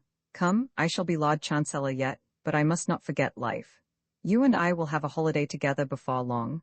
We will go to Paris and enjoy ourselves, and keep away from the Bibliothèque Nationale. I confessed myself delighted with the prospect. When shall we go? I said. I can start the day after tomorrow if you like. Ah, that is perhaps a little too soon. After all, I do not know London yet, and I suppose a man ought to give the pleasures of his own country the first choice. but we will go off together in a week or two, so try and furbish up your French. I only know law French myself, and I am afraid that wouldn't do. We were just finishing dinner, and he quaffed off his medicine with a parade of carousal as if it had been wine from some choicest bin. Has it any particular taste? I said. No, I should not know I was not drinking water, and he got up from his chair and began to pace up and down the room as if he were undecided as to what he should do next. Shall we have coffee in the drawing room? I said. Or would you like to smoke? No, I think I will take a turn. It seems a pleasant evening. Look at the afterglow. Why, it is as if a great city were burning in flames, and down there between the dark houses it is raining blood fast, fast. Yes, I will go out. I may be in soon, but I shall take my key, so good night, dear, if I don't see you again. The door slammed behind him, and I saw him walk lightly down the street, swinging his malacca cane, and I felt grateful to Dr. Habaden for such an improvement. I believe my brother came home very late that night, but he was in a merry mood the next morning. I walked on without thinking where I was going, he said, enjoying the freshness of the air, enlivened by the crowds as I reached more frequented quarters. And then I met an old college friend, offered in the press of the pavement, and then, well, we enjoyed ourselves. I have felt what it is to be young and a man. I find I have blood in my veins, as other men have. I made an appointment with Offord for tonight. There will be a little party of us at the restaurant. Yes, I shall enjoy myself for a week or two, and hear the chimes at midnight, and then we will go for our little trip together. Such was the transmutation of my brother's character that in a few days he became a lover of pleasure, a careless and merry idler of Western pavements, a hunter out of snug restaurants, and a fine critic of fantastic dancing. He grew fat before my eyes, and said no more of Paris, for he had clearly found his paradise in London. I rejoiced, and yet wondered a little, for there was, I thought, something in his gaiety that indefinitely displeased me, though I could not have defined my feeling. But by degrees there came a change. He returned still in the cold hours of the morning, but I heard no more about his pleasures, and one morning as we sat at breakfast together, I looked suddenly into his eyes and saw a stranger before me. "Oh, Francis?" I cried. "Oh, Francis, Francis, what have you done?" And rending sobs cut the words short, and I went weeping out of the room, for though I knew nothing, yet I knew all, and by some odd play of thought I remembered the evening when he first went abroad to prove his manhood, and the picture of the sunset sky glowed before me, the clouds like a city in burning flames, and the rain of blood. Yet I did battle with such thoughts, resolving that perhaps, after all, no great harm had been done, and in the evening at dinner, I resolved to press him to fix a day for our holiday in Paris. We had talked easily enough, and my brother had just taken his medicine, which he had continued all the while. I was about to begin my topic, when the words forming in my mind vanished, and I wondered for a second what icy and intolerable weight oppressed my heart and suffocated me, as with the unutterable horror of the coffin lid nailed down on the living. We had dined without candles, and the room had slowly grown from twilight to gloom, and the walls and corners were indistinct in the shadow. But from where I sat, I looked out into the street, and as I thought of what I would say to Francis, the sky began to flush and shine, as it had done on a well-remembered evening, and in the gap between two dark masses that were houses an awful pageantry of flame appeared. Lurid walls of writhed cloud, and utter depths burning, and grey masses like the fume blown from a smoking city, and an evil glory blazing far above shot with tongues of more ardent fire, and below as if there were a deep pool of blood. I looked down to where my brother sat facing me, and the words were shaped on my lips, when I saw his hand resting on the table. Between the thumb and forefinger of the closed hand, there was a mark, a small patch about the size of a sixpence, and somewhat of the color of a bad bruise. Yet, by some sense I cannot define, I knew that what I saw was no bruise at all. Oh, if human flesh could burn with flame, and if flame could be black as pitch, such was that before me. Without thought or fashioning of words, grey horror shaped within me at the sight, and in an inner cell it was known to be a brand. For a moment the stained sky became dark as midnight, and when the light returned to me, I was alone in the silent room, and soon after I heard my brother go out. Late as it was, I put on my bonnet and went to Dr. Habaden, and in his great consulting room, ill-lighted by a candle which the doctor brought in with him, with stammering lips and a voice that would break in spite of my resolve, I told him all. From the day on which my brother began to take the medicine down to the dreadful thing I had seen scarcely half an hour before. When I had done, the doctor looked at me for a minute with an expression of great pity on his face. "My dear Miss Lester," he said, You have evidently been anxious about your brother. You have been worrying over him, I am sure. Come now, is it not so? I have certainly been anxious, I said. For the last week or two I have not felt at ease. Quite so, you know of course what a queer thing the brain is. I understand what you mean, but I was not deceived. I saw what I have told you with my own eyes. Yes, yes, of course. But your eyes had been staring at that very curious sunset we had tonight. That is the only explanation. You will see it in the proper light tomorrow, I am sure. But remember, I am always ready to give any help that is in my power. Do not scruple to come to me, or to send for me if you are in any distress. I went away but little comforted, all confusion and terror and sorrow, not knowing where to turn. When my brother and I met the next day, I looked quickly at him, and noticed, with a sickening at heart, that the right hand, the hand on which I had clearly seen the patches of a black fire, was wrapped up with a handkerchief. "What is the matter with your hand, Francis?" I said in a steady voice. "Nothing of consequence. I cut a finger last night and it bled rather awkwardly, so I did it up roughly to the best of my ability. I will do it neatly for you if you like." "No, thank you, dear. This will answer very well. Suppose we have breakfast. I am quite hungry." We sat down, and I watched him. He scarcely ate or drank at all, but tossed his meat to the dog when he thought my eyes were turned away, and there was a look in his eyes that I had never yet seen, and the thought fled across my mind that it was a look that was scarcely human. I was firmly convinced that, awful and incredible as was the thing I had seen the night before, yet it was no illusion, no glamour of bewildered sense, and in the course of the morning I went again to the doctor's house. He shook his head with an air puzzled and incredulous, and seemed to reflect for a few minutes. "And you say he still keeps up the medicine? But why? As I understand, all the symptoms he complained of have disappeared long ago. Why should he go on taking the stuff when he is quite well? And by the by, where did he get it made up? At Sace's? I never send anyone there. The old man is getting careless. Suppose you come with me to the chemist's. I should like to have some talk with him." We walked together to the shop. Old Sace knew Dr. Haberden, and was quite ready to give any information. "You have been sending that in to Mr. Lester for some weeks, I think, on my prescription," said the doctor, giving the old man a penciled scrap of paper. The chemist put on his great spectacles with trembling uncertainty, and held up the paper with a shaking hand. "Oh, yes," he said. "I have very little of it left. It is rather an uncommon drug, and I have had it in stock some time. I must get in some more if Mr. Lester goes on with it." "Kindly let me have a look at the stuff," said Haberden, and the chemist gave him a glass bottle. He took out the stopper and smelt the contents and looked strangely at the old man. "Where did you get this?" he said. "And what is it?" "For one thing, Mr. Sace, it is not what I prescribed." Yes, I see the label is right enough, but I tell you this is not the drug." "I have had it a long time," said the old man, in feeble terror. "I got it from Burbage's in the usual way. It is not prescribed often, and I have had it on the shelf for some years. You see there is very little left." "You had better give it to me," said Haberden. "I am afraid something wrong has happened." We went out of the shop in silence, the doctor carrying the bottle neatly wrapped in paper under his arm. "Dr. Haberden," I said when we had walked a little way. "Dr. Haberden." "Yes," he said, looking at me gloomily enough. "I should like you to tell me what my brother has been taking twice a day for the last month or so." "Frankly, Miss Lester, I don't know. We will speak of this when we get to my house."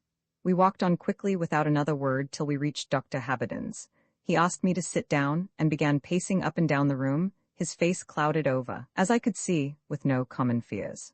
"Well," he said at length, "this is all very strange. It is only natural that you should feel alarmed, and I must confess that my mind is far from easy. We will put aside, if you please, what you told me last night and this morning, but the fact remains that for the last few weeks Mr. Lester has been impregnating his system with a drug which is completely unknown to me. I tell you, it is not what I ordered, and what that stuff in the bottle really is remains to be seen." He undid the wrapper, and cautiously tilted a few grains of the white powder onto a piece of paper, and peered curiously at it.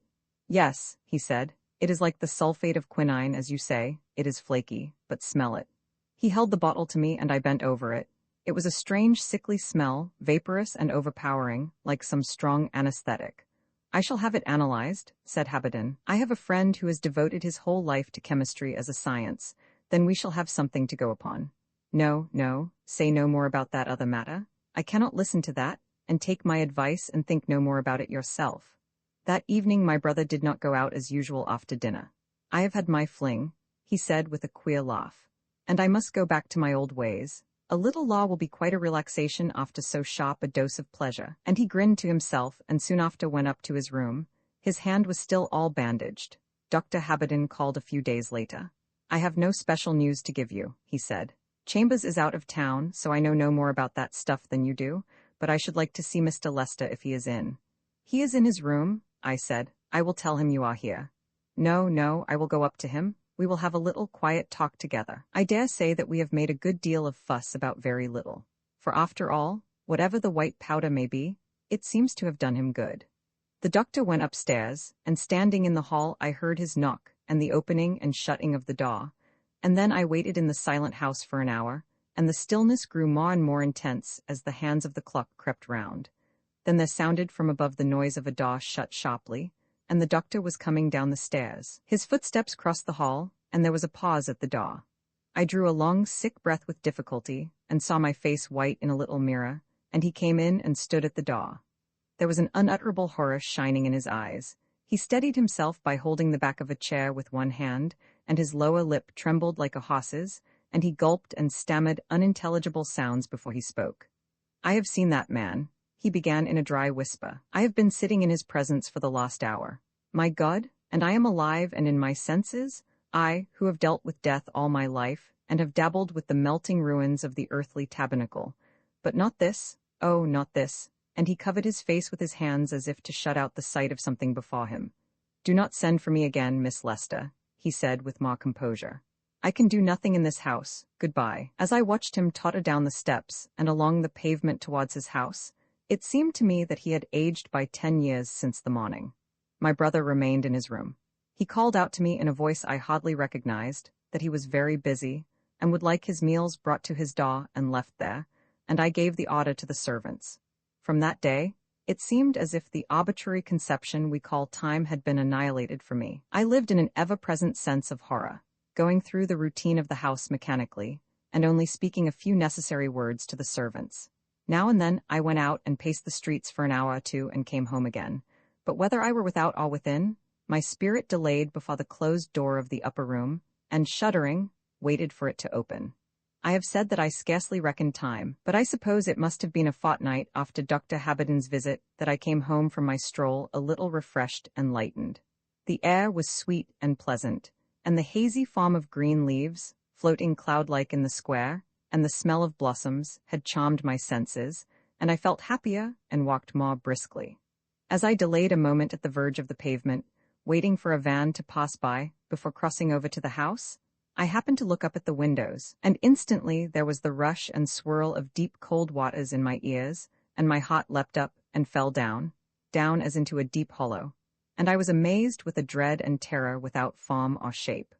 I stretched out a hand blindly through folds of thick darkness from the black and shadowy valley, and held myself from falling, while the stones beneath my feet rocked and swayed and tilted, and the sense of solid things seemed to sink away from under me. I had glanced up at the window of my brother's study, and at that moment the blind was drawn aside, and something that had life stared out into the world.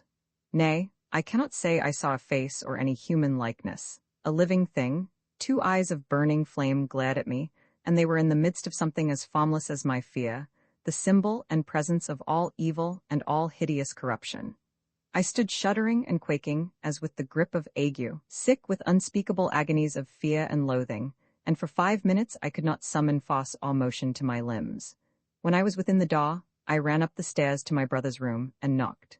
Francis, I cried, for heaven's sake answer me. What is the horrible thing in your room? Cast it out, Francis, cast it from you. I heard a noise as of feet shuffling slowly and awkwardly, and a choking, gurgling sound, as if someone was struggling to find utterance, and then the noise of a voice, broken and stifled, and words that I could scarcely understand. There is nothing here, the voice said. Pray do not disturb me. I am not very well today. I turned away, horrified and yet helpless.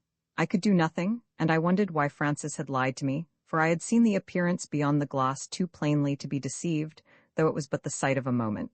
And I sat still, conscious that there had been something else, something I had seen in the first flash of terror before those burning eyes had looked at me.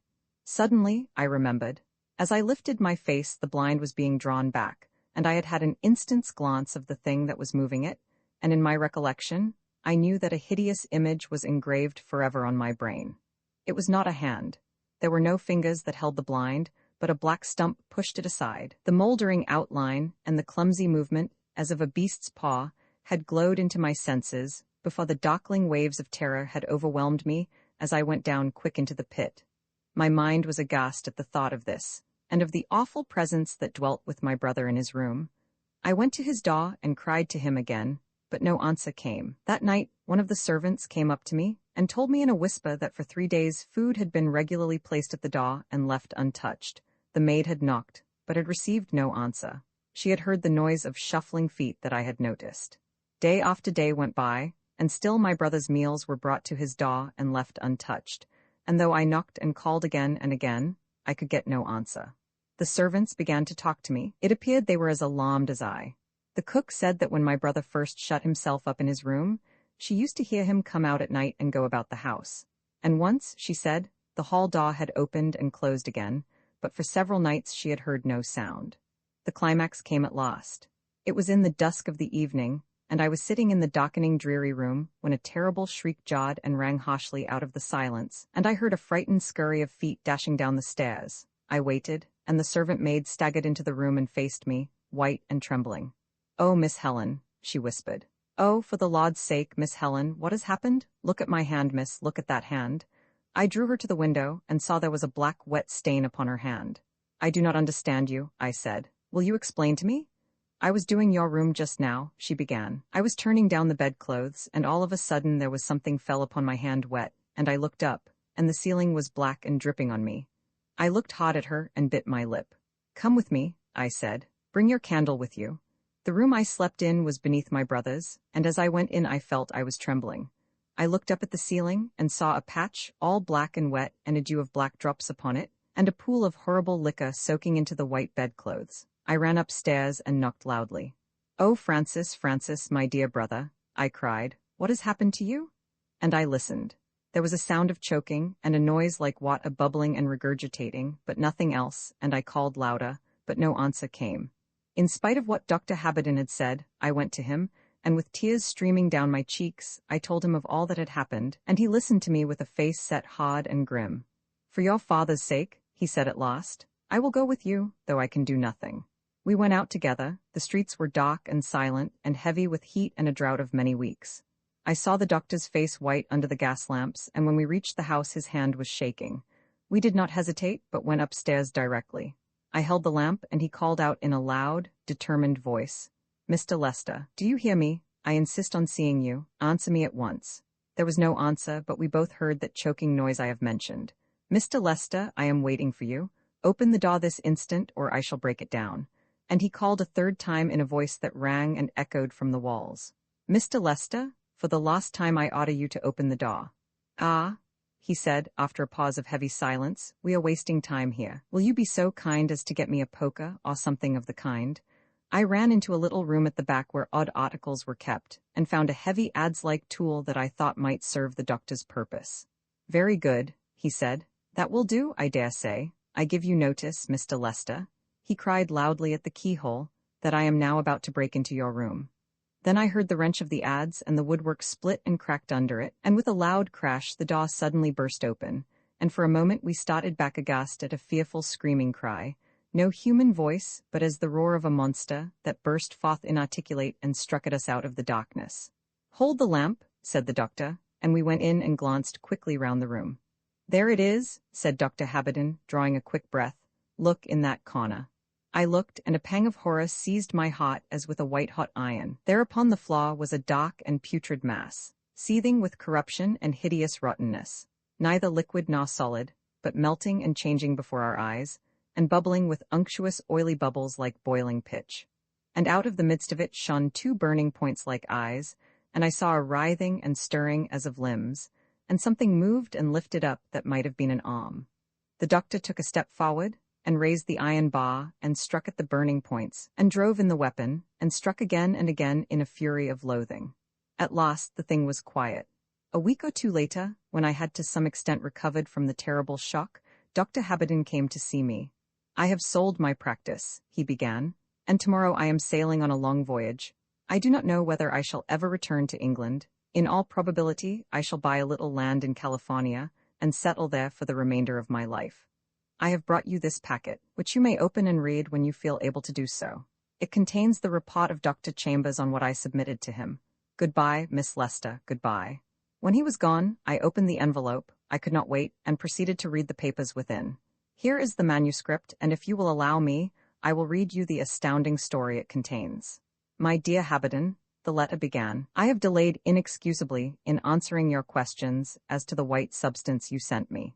To tell you the truth, I have hesitated for some time as to what course I should adopt, for there is a bigotry and an orthodox standard in physical science as in theology, and I knew that if I told you the truth I should offend rooted prejudices which I once held dear myself. However, I have determined to be plain with you, and first I must enter into a short personal explanation. You have known me, Haberden, for many years as a scientific man. You and I have often talked of our profession together, and discussed the hopeless gulf that opens before the feet of those who think to attain to truth by any means whatsoever, except the beaten way of experiment and observation, in the sphere of material things.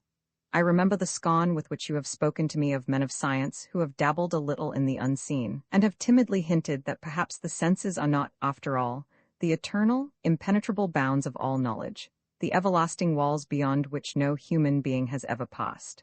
We have laughed together heartily, and I think justly, at the occult follies of the day, disguised under various names, the mesmerisms, spiritualisms, materializations, theosophies, all the rabble-rant of imposture, with their machinery of poor tricks and feeble conjuring, the true back-parlor magic of shabby London streets. Yet, in spite of what I have said, I must confess to you that I am no materialist, taking the word of course in its usual signification. It is now many years since I have convinced myself a skeptic, remember, that the old iron-bound theory is utterly and entirely false. Perhaps this confession will not wound you so sharply as it would have done 20 years ago, for I think you cannot have failed to notice that for some time hypotheses have been advanced by men of pure science, which are nothing less than transcendental, and I suspect that most modern chemists and biologists of repute would not hesitate to subscribe the dictum of the old schoolman, omnia exunt in mysterium, which means, I take it, that every branch of human knowledge, if traced up to its source and final principles, vanishes into mystery. I need not trouble you now with a detailed account of the painful steps which led me to my conclusions. A few simple experiments suggested a doubt as to my then standpoint, and a train of thought that rose from circumstances comparatively trifling brought me far.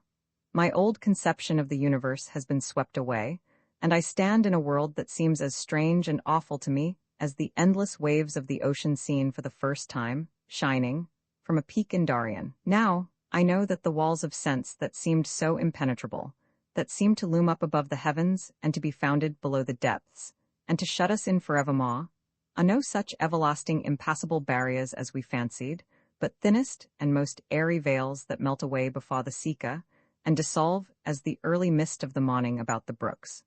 I know that you never adopted the extreme materialistic position.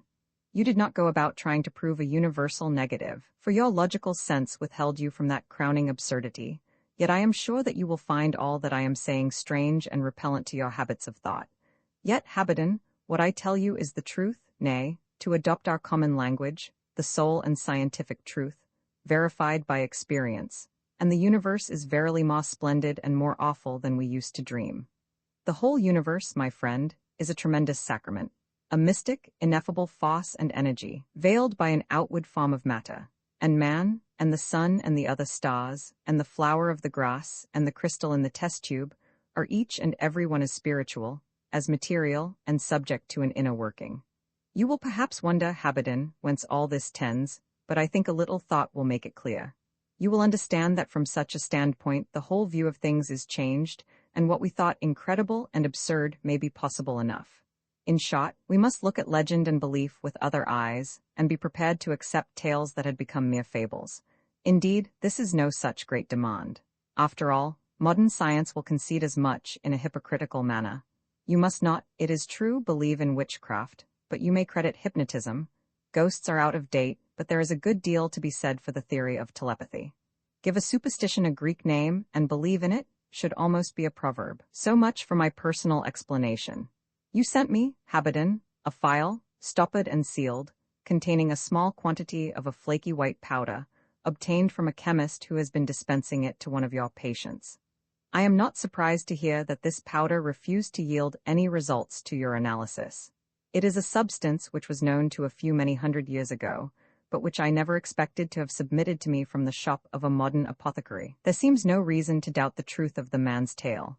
He no doubt got, as he says, the rather uncommon salt you prescribed from the wholesale chemists, and it has probably remained on his shelf for 20 years, or perhaps longer. Here what we call chance and coincidence begins to work. During all these years, the salt in the bottle was exposed to certain recurring variations of temperature, variations probably ranging from 40 degrees to 80 degrees. And as it happens, such changes, recurring year after year at irregular intervals, and with varying degrees of intensity and duration, have constituted a process, and a process so complicated and so delicate, that I question whether modern scientific apparatus directed with the utmost precision could produce the same result. The white powder you sent me is something very different from the drug you prescribed. It is the powder from which the wine of the Sabbath, the vinum sabbati, was prepared. No doubt you have read of the witches' Sabbath, and have laughed at the tales which terrified our ancestors, the black cats and the broomsticks, and dooms pronounced against some old woman's cow. Since I have known the truth, I have often reflected that it is on the whole a happy thing that such burlesque as this is believed, for it serves to conceal much that it is better should not be known generally. However, if you care to read the appendix to Payne Knight's monograph, you will find that the true Sabbath was something very different, though the writer has very nicely refrained from printing all he knew. The secrets of the true Sabbath were the secrets of remote times surviving into the Middle Ages, secrets of an evil science which existed long before Aryan man entered Europe. Men and women, seduced from their homes on specious pretenses, were met by beings well qualified to assume, as they did assume, the pot of devils, and taken by their guides to some desolate and lonely place, known to the initiate by long tradition and unknown to all else. Perhaps it was a cave in some bare and windswept hill, perhaps some inmost recess of a great forest, and there the Sabbath was held. There, in the blackest hour of night, the vinum sabbati was prepared, and this evil grawl was poured forth and offered to the neophytes, and they partook of an infernal sacrament. Sumens calicem principes inferorum, as an old author well expresses it. And suddenly, each one that had drunk found himself attended by a companion, a shape of glamour and unearthly allurement, beckoning him apart to share in joys more exquisite, more piercing than the thrill of any dream, to the consummation of the marriage of the Sabbath. It is hard to write of such things as these, and chiefly because that shape that allured with loveliness was no hallucination, but awful as it is to express, the man himself. By the power of that Sabbath wine, a few grains of white powder thrown into a glass of water, the house of life was riven asunder, and the human trinity dissolved, and the worm which never dies, that which lies sleeping within us all, was made tangible and an external thing, and clothed with a garment of flesh. And then in the hour of midnight, the primal fall was repeated and represented, and the awful thing veiled in the mythos of the tree in the garden was done anew. Such was the nuptii sabbati. I prefer to say no more. You, Habaden, know as well as I do that the most trivial laws of life are not to be broken with impunity, and for so terrible an act as this, in which the very inmost place of the temple was broken open and defiled, a terrible vengeance followed. What began with corruption ended also with corruption. Underneath is the following in Dr. Habaden's writing. The whole of the above is unfortunately strictly and entirely true. Your brother confessed all to me on that morning when I saw him in his room. My attention was first attracted to the bandaged hand, and I forced him to show it me. What I saw made me, a medical man of many years' standing, grow sick with loathing, and the story I was forced to listen to was infinitely more frightful than I could have believed possible. It has tempted me to doubt the eternal goodness which can permit nature to offer such hideous possibilities, and if you had not with your own eyes seen the end, I should have said to you, disbelieve it all. I have not, I think, many more weeks to live, but you are young, and may forget all this. Joseph Habaden, M.D. In the course of 2 or 3 months, I heard that Dr. Habaden had died at sea, shortly after the ship left England. Miss Lester ceased speaking, and looked pathetically at Dyson, who could not refrain from exhibiting some symptoms of uneasiness. He stuttered out some broken phrases expressive of his deep interest in her extraordinary history, and then said with a better grace, "But pardon me, Miss Lester, I understood you were in some difficulty. You were kind enough to ask me to assist you in some way." "Ah," she said, "I had forgotten that. My own present trouble seems of such little consequence in comparison with what I have told you. But as you are so good to me, I will go on. You will scarcely believe it, but I found that certain persons suspected, or rather pretended to suspect, that I had murdered my brother. These persons were relatives of mine, and their motives were extremely sordid ones, but I actually found myself subject to the shameful indignity of being watched. Yes, sir, my steps were dogged when I went abroad, and at home I found myself exposed to constant if artful observation. With my high spirit, this was more than I could brook, and I resolved to set my wits to work and elude the persons who were shadowing me. I was so fortunate as to succeed. I assumed this disguise, and for some time have lain snug and unsuspected. But of late, I have reason to believe that the pursuer is on my track. Unless I am greatly deceived, I saw yesterday the detective who is charged with the odious duty of observing my movements. You, sir, are watchful and keen-sighted. Tell me, did you see anyone lurking about this evening?" "I hardly think so," said Dyson, "but perhaps you would give me some description of the detective in question." "Certainly. He is a youngish man, dark, with dark whiskers. He has adopted spectacles of large size in the hope of disguising himself effectually, but he cannot disguise his uneasy manner, and the quick, nervous glances he casts to right and left." This piece of description was the last straw for the unhappy Dyson, who was foaming with impatience to get out of the house, and would gladly have sworn 18th-century oaths if propriety had not frowned on such a course. "Excuse me, Miss Lester," he said with cold politeness, "I cannot assist you." "Ah," she said sadly, "I have offended you in some way. Tell me what I have done, and I will ask you to forgive me." "You are mistaken," said Dyson, grabbing his hat but speaking with some difficulty. "You have done nothing. But as I say, I cannot help you. Perhaps," he added, with some tinge of sarcasm, "my friend Russell might be of service." "Thank you," she replied. "I will try him." And the lady went off into a shriek of laughter, which filled up Mr. Dyson's cup of scandal and confusion.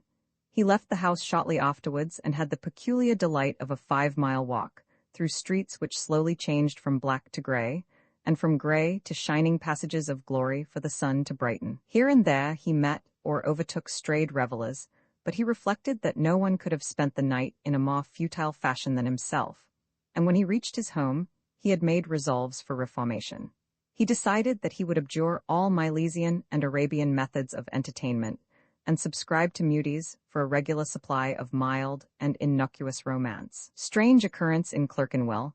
Mr. Dyson had inhabited for some years a couple of rooms in a moderately quiet street in Bloomsbury, where, as he somewhat pompously expressed it, he held his finger on the pulse of life, without being deafened with the 1,000 rumours of the main arteries of London. It was to him a source of peculiar, if esoteric gratification, that from the adjacent corner of Tottenham Court Road 100 lines of omnibuses went to the far quarters of the town. He would dilate on the facilities for visiting Dalston, and dwell on the admirable line that knew extremist Ealing and the streets beyond Whitechapel. His rooms, which had been originally furnished apartments, he had gradually purged of their more peccant parts, and though one would not find here the glowing splendors of his old chambers in the street off the Strand, there was something of severe grace about the appointments which did credit to his taste. The rugs were old, and of the true faded beauty. The etchings, nearly all of them proofs printed by the artist, made a good show with broad white margins and black frames, and there was no spurious black oak. Indeed, there was but little furniture of any kind. A plain and honest table, square and sturdy, stood in one corner.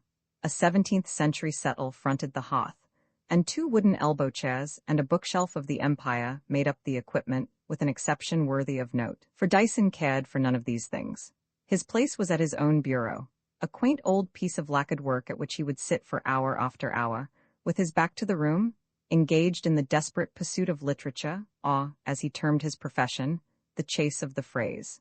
The neat array of pigeonholes and drawers teemed and overflowed with manuscript and notebooks, the experiments and efforts of many years, and the inner well, a vast and cavernous receptacle, was stuffed with accumulated ideas. Dyson was a craftsman who loved all the detail and the technique of his work intensely, And if, as has been hinted, he deluded himself a little with the name of artist, yet his amusements were eminently harmless, and so far as can be ascertained, he or the publishers had chosen the good part of not tiring the world with printed matter. Here, then, Dyson would shut himself up with his fancies, experimenting with words and striving, as his friend the reclusive Bayswater strove, with the almost invincible problem of style, but always with a fine confidence, extremely different from the chronic depression of the realist. He had been almost continuously at work on some scheme that struck him as well-nigh magical in its possibilities since the night of his adventure with the ingenious tenant of the first floor in Abingdon Grove. And as he laid down the pen with a glow of triumph, he reflected that he had not viewed the streets for 5 days in succession. With all the enthusiasm of his accomplished labor still working in his brain, he put away his papers and went out, pacing the pavement at first in that rare mood of exultation which finds in every stone upon the way the possibilities of a masterpiece. It was growing late, and the autumn evening was drawing to a close amidst veils of haze and mist, and in the stilled air the voices and the roaring traffic and incessant feet seemed, to Dyson, like the noise upon the stage when all the house is silent. In the square, the leaves rippled down as quick as summer rain, and the street beyond was beginning to flare with the lights in the butchers' shops and the vivid illumination of the greengrocer. It was a Saturday night, and the swarming populations of the slums were turning out in force. The battered women in rusty black had begun to paw the lumps of cagmag, and others gloated over unwholesome cabbages, and there was a brisk demand for four-ale. Dyson passed through these night fires with some relief. He loved to meditate, but his thoughts were not as De Quincey's after his dose. He cared not 2 straws whether onions were dear or cheap, and would not have exulted if meat had fallen to 2 pence a pound. Absorbed in the wilderness of the tale, he had been writing, weighing nicely the points of plot and construction, relishing the recollection of this and that happy phrase, and dreading failure here and there. He left the rush and the whistle of the gas flares behind him, and began to touch upon pavements more deserted. He had turned, without taking note, to the northward, and was passing through an ancient fallen street, where now notices of flaws and offices to let hung out, but still about it, there was the grace and the stiffness of the age of wigs. A broad roadway, a broad pavement, and on each side a grave line of houses with long and narrow windows flush with the walls, all of mellowed brickwork.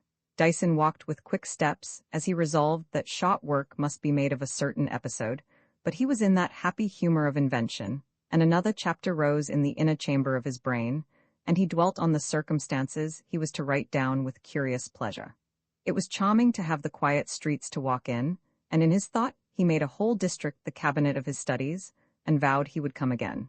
Heedless of his costs, he struck off to the east again, and soon found himself involved in a squalid network of gray 2-storied houses, and then in the waste void and elements of brickwork. The passages and unmade roads behind great factory walls, encumbered with the refuse of the neighborhood, forlorn, ill-lighted, and desperate. A brief turn, and there rose before him the unexpected, a hill suddenly lifted from the level ground, its steep ascent marked by the lighted lamps, and eager as an explorer Dyson found his way to the place, wondering where his crooked paths had brought him. Here all was again decorous, but hideous in the extreme. The builder, someone lost in the deep gloom of the early 20s, had conceived the idea of twin villas in gray brick, shaped in a manner to recall the outlines of the Parthenon, each with its classic form broadly marked with raised bands of stucco. The name of the street was all strange, and for a further surprise, the top of the hill was crowned with an irregular plot of grass and fading trees, called a square, and here again the Parthenon motive had persisted. Beyond the streets were curious, wild in their irregularities, here a row of sodded, dingy dwellings, dirty and disreputable in appearance, and there, without warning, stood a house genteel and prim with wire blinds and brazen knocker, as clean and trim as if it had been the doctor's house in some benighted little country town. These surprises and discoveries began to exhaust Dyson, and he hailed with delight the blazing windows of a public house, and went in with the intention of testing the beverage provided for the dwellers in this region, as remote as Libya and Pamphylia and the pots about Mesopotamia. The babble of voices from within warned him that he was about to assist at the true parliament of the London workmen, and he looked about him for that more retired entrance called private. When he had settled himself on an exiguous bench and had ordered some beer, He began to listen to the jangling talk in the public bar beyond. It was a senseless argument, alternately furious and maudlin, with appeals to Bill and Tom, and medieval survivals of speech, words that Chaucer wrote belched out with zeal and relish, and the din of pots jerked down, and coppers rapped smartly on the zinc counter made a thorough base for it all. Dyson was calmly smoking his pipe between the sips of beer, when an indefinite-looking figure slid rather than walked into the compartment. The man started violently when he saw Dyson placidly sitting in the corner and glanced keenly about him. He seemed to be on wires, controlled by some electric machine, for he almost bolted out of the door when the barman asked with what he could serve him, and his hand shivered as he took the glass. Dyson inspected him with a little curiosity. He was muffled up almost to the lips, and a soft felt hat was drawn down over his eyes. He looked as if he shrank from every glance, and a more raucous voice, suddenly uplifted in the public bar, seemed to find in him a sympathy that made him shake and quiver like a jelly.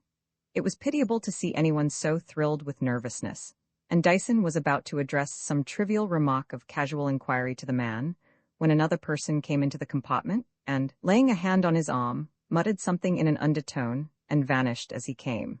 But Dyson had recognized him as the smooth-tongued and smooth-shaven Burton, who had displayed so sumptuous a gift in lying. And yet he thought little of it, for his whole faculty of observation was absorbed in the lamentable and yet grotesque spectacle before him. At the first touch of the hand on his arm, the unfortunate man had wheeled round as if spun on a pivot, and shrank back with a low, piteous cry as if some dumb beast were caught in the toils. The blood fled away from the wretch's face, and the skin became gray as if a shadow of death had passed in the air and fallen on it, and Dyson caught a choking whisper. "Mr. Davies? For God's sake, have pity on me, Mr. Davies. On my oath, I say." And his voice sank to silence as he heard the message, and strove in vain to bite his lip, and summon up to his aid some tinge of manhood. He stood there a moment, wavering as the leaves of an aspen, and then he was gone out into the street, as Dyson thought silently, with his doom upon his head. He had not been gone a minute when it suddenly flashed into Dyson's mind that he knew the man.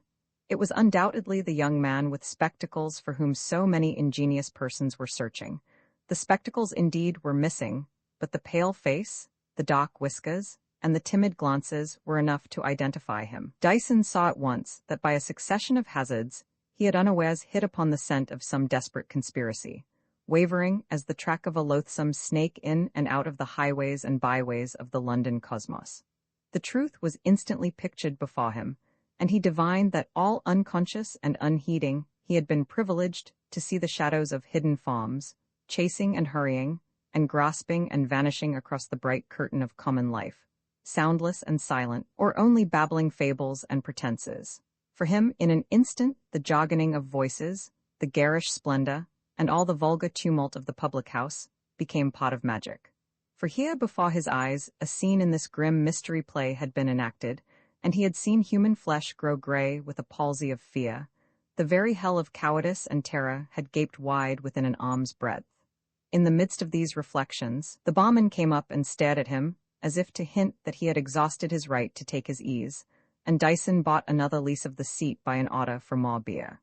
As he pondered the brief glimpse of tragedy, he recollected that with his first start of haunted fear the young man with whiskers had drawn his hand swiftly from his great coat pocket, and that he had heard something fall to the ground, and pretending to have dropped his pipe, Dyson began to grope in the corner, searching with his fingers. He touched something and drew it gently to him, and with one brief glance, as he put it quietly in his pocket, he saw it was a little old-fashioned notebook, bound in faded green morocco. He drank down his beer at a gulp and left the place, overjoyed at his fortunate discovery, and busy with conjecture as to the possible importance of the find. By turns he dreaded to find perhaps mere blank leaves, or the labored follies of a betting book, but the faded morocco cover seemed to promise better things, and hint at mysteries. He piloted himself with no little difficulty out of the sour and squalid quarter he had entered with a light heart, and emerging at Gray's Inn Road, struck off down Guildford Street, and hastened home, only anxious for a lighted candle and solitude. Dyson sat down at his bureau, and placed the little book before him. It was an effort to open the leaves and dare disappointment, but in desperation, at last, he laid his finger between the pages at haphazard, and rejoiced to see a compact range of writing with a margin, and as it chanced, 3 words caught his glance and stood out apart from the mass. Dyson Reed, the gold Tiberius, and his face flushed with fortune and the lust of the hunter. He turned at once to the first leaf of the pocketbook and proceeded to read with rapt interest the history of the young man with spectacles from the filthy and obscure lodging, situated, I verily believe, in one of the foulest slums of Clerkenwell. I indite this history of a life which, daily threatened, cannot last for very much longer. Every day, nay, every hour, I know too well my enemies are drawing their nets closer about me. Even now, I am condemned to be a close prisoner in my squalid room, and I know that when I go out, I shall go to my destruction. This history, if it chance to fall into good hands, may, perhaps, be of service in warning young men of the dangers and pitfalls that most surely must accompany any deviation from the ways of rectitude. My name is Joseph Walters. When I came of age, I found myself in possession of a small but sufficient income, and I determined that I would devote my life to scholarship. I do not mean the scholarship of these days. I had no intention of associating myself with men whose lives are spent in the unspeakably degrading occupation of editing classics, befouling the fair margins of the fairest books with idle and superfluous annotation, and doing their utmost to give a lasting disgust of all that is beautiful. An abbey church turned to the base use of a stable or a bakehouse is a sorry sight.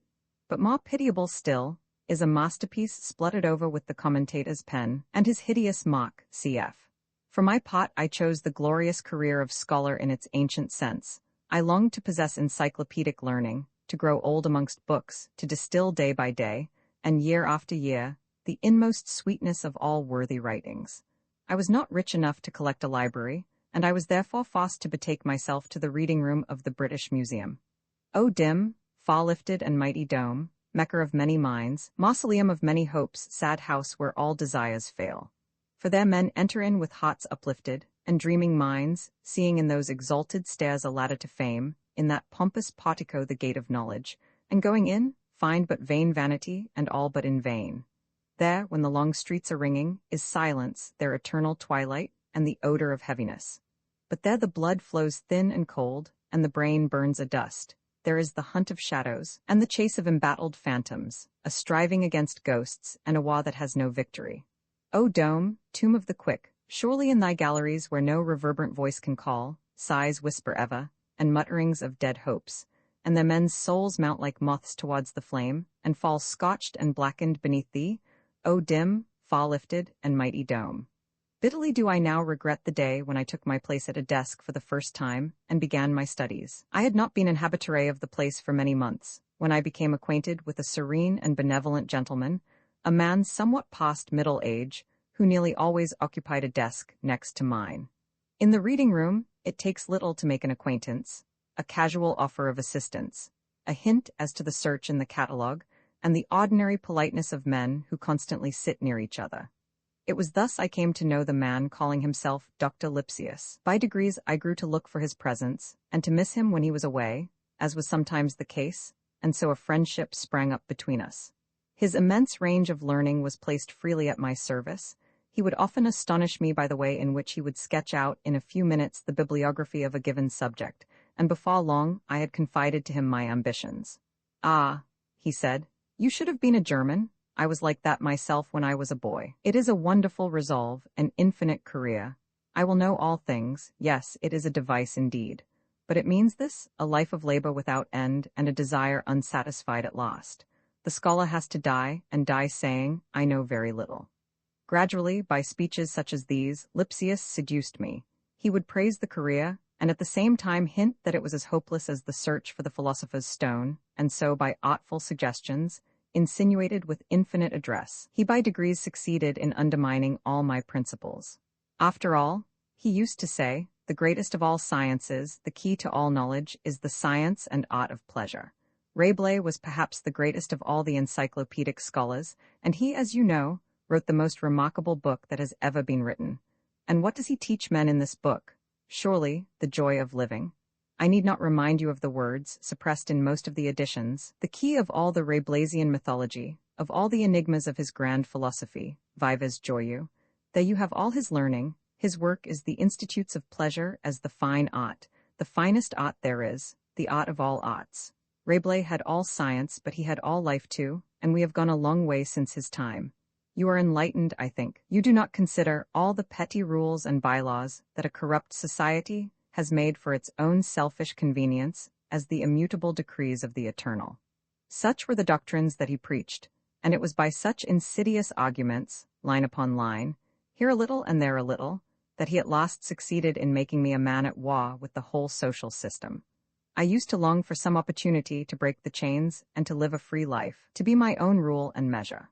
I viewed existence with the eyes of a pagan, and Lipsius understood to perfection the art of stimulating the natural inclinations of a young man, hitherto a hermit. As I gazed up at the great dome, I saw it flushed with the flames and colors of a world of enticement, unknown to me. My imagination played me 1,000 wanton tricks, and the forbidden drew me as surely as a lodestone draws on iron. At last my resolution was taken, and I boldly asked Lipsius to be my guide. He told me to leave the museum at my usual hour, 4:30, to walk slowly along the northern pavement of Great Russell Street, and to wait at the corner of the street till I was addressed, and then to obey in all things the instructions of the person who came up to me. I carried out these directions, and stood at the corner looking about me anxiously, my heart beating fast, and my breath coming in gasps. I waited there for some time, and had begun to fear I had been made the object of a joke, when I suddenly became conscious of a gentleman who was looking at me with evident amusement from the opposite pavement of Tottenham Court Road. He came over, and raising his hat, politely begged me to follow him, and I did so without a word, wondering where we were going, and what was to happen. I was taken to a house of quiet and respectable aspect in a street lying to the north of Oxford Street, and my guide rang the bell, and a servant showed us into a large room, quietly furnished, on the ground floor. We sat there in silence for some time, and I noticed that the furniture, though unpretending, was extremely valuable. There were large oak presses, 2 bookcases of extreme elegance, and in one corner a carved chest which must have been medieval. Presently Dr. Lipsius came in and welcomed me with his usual manner, and after some desultory conversation, my guide left the room. Then an elderly man dropped in and began talking to Lipsius, and from their conversation I understood that my friend was a dealer in antiques. They spoke of the Hittite seal, and of the prospects of further discoveries, and later, when 2 or 3 more persons had joined us, there was an argument as to the possibility of a systematic exploration of the pre-Celtic monuments in England. I was, in fact, present at an archaeological reception of an informal kind, and at 9 o'clock, when the antiquaries were gone, I stared at Lipsius in a manner that showed I was puzzled, and sought an explanation. "Now," he said, "we will go upstairs." As we passed up the stairs, Lipsius lighting the way with a hand lamp, I heard the sound of a jarring lock and bolts and bars shot on at the front door. My guide drew back a baize door, and we went down a passage, and I began to hear odd sounds, a noise of curious mirth, and then he pushed me through a second door, and my initiation began. I cannot write down what I witnessed that night. I cannot bear to recall what went on in those secret rooms fast-shuttered and curtained so that no light should escape into the quiet street. They gave me red wine to drink, and a woman told me as I sipped it that it was wine of the red jar that Apollonius had made. Another asked me how I liked the wine of the fawns, and I heard a dozen fantastic names, while the stuff boiled in my veins and stirred, I think, something that had slept within me from the moment I was born. It seemed as if my self-consciousness deserted me. I was no longer a thinking agent, but at once subject and object. I mingled in the horrible spot and watched the mystery of the Greek groves and fountains enacted before me, saw the reeling dance, and heard the music calling as I sat beside my mate, and yet I was outside it all, and viewed my own part an idle spectator. Thus, with strange rites, they made me drink the cup, and when I woke up in the morning, I was one of them, and had sworn to be faithful. At first I was shown the enticing side of things. I was bidden to enjoy myself and care for nothing but pleasure. And Lipsius himself indicated to me, as the acutest enjoyment, the spectacle of the terrors of the unfortunate persons who were from time to time decoyed into the evil house. But after a time, it was pointed out to me that I must take my share in the work, and so I found myself compelled to be in my turn a seducer.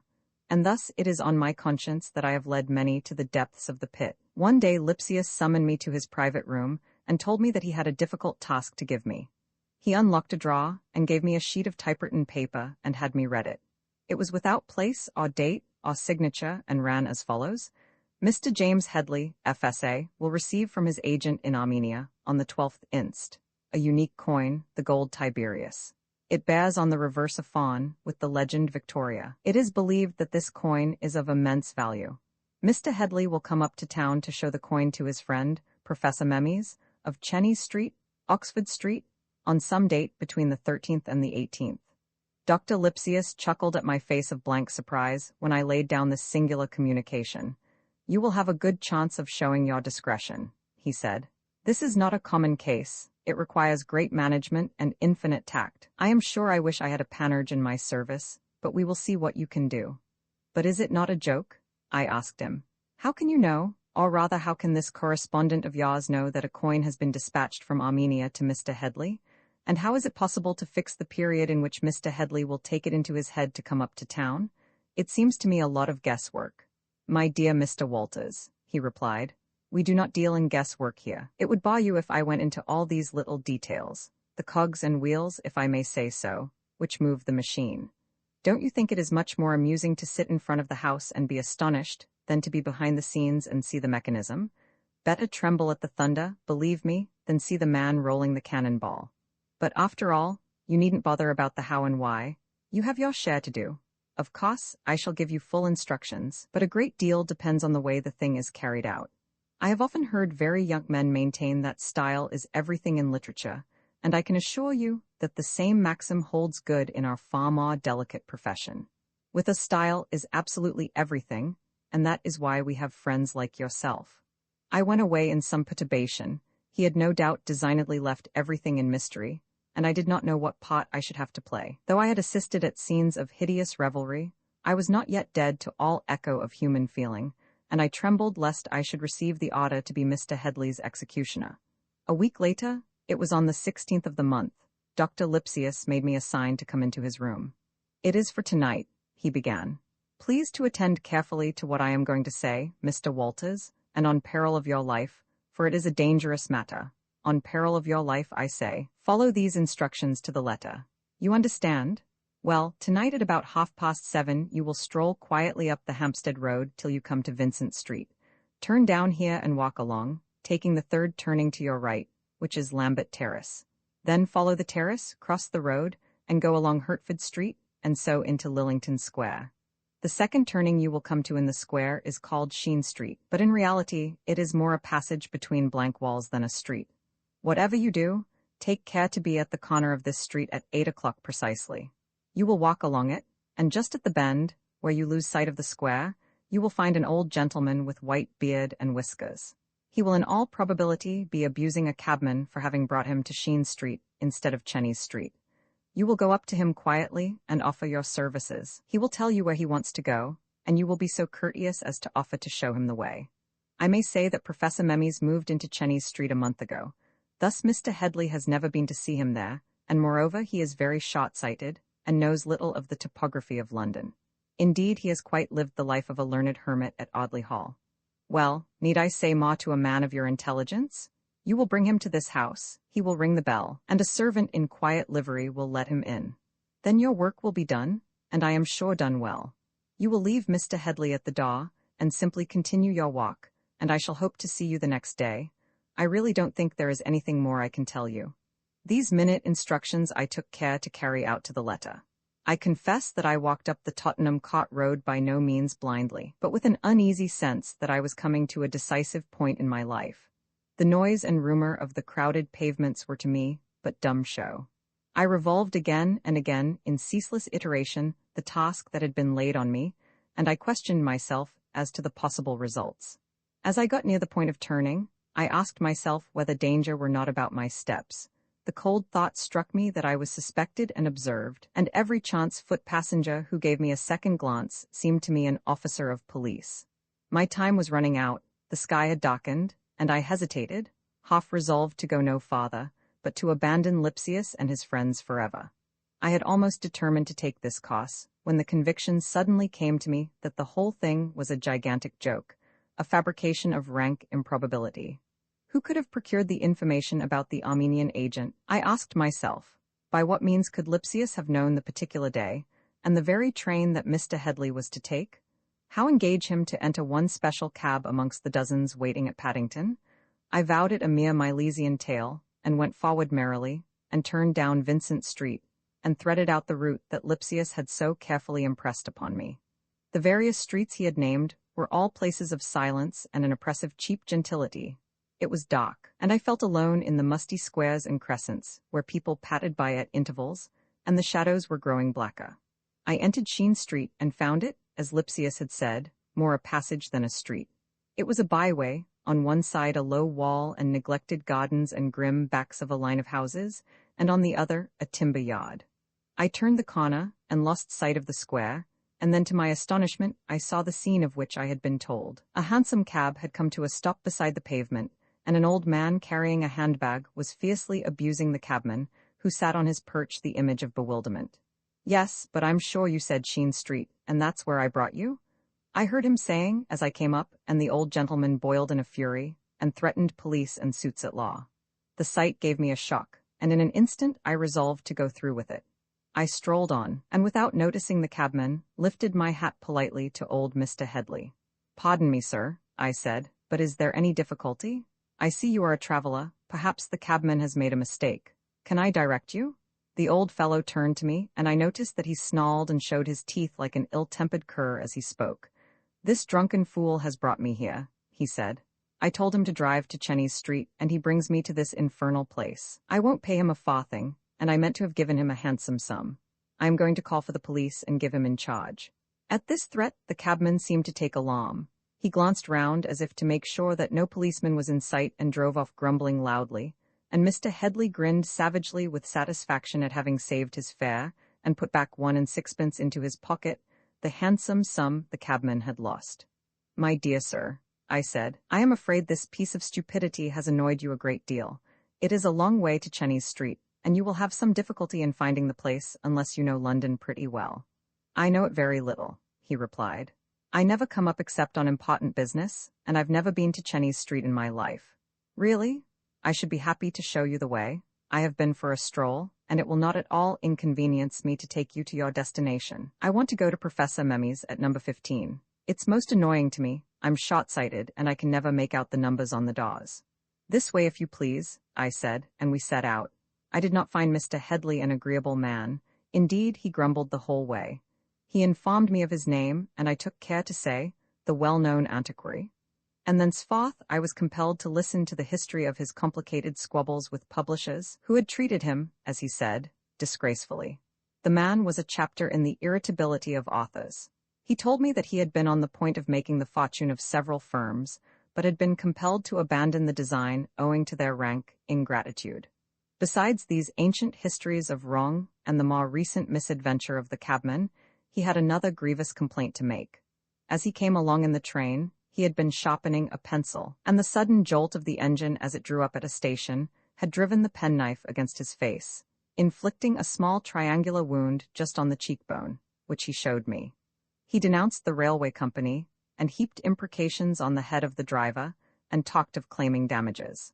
Thus he grumbled all the way, not noticing in the least where he was going, and so inamiable did his conduct appear to me that I began to enjoy the trick I was playing on him. Nevertheless, my heart beat a little faster as we turned into the street where Lipsius was waiting.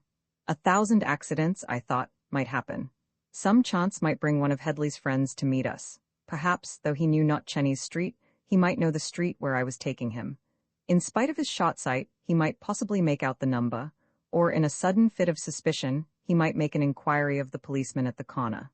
Thus every step upon the pavement, as we drew nearer to the goal, was to me a pang and a terror, and every approaching passenger carried a certain threat of danger.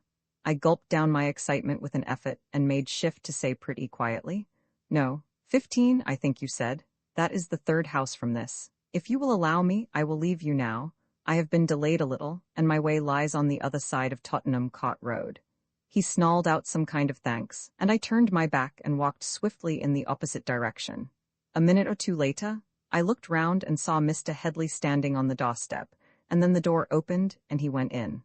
For my part, I gave a sigh of relief, and hastened to get away from the neighborhood, and endeavored to enjoy myself in merry company. The whole of the next day, I kept away from Lipsius. I felt anxious, but I did not know what had happened or what was happening, and a reasonable regard for my own safety told me that I should do well to remain quietly at home. My curiosity, however, to learn the end of the odd drama in which I had played a part stung me to the quick, and late in the evening I made up my mind to go and see how events had turned out. Lipsius nodded when I came in and asked me if I could give him 5 minutes' talk. We went into his room, and he began to walk up and down, and I sat waiting for him to speak. "My dear Mr. Walters," he said at length, "I congratulate you warmly. Your work was done in the most thorough and artistic manner. You will go far. Look." He went to his escritoire and pressed a secret spring, and a drawer flew out, and he laid something on the table. It was a gold coin, and I took it up and examined it eagerly, and read the legend about the figure of the fawn. "Victoria," I said, smiling. "Yes, it was a great capture, which we owe to you. I had great difficulty in persuading Mr. Headley that a little mistake had been made. That was how I put it. He was very disagreeable, and indeed ungentlemanly about it. Didn't he strike you as a very cross old man?" I held the coin, admiring the choice and rare design, clear-cut as if from the mint, and I thought the fine gold glowed and burned like a lamp. "And what finally became of Mr. Headley?" I said at last. Lipsius smiled and shrugged his shoulders. "What on earth does it matter?" he said. "He might be here or there or anywhere, but what possible consequence could it be? Besides, your question rather surprises me. You are an intelligent man, Mr. Walters. Just think it over, and I'm sure you won't repeat the question." "My dear sir," I said, "I hardly think you are treating me fairly. You have paid me some handsome compliments on my share in the capture, and I naturally wish to know how the matter ended. From what I saw of Mr. Headley, I should think you must have had some difficulty with him." He gave me no answer for the moment, but began again to walk up and down the room, apparently absorbed in thought. "Well," he said at last, "I suppose there is something in what you say. We are certainly indebted to you. I have said that I have a high opinion of your intelligence, Mr. Walters. Just look here, will you?" He opened a door communicating with another room and pointed. There was a great box lying on the floor, a queer coffin-shaped thing. I looked at it and saw it was a mummy case like those in the British Museum, vividly painted in the brilliant Egyptian colors, with I knew not what proclamation of dignity or hopes of life immortal. The mummy, swathed about in the robes of death, was lying within, and the face had been uncovered. "You are going to send this away?" I said, forgetting the question I had put. "Yes, I have an order from a local museum. Look a little more closely, Mr. Walters." Puzzled by his manner, I peered into the face while he held up the lamp. The flesh was black with the passing of the centuries, but as I looked I saw upon the right cheekbone a small triangular scar, and the secret of the mummy flashed upon me. I was looking at the dead body of the man whom I had decoyed into that house. There was no thought or design of action in my mind. I held the accursed coin in my hand, burning me with a foretaste of hell, and I fled as I would have fled from pestilence and death, and dashed into the street in blind horror, not knowing where I went. I felt the gold coin grasped in my clenched fist, and threw it away, I knew not where, and ran on and on through by streets and dark ways, till at last I issued out into a crowded thoroughfare, and checked myself. Then, as consciousness returned, I realized my instant peril, and understood what would happen if I fell into the hands of Lipsius. I knew that I had put forth my finger to thwart a relentless mechanism, rather than a man. My recent adventure with the unfortunate Mr. Headley had taught me that Lipsius had agents in all quarters, and I foresaw that if I fell into his hands, he would remain true to his doctrine of style, and cause me to die a death of some horrible and ingenious torture. I bent my whole mind to the task of outwitting him and his emissaries, 3 of whom I knew to have proved their ability for tracking down persons who for various reasons preferred to remain obscure. These servants of Lipsius were 2 men and a woman, and the woman was incomparably the most subtle and the most deadly. Yet I considered that I too had some portion of craft, and I took my resolve. Since then, I have matched myself day by day and hour by hour against the ingenuity of Lipsius and his myrmidons. For a time I was successful, though they beat furiously after me in the covert of London. I remained perdu, and watched with some amusement their frantic efforts to recover the scent lost in 2 or 3 minutes. Every lure and wile was put forth to entice me from my hiding place. I was informed by the medium of the public prince that what I had taken had been recovered, and meetings were proposed in which I might hope to gain a great deal without the slightest risk. I laughed at their endeavors, and began a little to despise the organization I had so dreaded, and ventured more abroad. Not once or twice, but several times, I recognized the 2 men who were charged with my capture, and I succeeded in eluding them easily at close quarters. And a little hastily, I decided that I had nothing to dread, and that my craft was greater than theirs. But in the meanwhile, while I congratulated myself on my cunning, the third of Lipsius's emissaries was weaving her nets, and in an evil hour I paid a visit to an old friend, a literary man named Russell, who lived in a quiet street in Bayswater. The woman, as I found out too late, a day or two ago, occupied rooms in the same house, and I was followed and tracked down. Too late, as I have said, I recognized that I had made a fatal mistake, and that I was besieged. Sooner or later I shall find myself in the power of an enemy without pity, and so surely as I leave this house, I shall go to receive doom. I hardly dare to guess how it will at last fall upon me. My imagination, always a vivid one, paints to me appalling pictures of the unspeakable torture which I shall probably endure, and I know that I shall die with Lipsius standing near and gloating over the refinements of my suffering and my shame. Hours, nay, minutes, have become very precious to me. I sometimes pause in the midst of anticipating my tortures, to wonder whether even now I cannot hit upon some supreme stroke, some design of infinite subtlety, to free myself from the toils. But I find that the faculty of combination has left me. I am as the scholar in the old myth, deserted by the power which has helped me hitherto. I do not know when the supreme moment will come, but sooner or later it is inevitable, and before long I shall receive sentence, and from the sentence to execution will not be long. I cannot remain here a prisoner any longer. I shall go out tonight when the streets are full of crowds and clamors, and make a last effort to escape. It was with profound astonishment that Dyson closed the little book, and thought of the strange series of incidents which had brought him into touch with the plots and counterplots connected with the gold Tiberius. He had bestowed the coin carefully away, and he shuddered at the bare possibility of its place of deposit becoming known to the evil band who seemed to possess such extraordinary sources of information. It had grown late while he read, and he put the pocketbook away, hoping with all his heart that the unhappy Walters might even at the 11th hour escape the doom he dreaded. Adventure of the Deserted Residence, a wonderful story, as you say, an extraordinary sequence and play of coincidence. I confess that your expressions when you first showed me the gold Tiberius were not exaggerated, but do you think that Walters has really some fearful fate to dread? I cannot say. Who can presume to predict events when life itself puts on the robe of coincidence and plays at drama? Perhaps we have not yet reached the last chapter in the queer story. But, look, we are drawing near to the verge of London. There are gaps, you see, in the serried ranks of brick, and a vision of green fields beyond. Dyson had persuaded the ingenious Mr. Phillips to accompany him on one of those aimless walks to which he was himself so addicted. Starting from the very heart of London, they had made their way westward through the stony avenues, and were now just emerging from the red lines of an extreme suburb, and presently the half-finished road ended. A quiet lane began, and they were beneath the shade of elm trees. The yellow autumn sunlight that had lit up the bare distance of the suburban street now filtered down through the boughs of the trees and shone on the glowing carpet of fallen leaves, and the pools of rain glittered and shot back the gleam of light. Over all the broad pastures there was peace and the happy rest of autumn before the great winds begin, and afar off, London lay all vague and immense amidst the veiling mist. Here and there a distant window catching the sun and kindling with fire, and a spire gleaming high, and below the streets in shadow, and the turmoil of life. Dyson and Phillips walked on in silence beneath the high hedges, till at a turn of the lane they saw a mouldering and ancient gate standing open, and the prospect of a house at the end of a moss-grown carriage drive. "There is a survival for you," said Dyson. "It has come to its last days, I imagine. Look how the laurels have grown gaunt and weedy and black and bare. Beneath, look at the house, covered with yellow wash and patched with green damp. Why, the very notice board which informs all and singular that the place is to be let has cracked and half fallen." "Suppose we go in and see it," said Phillips. "I don't think there is anybody about." They turned up the drive and walked slowly towards this remnant of old days.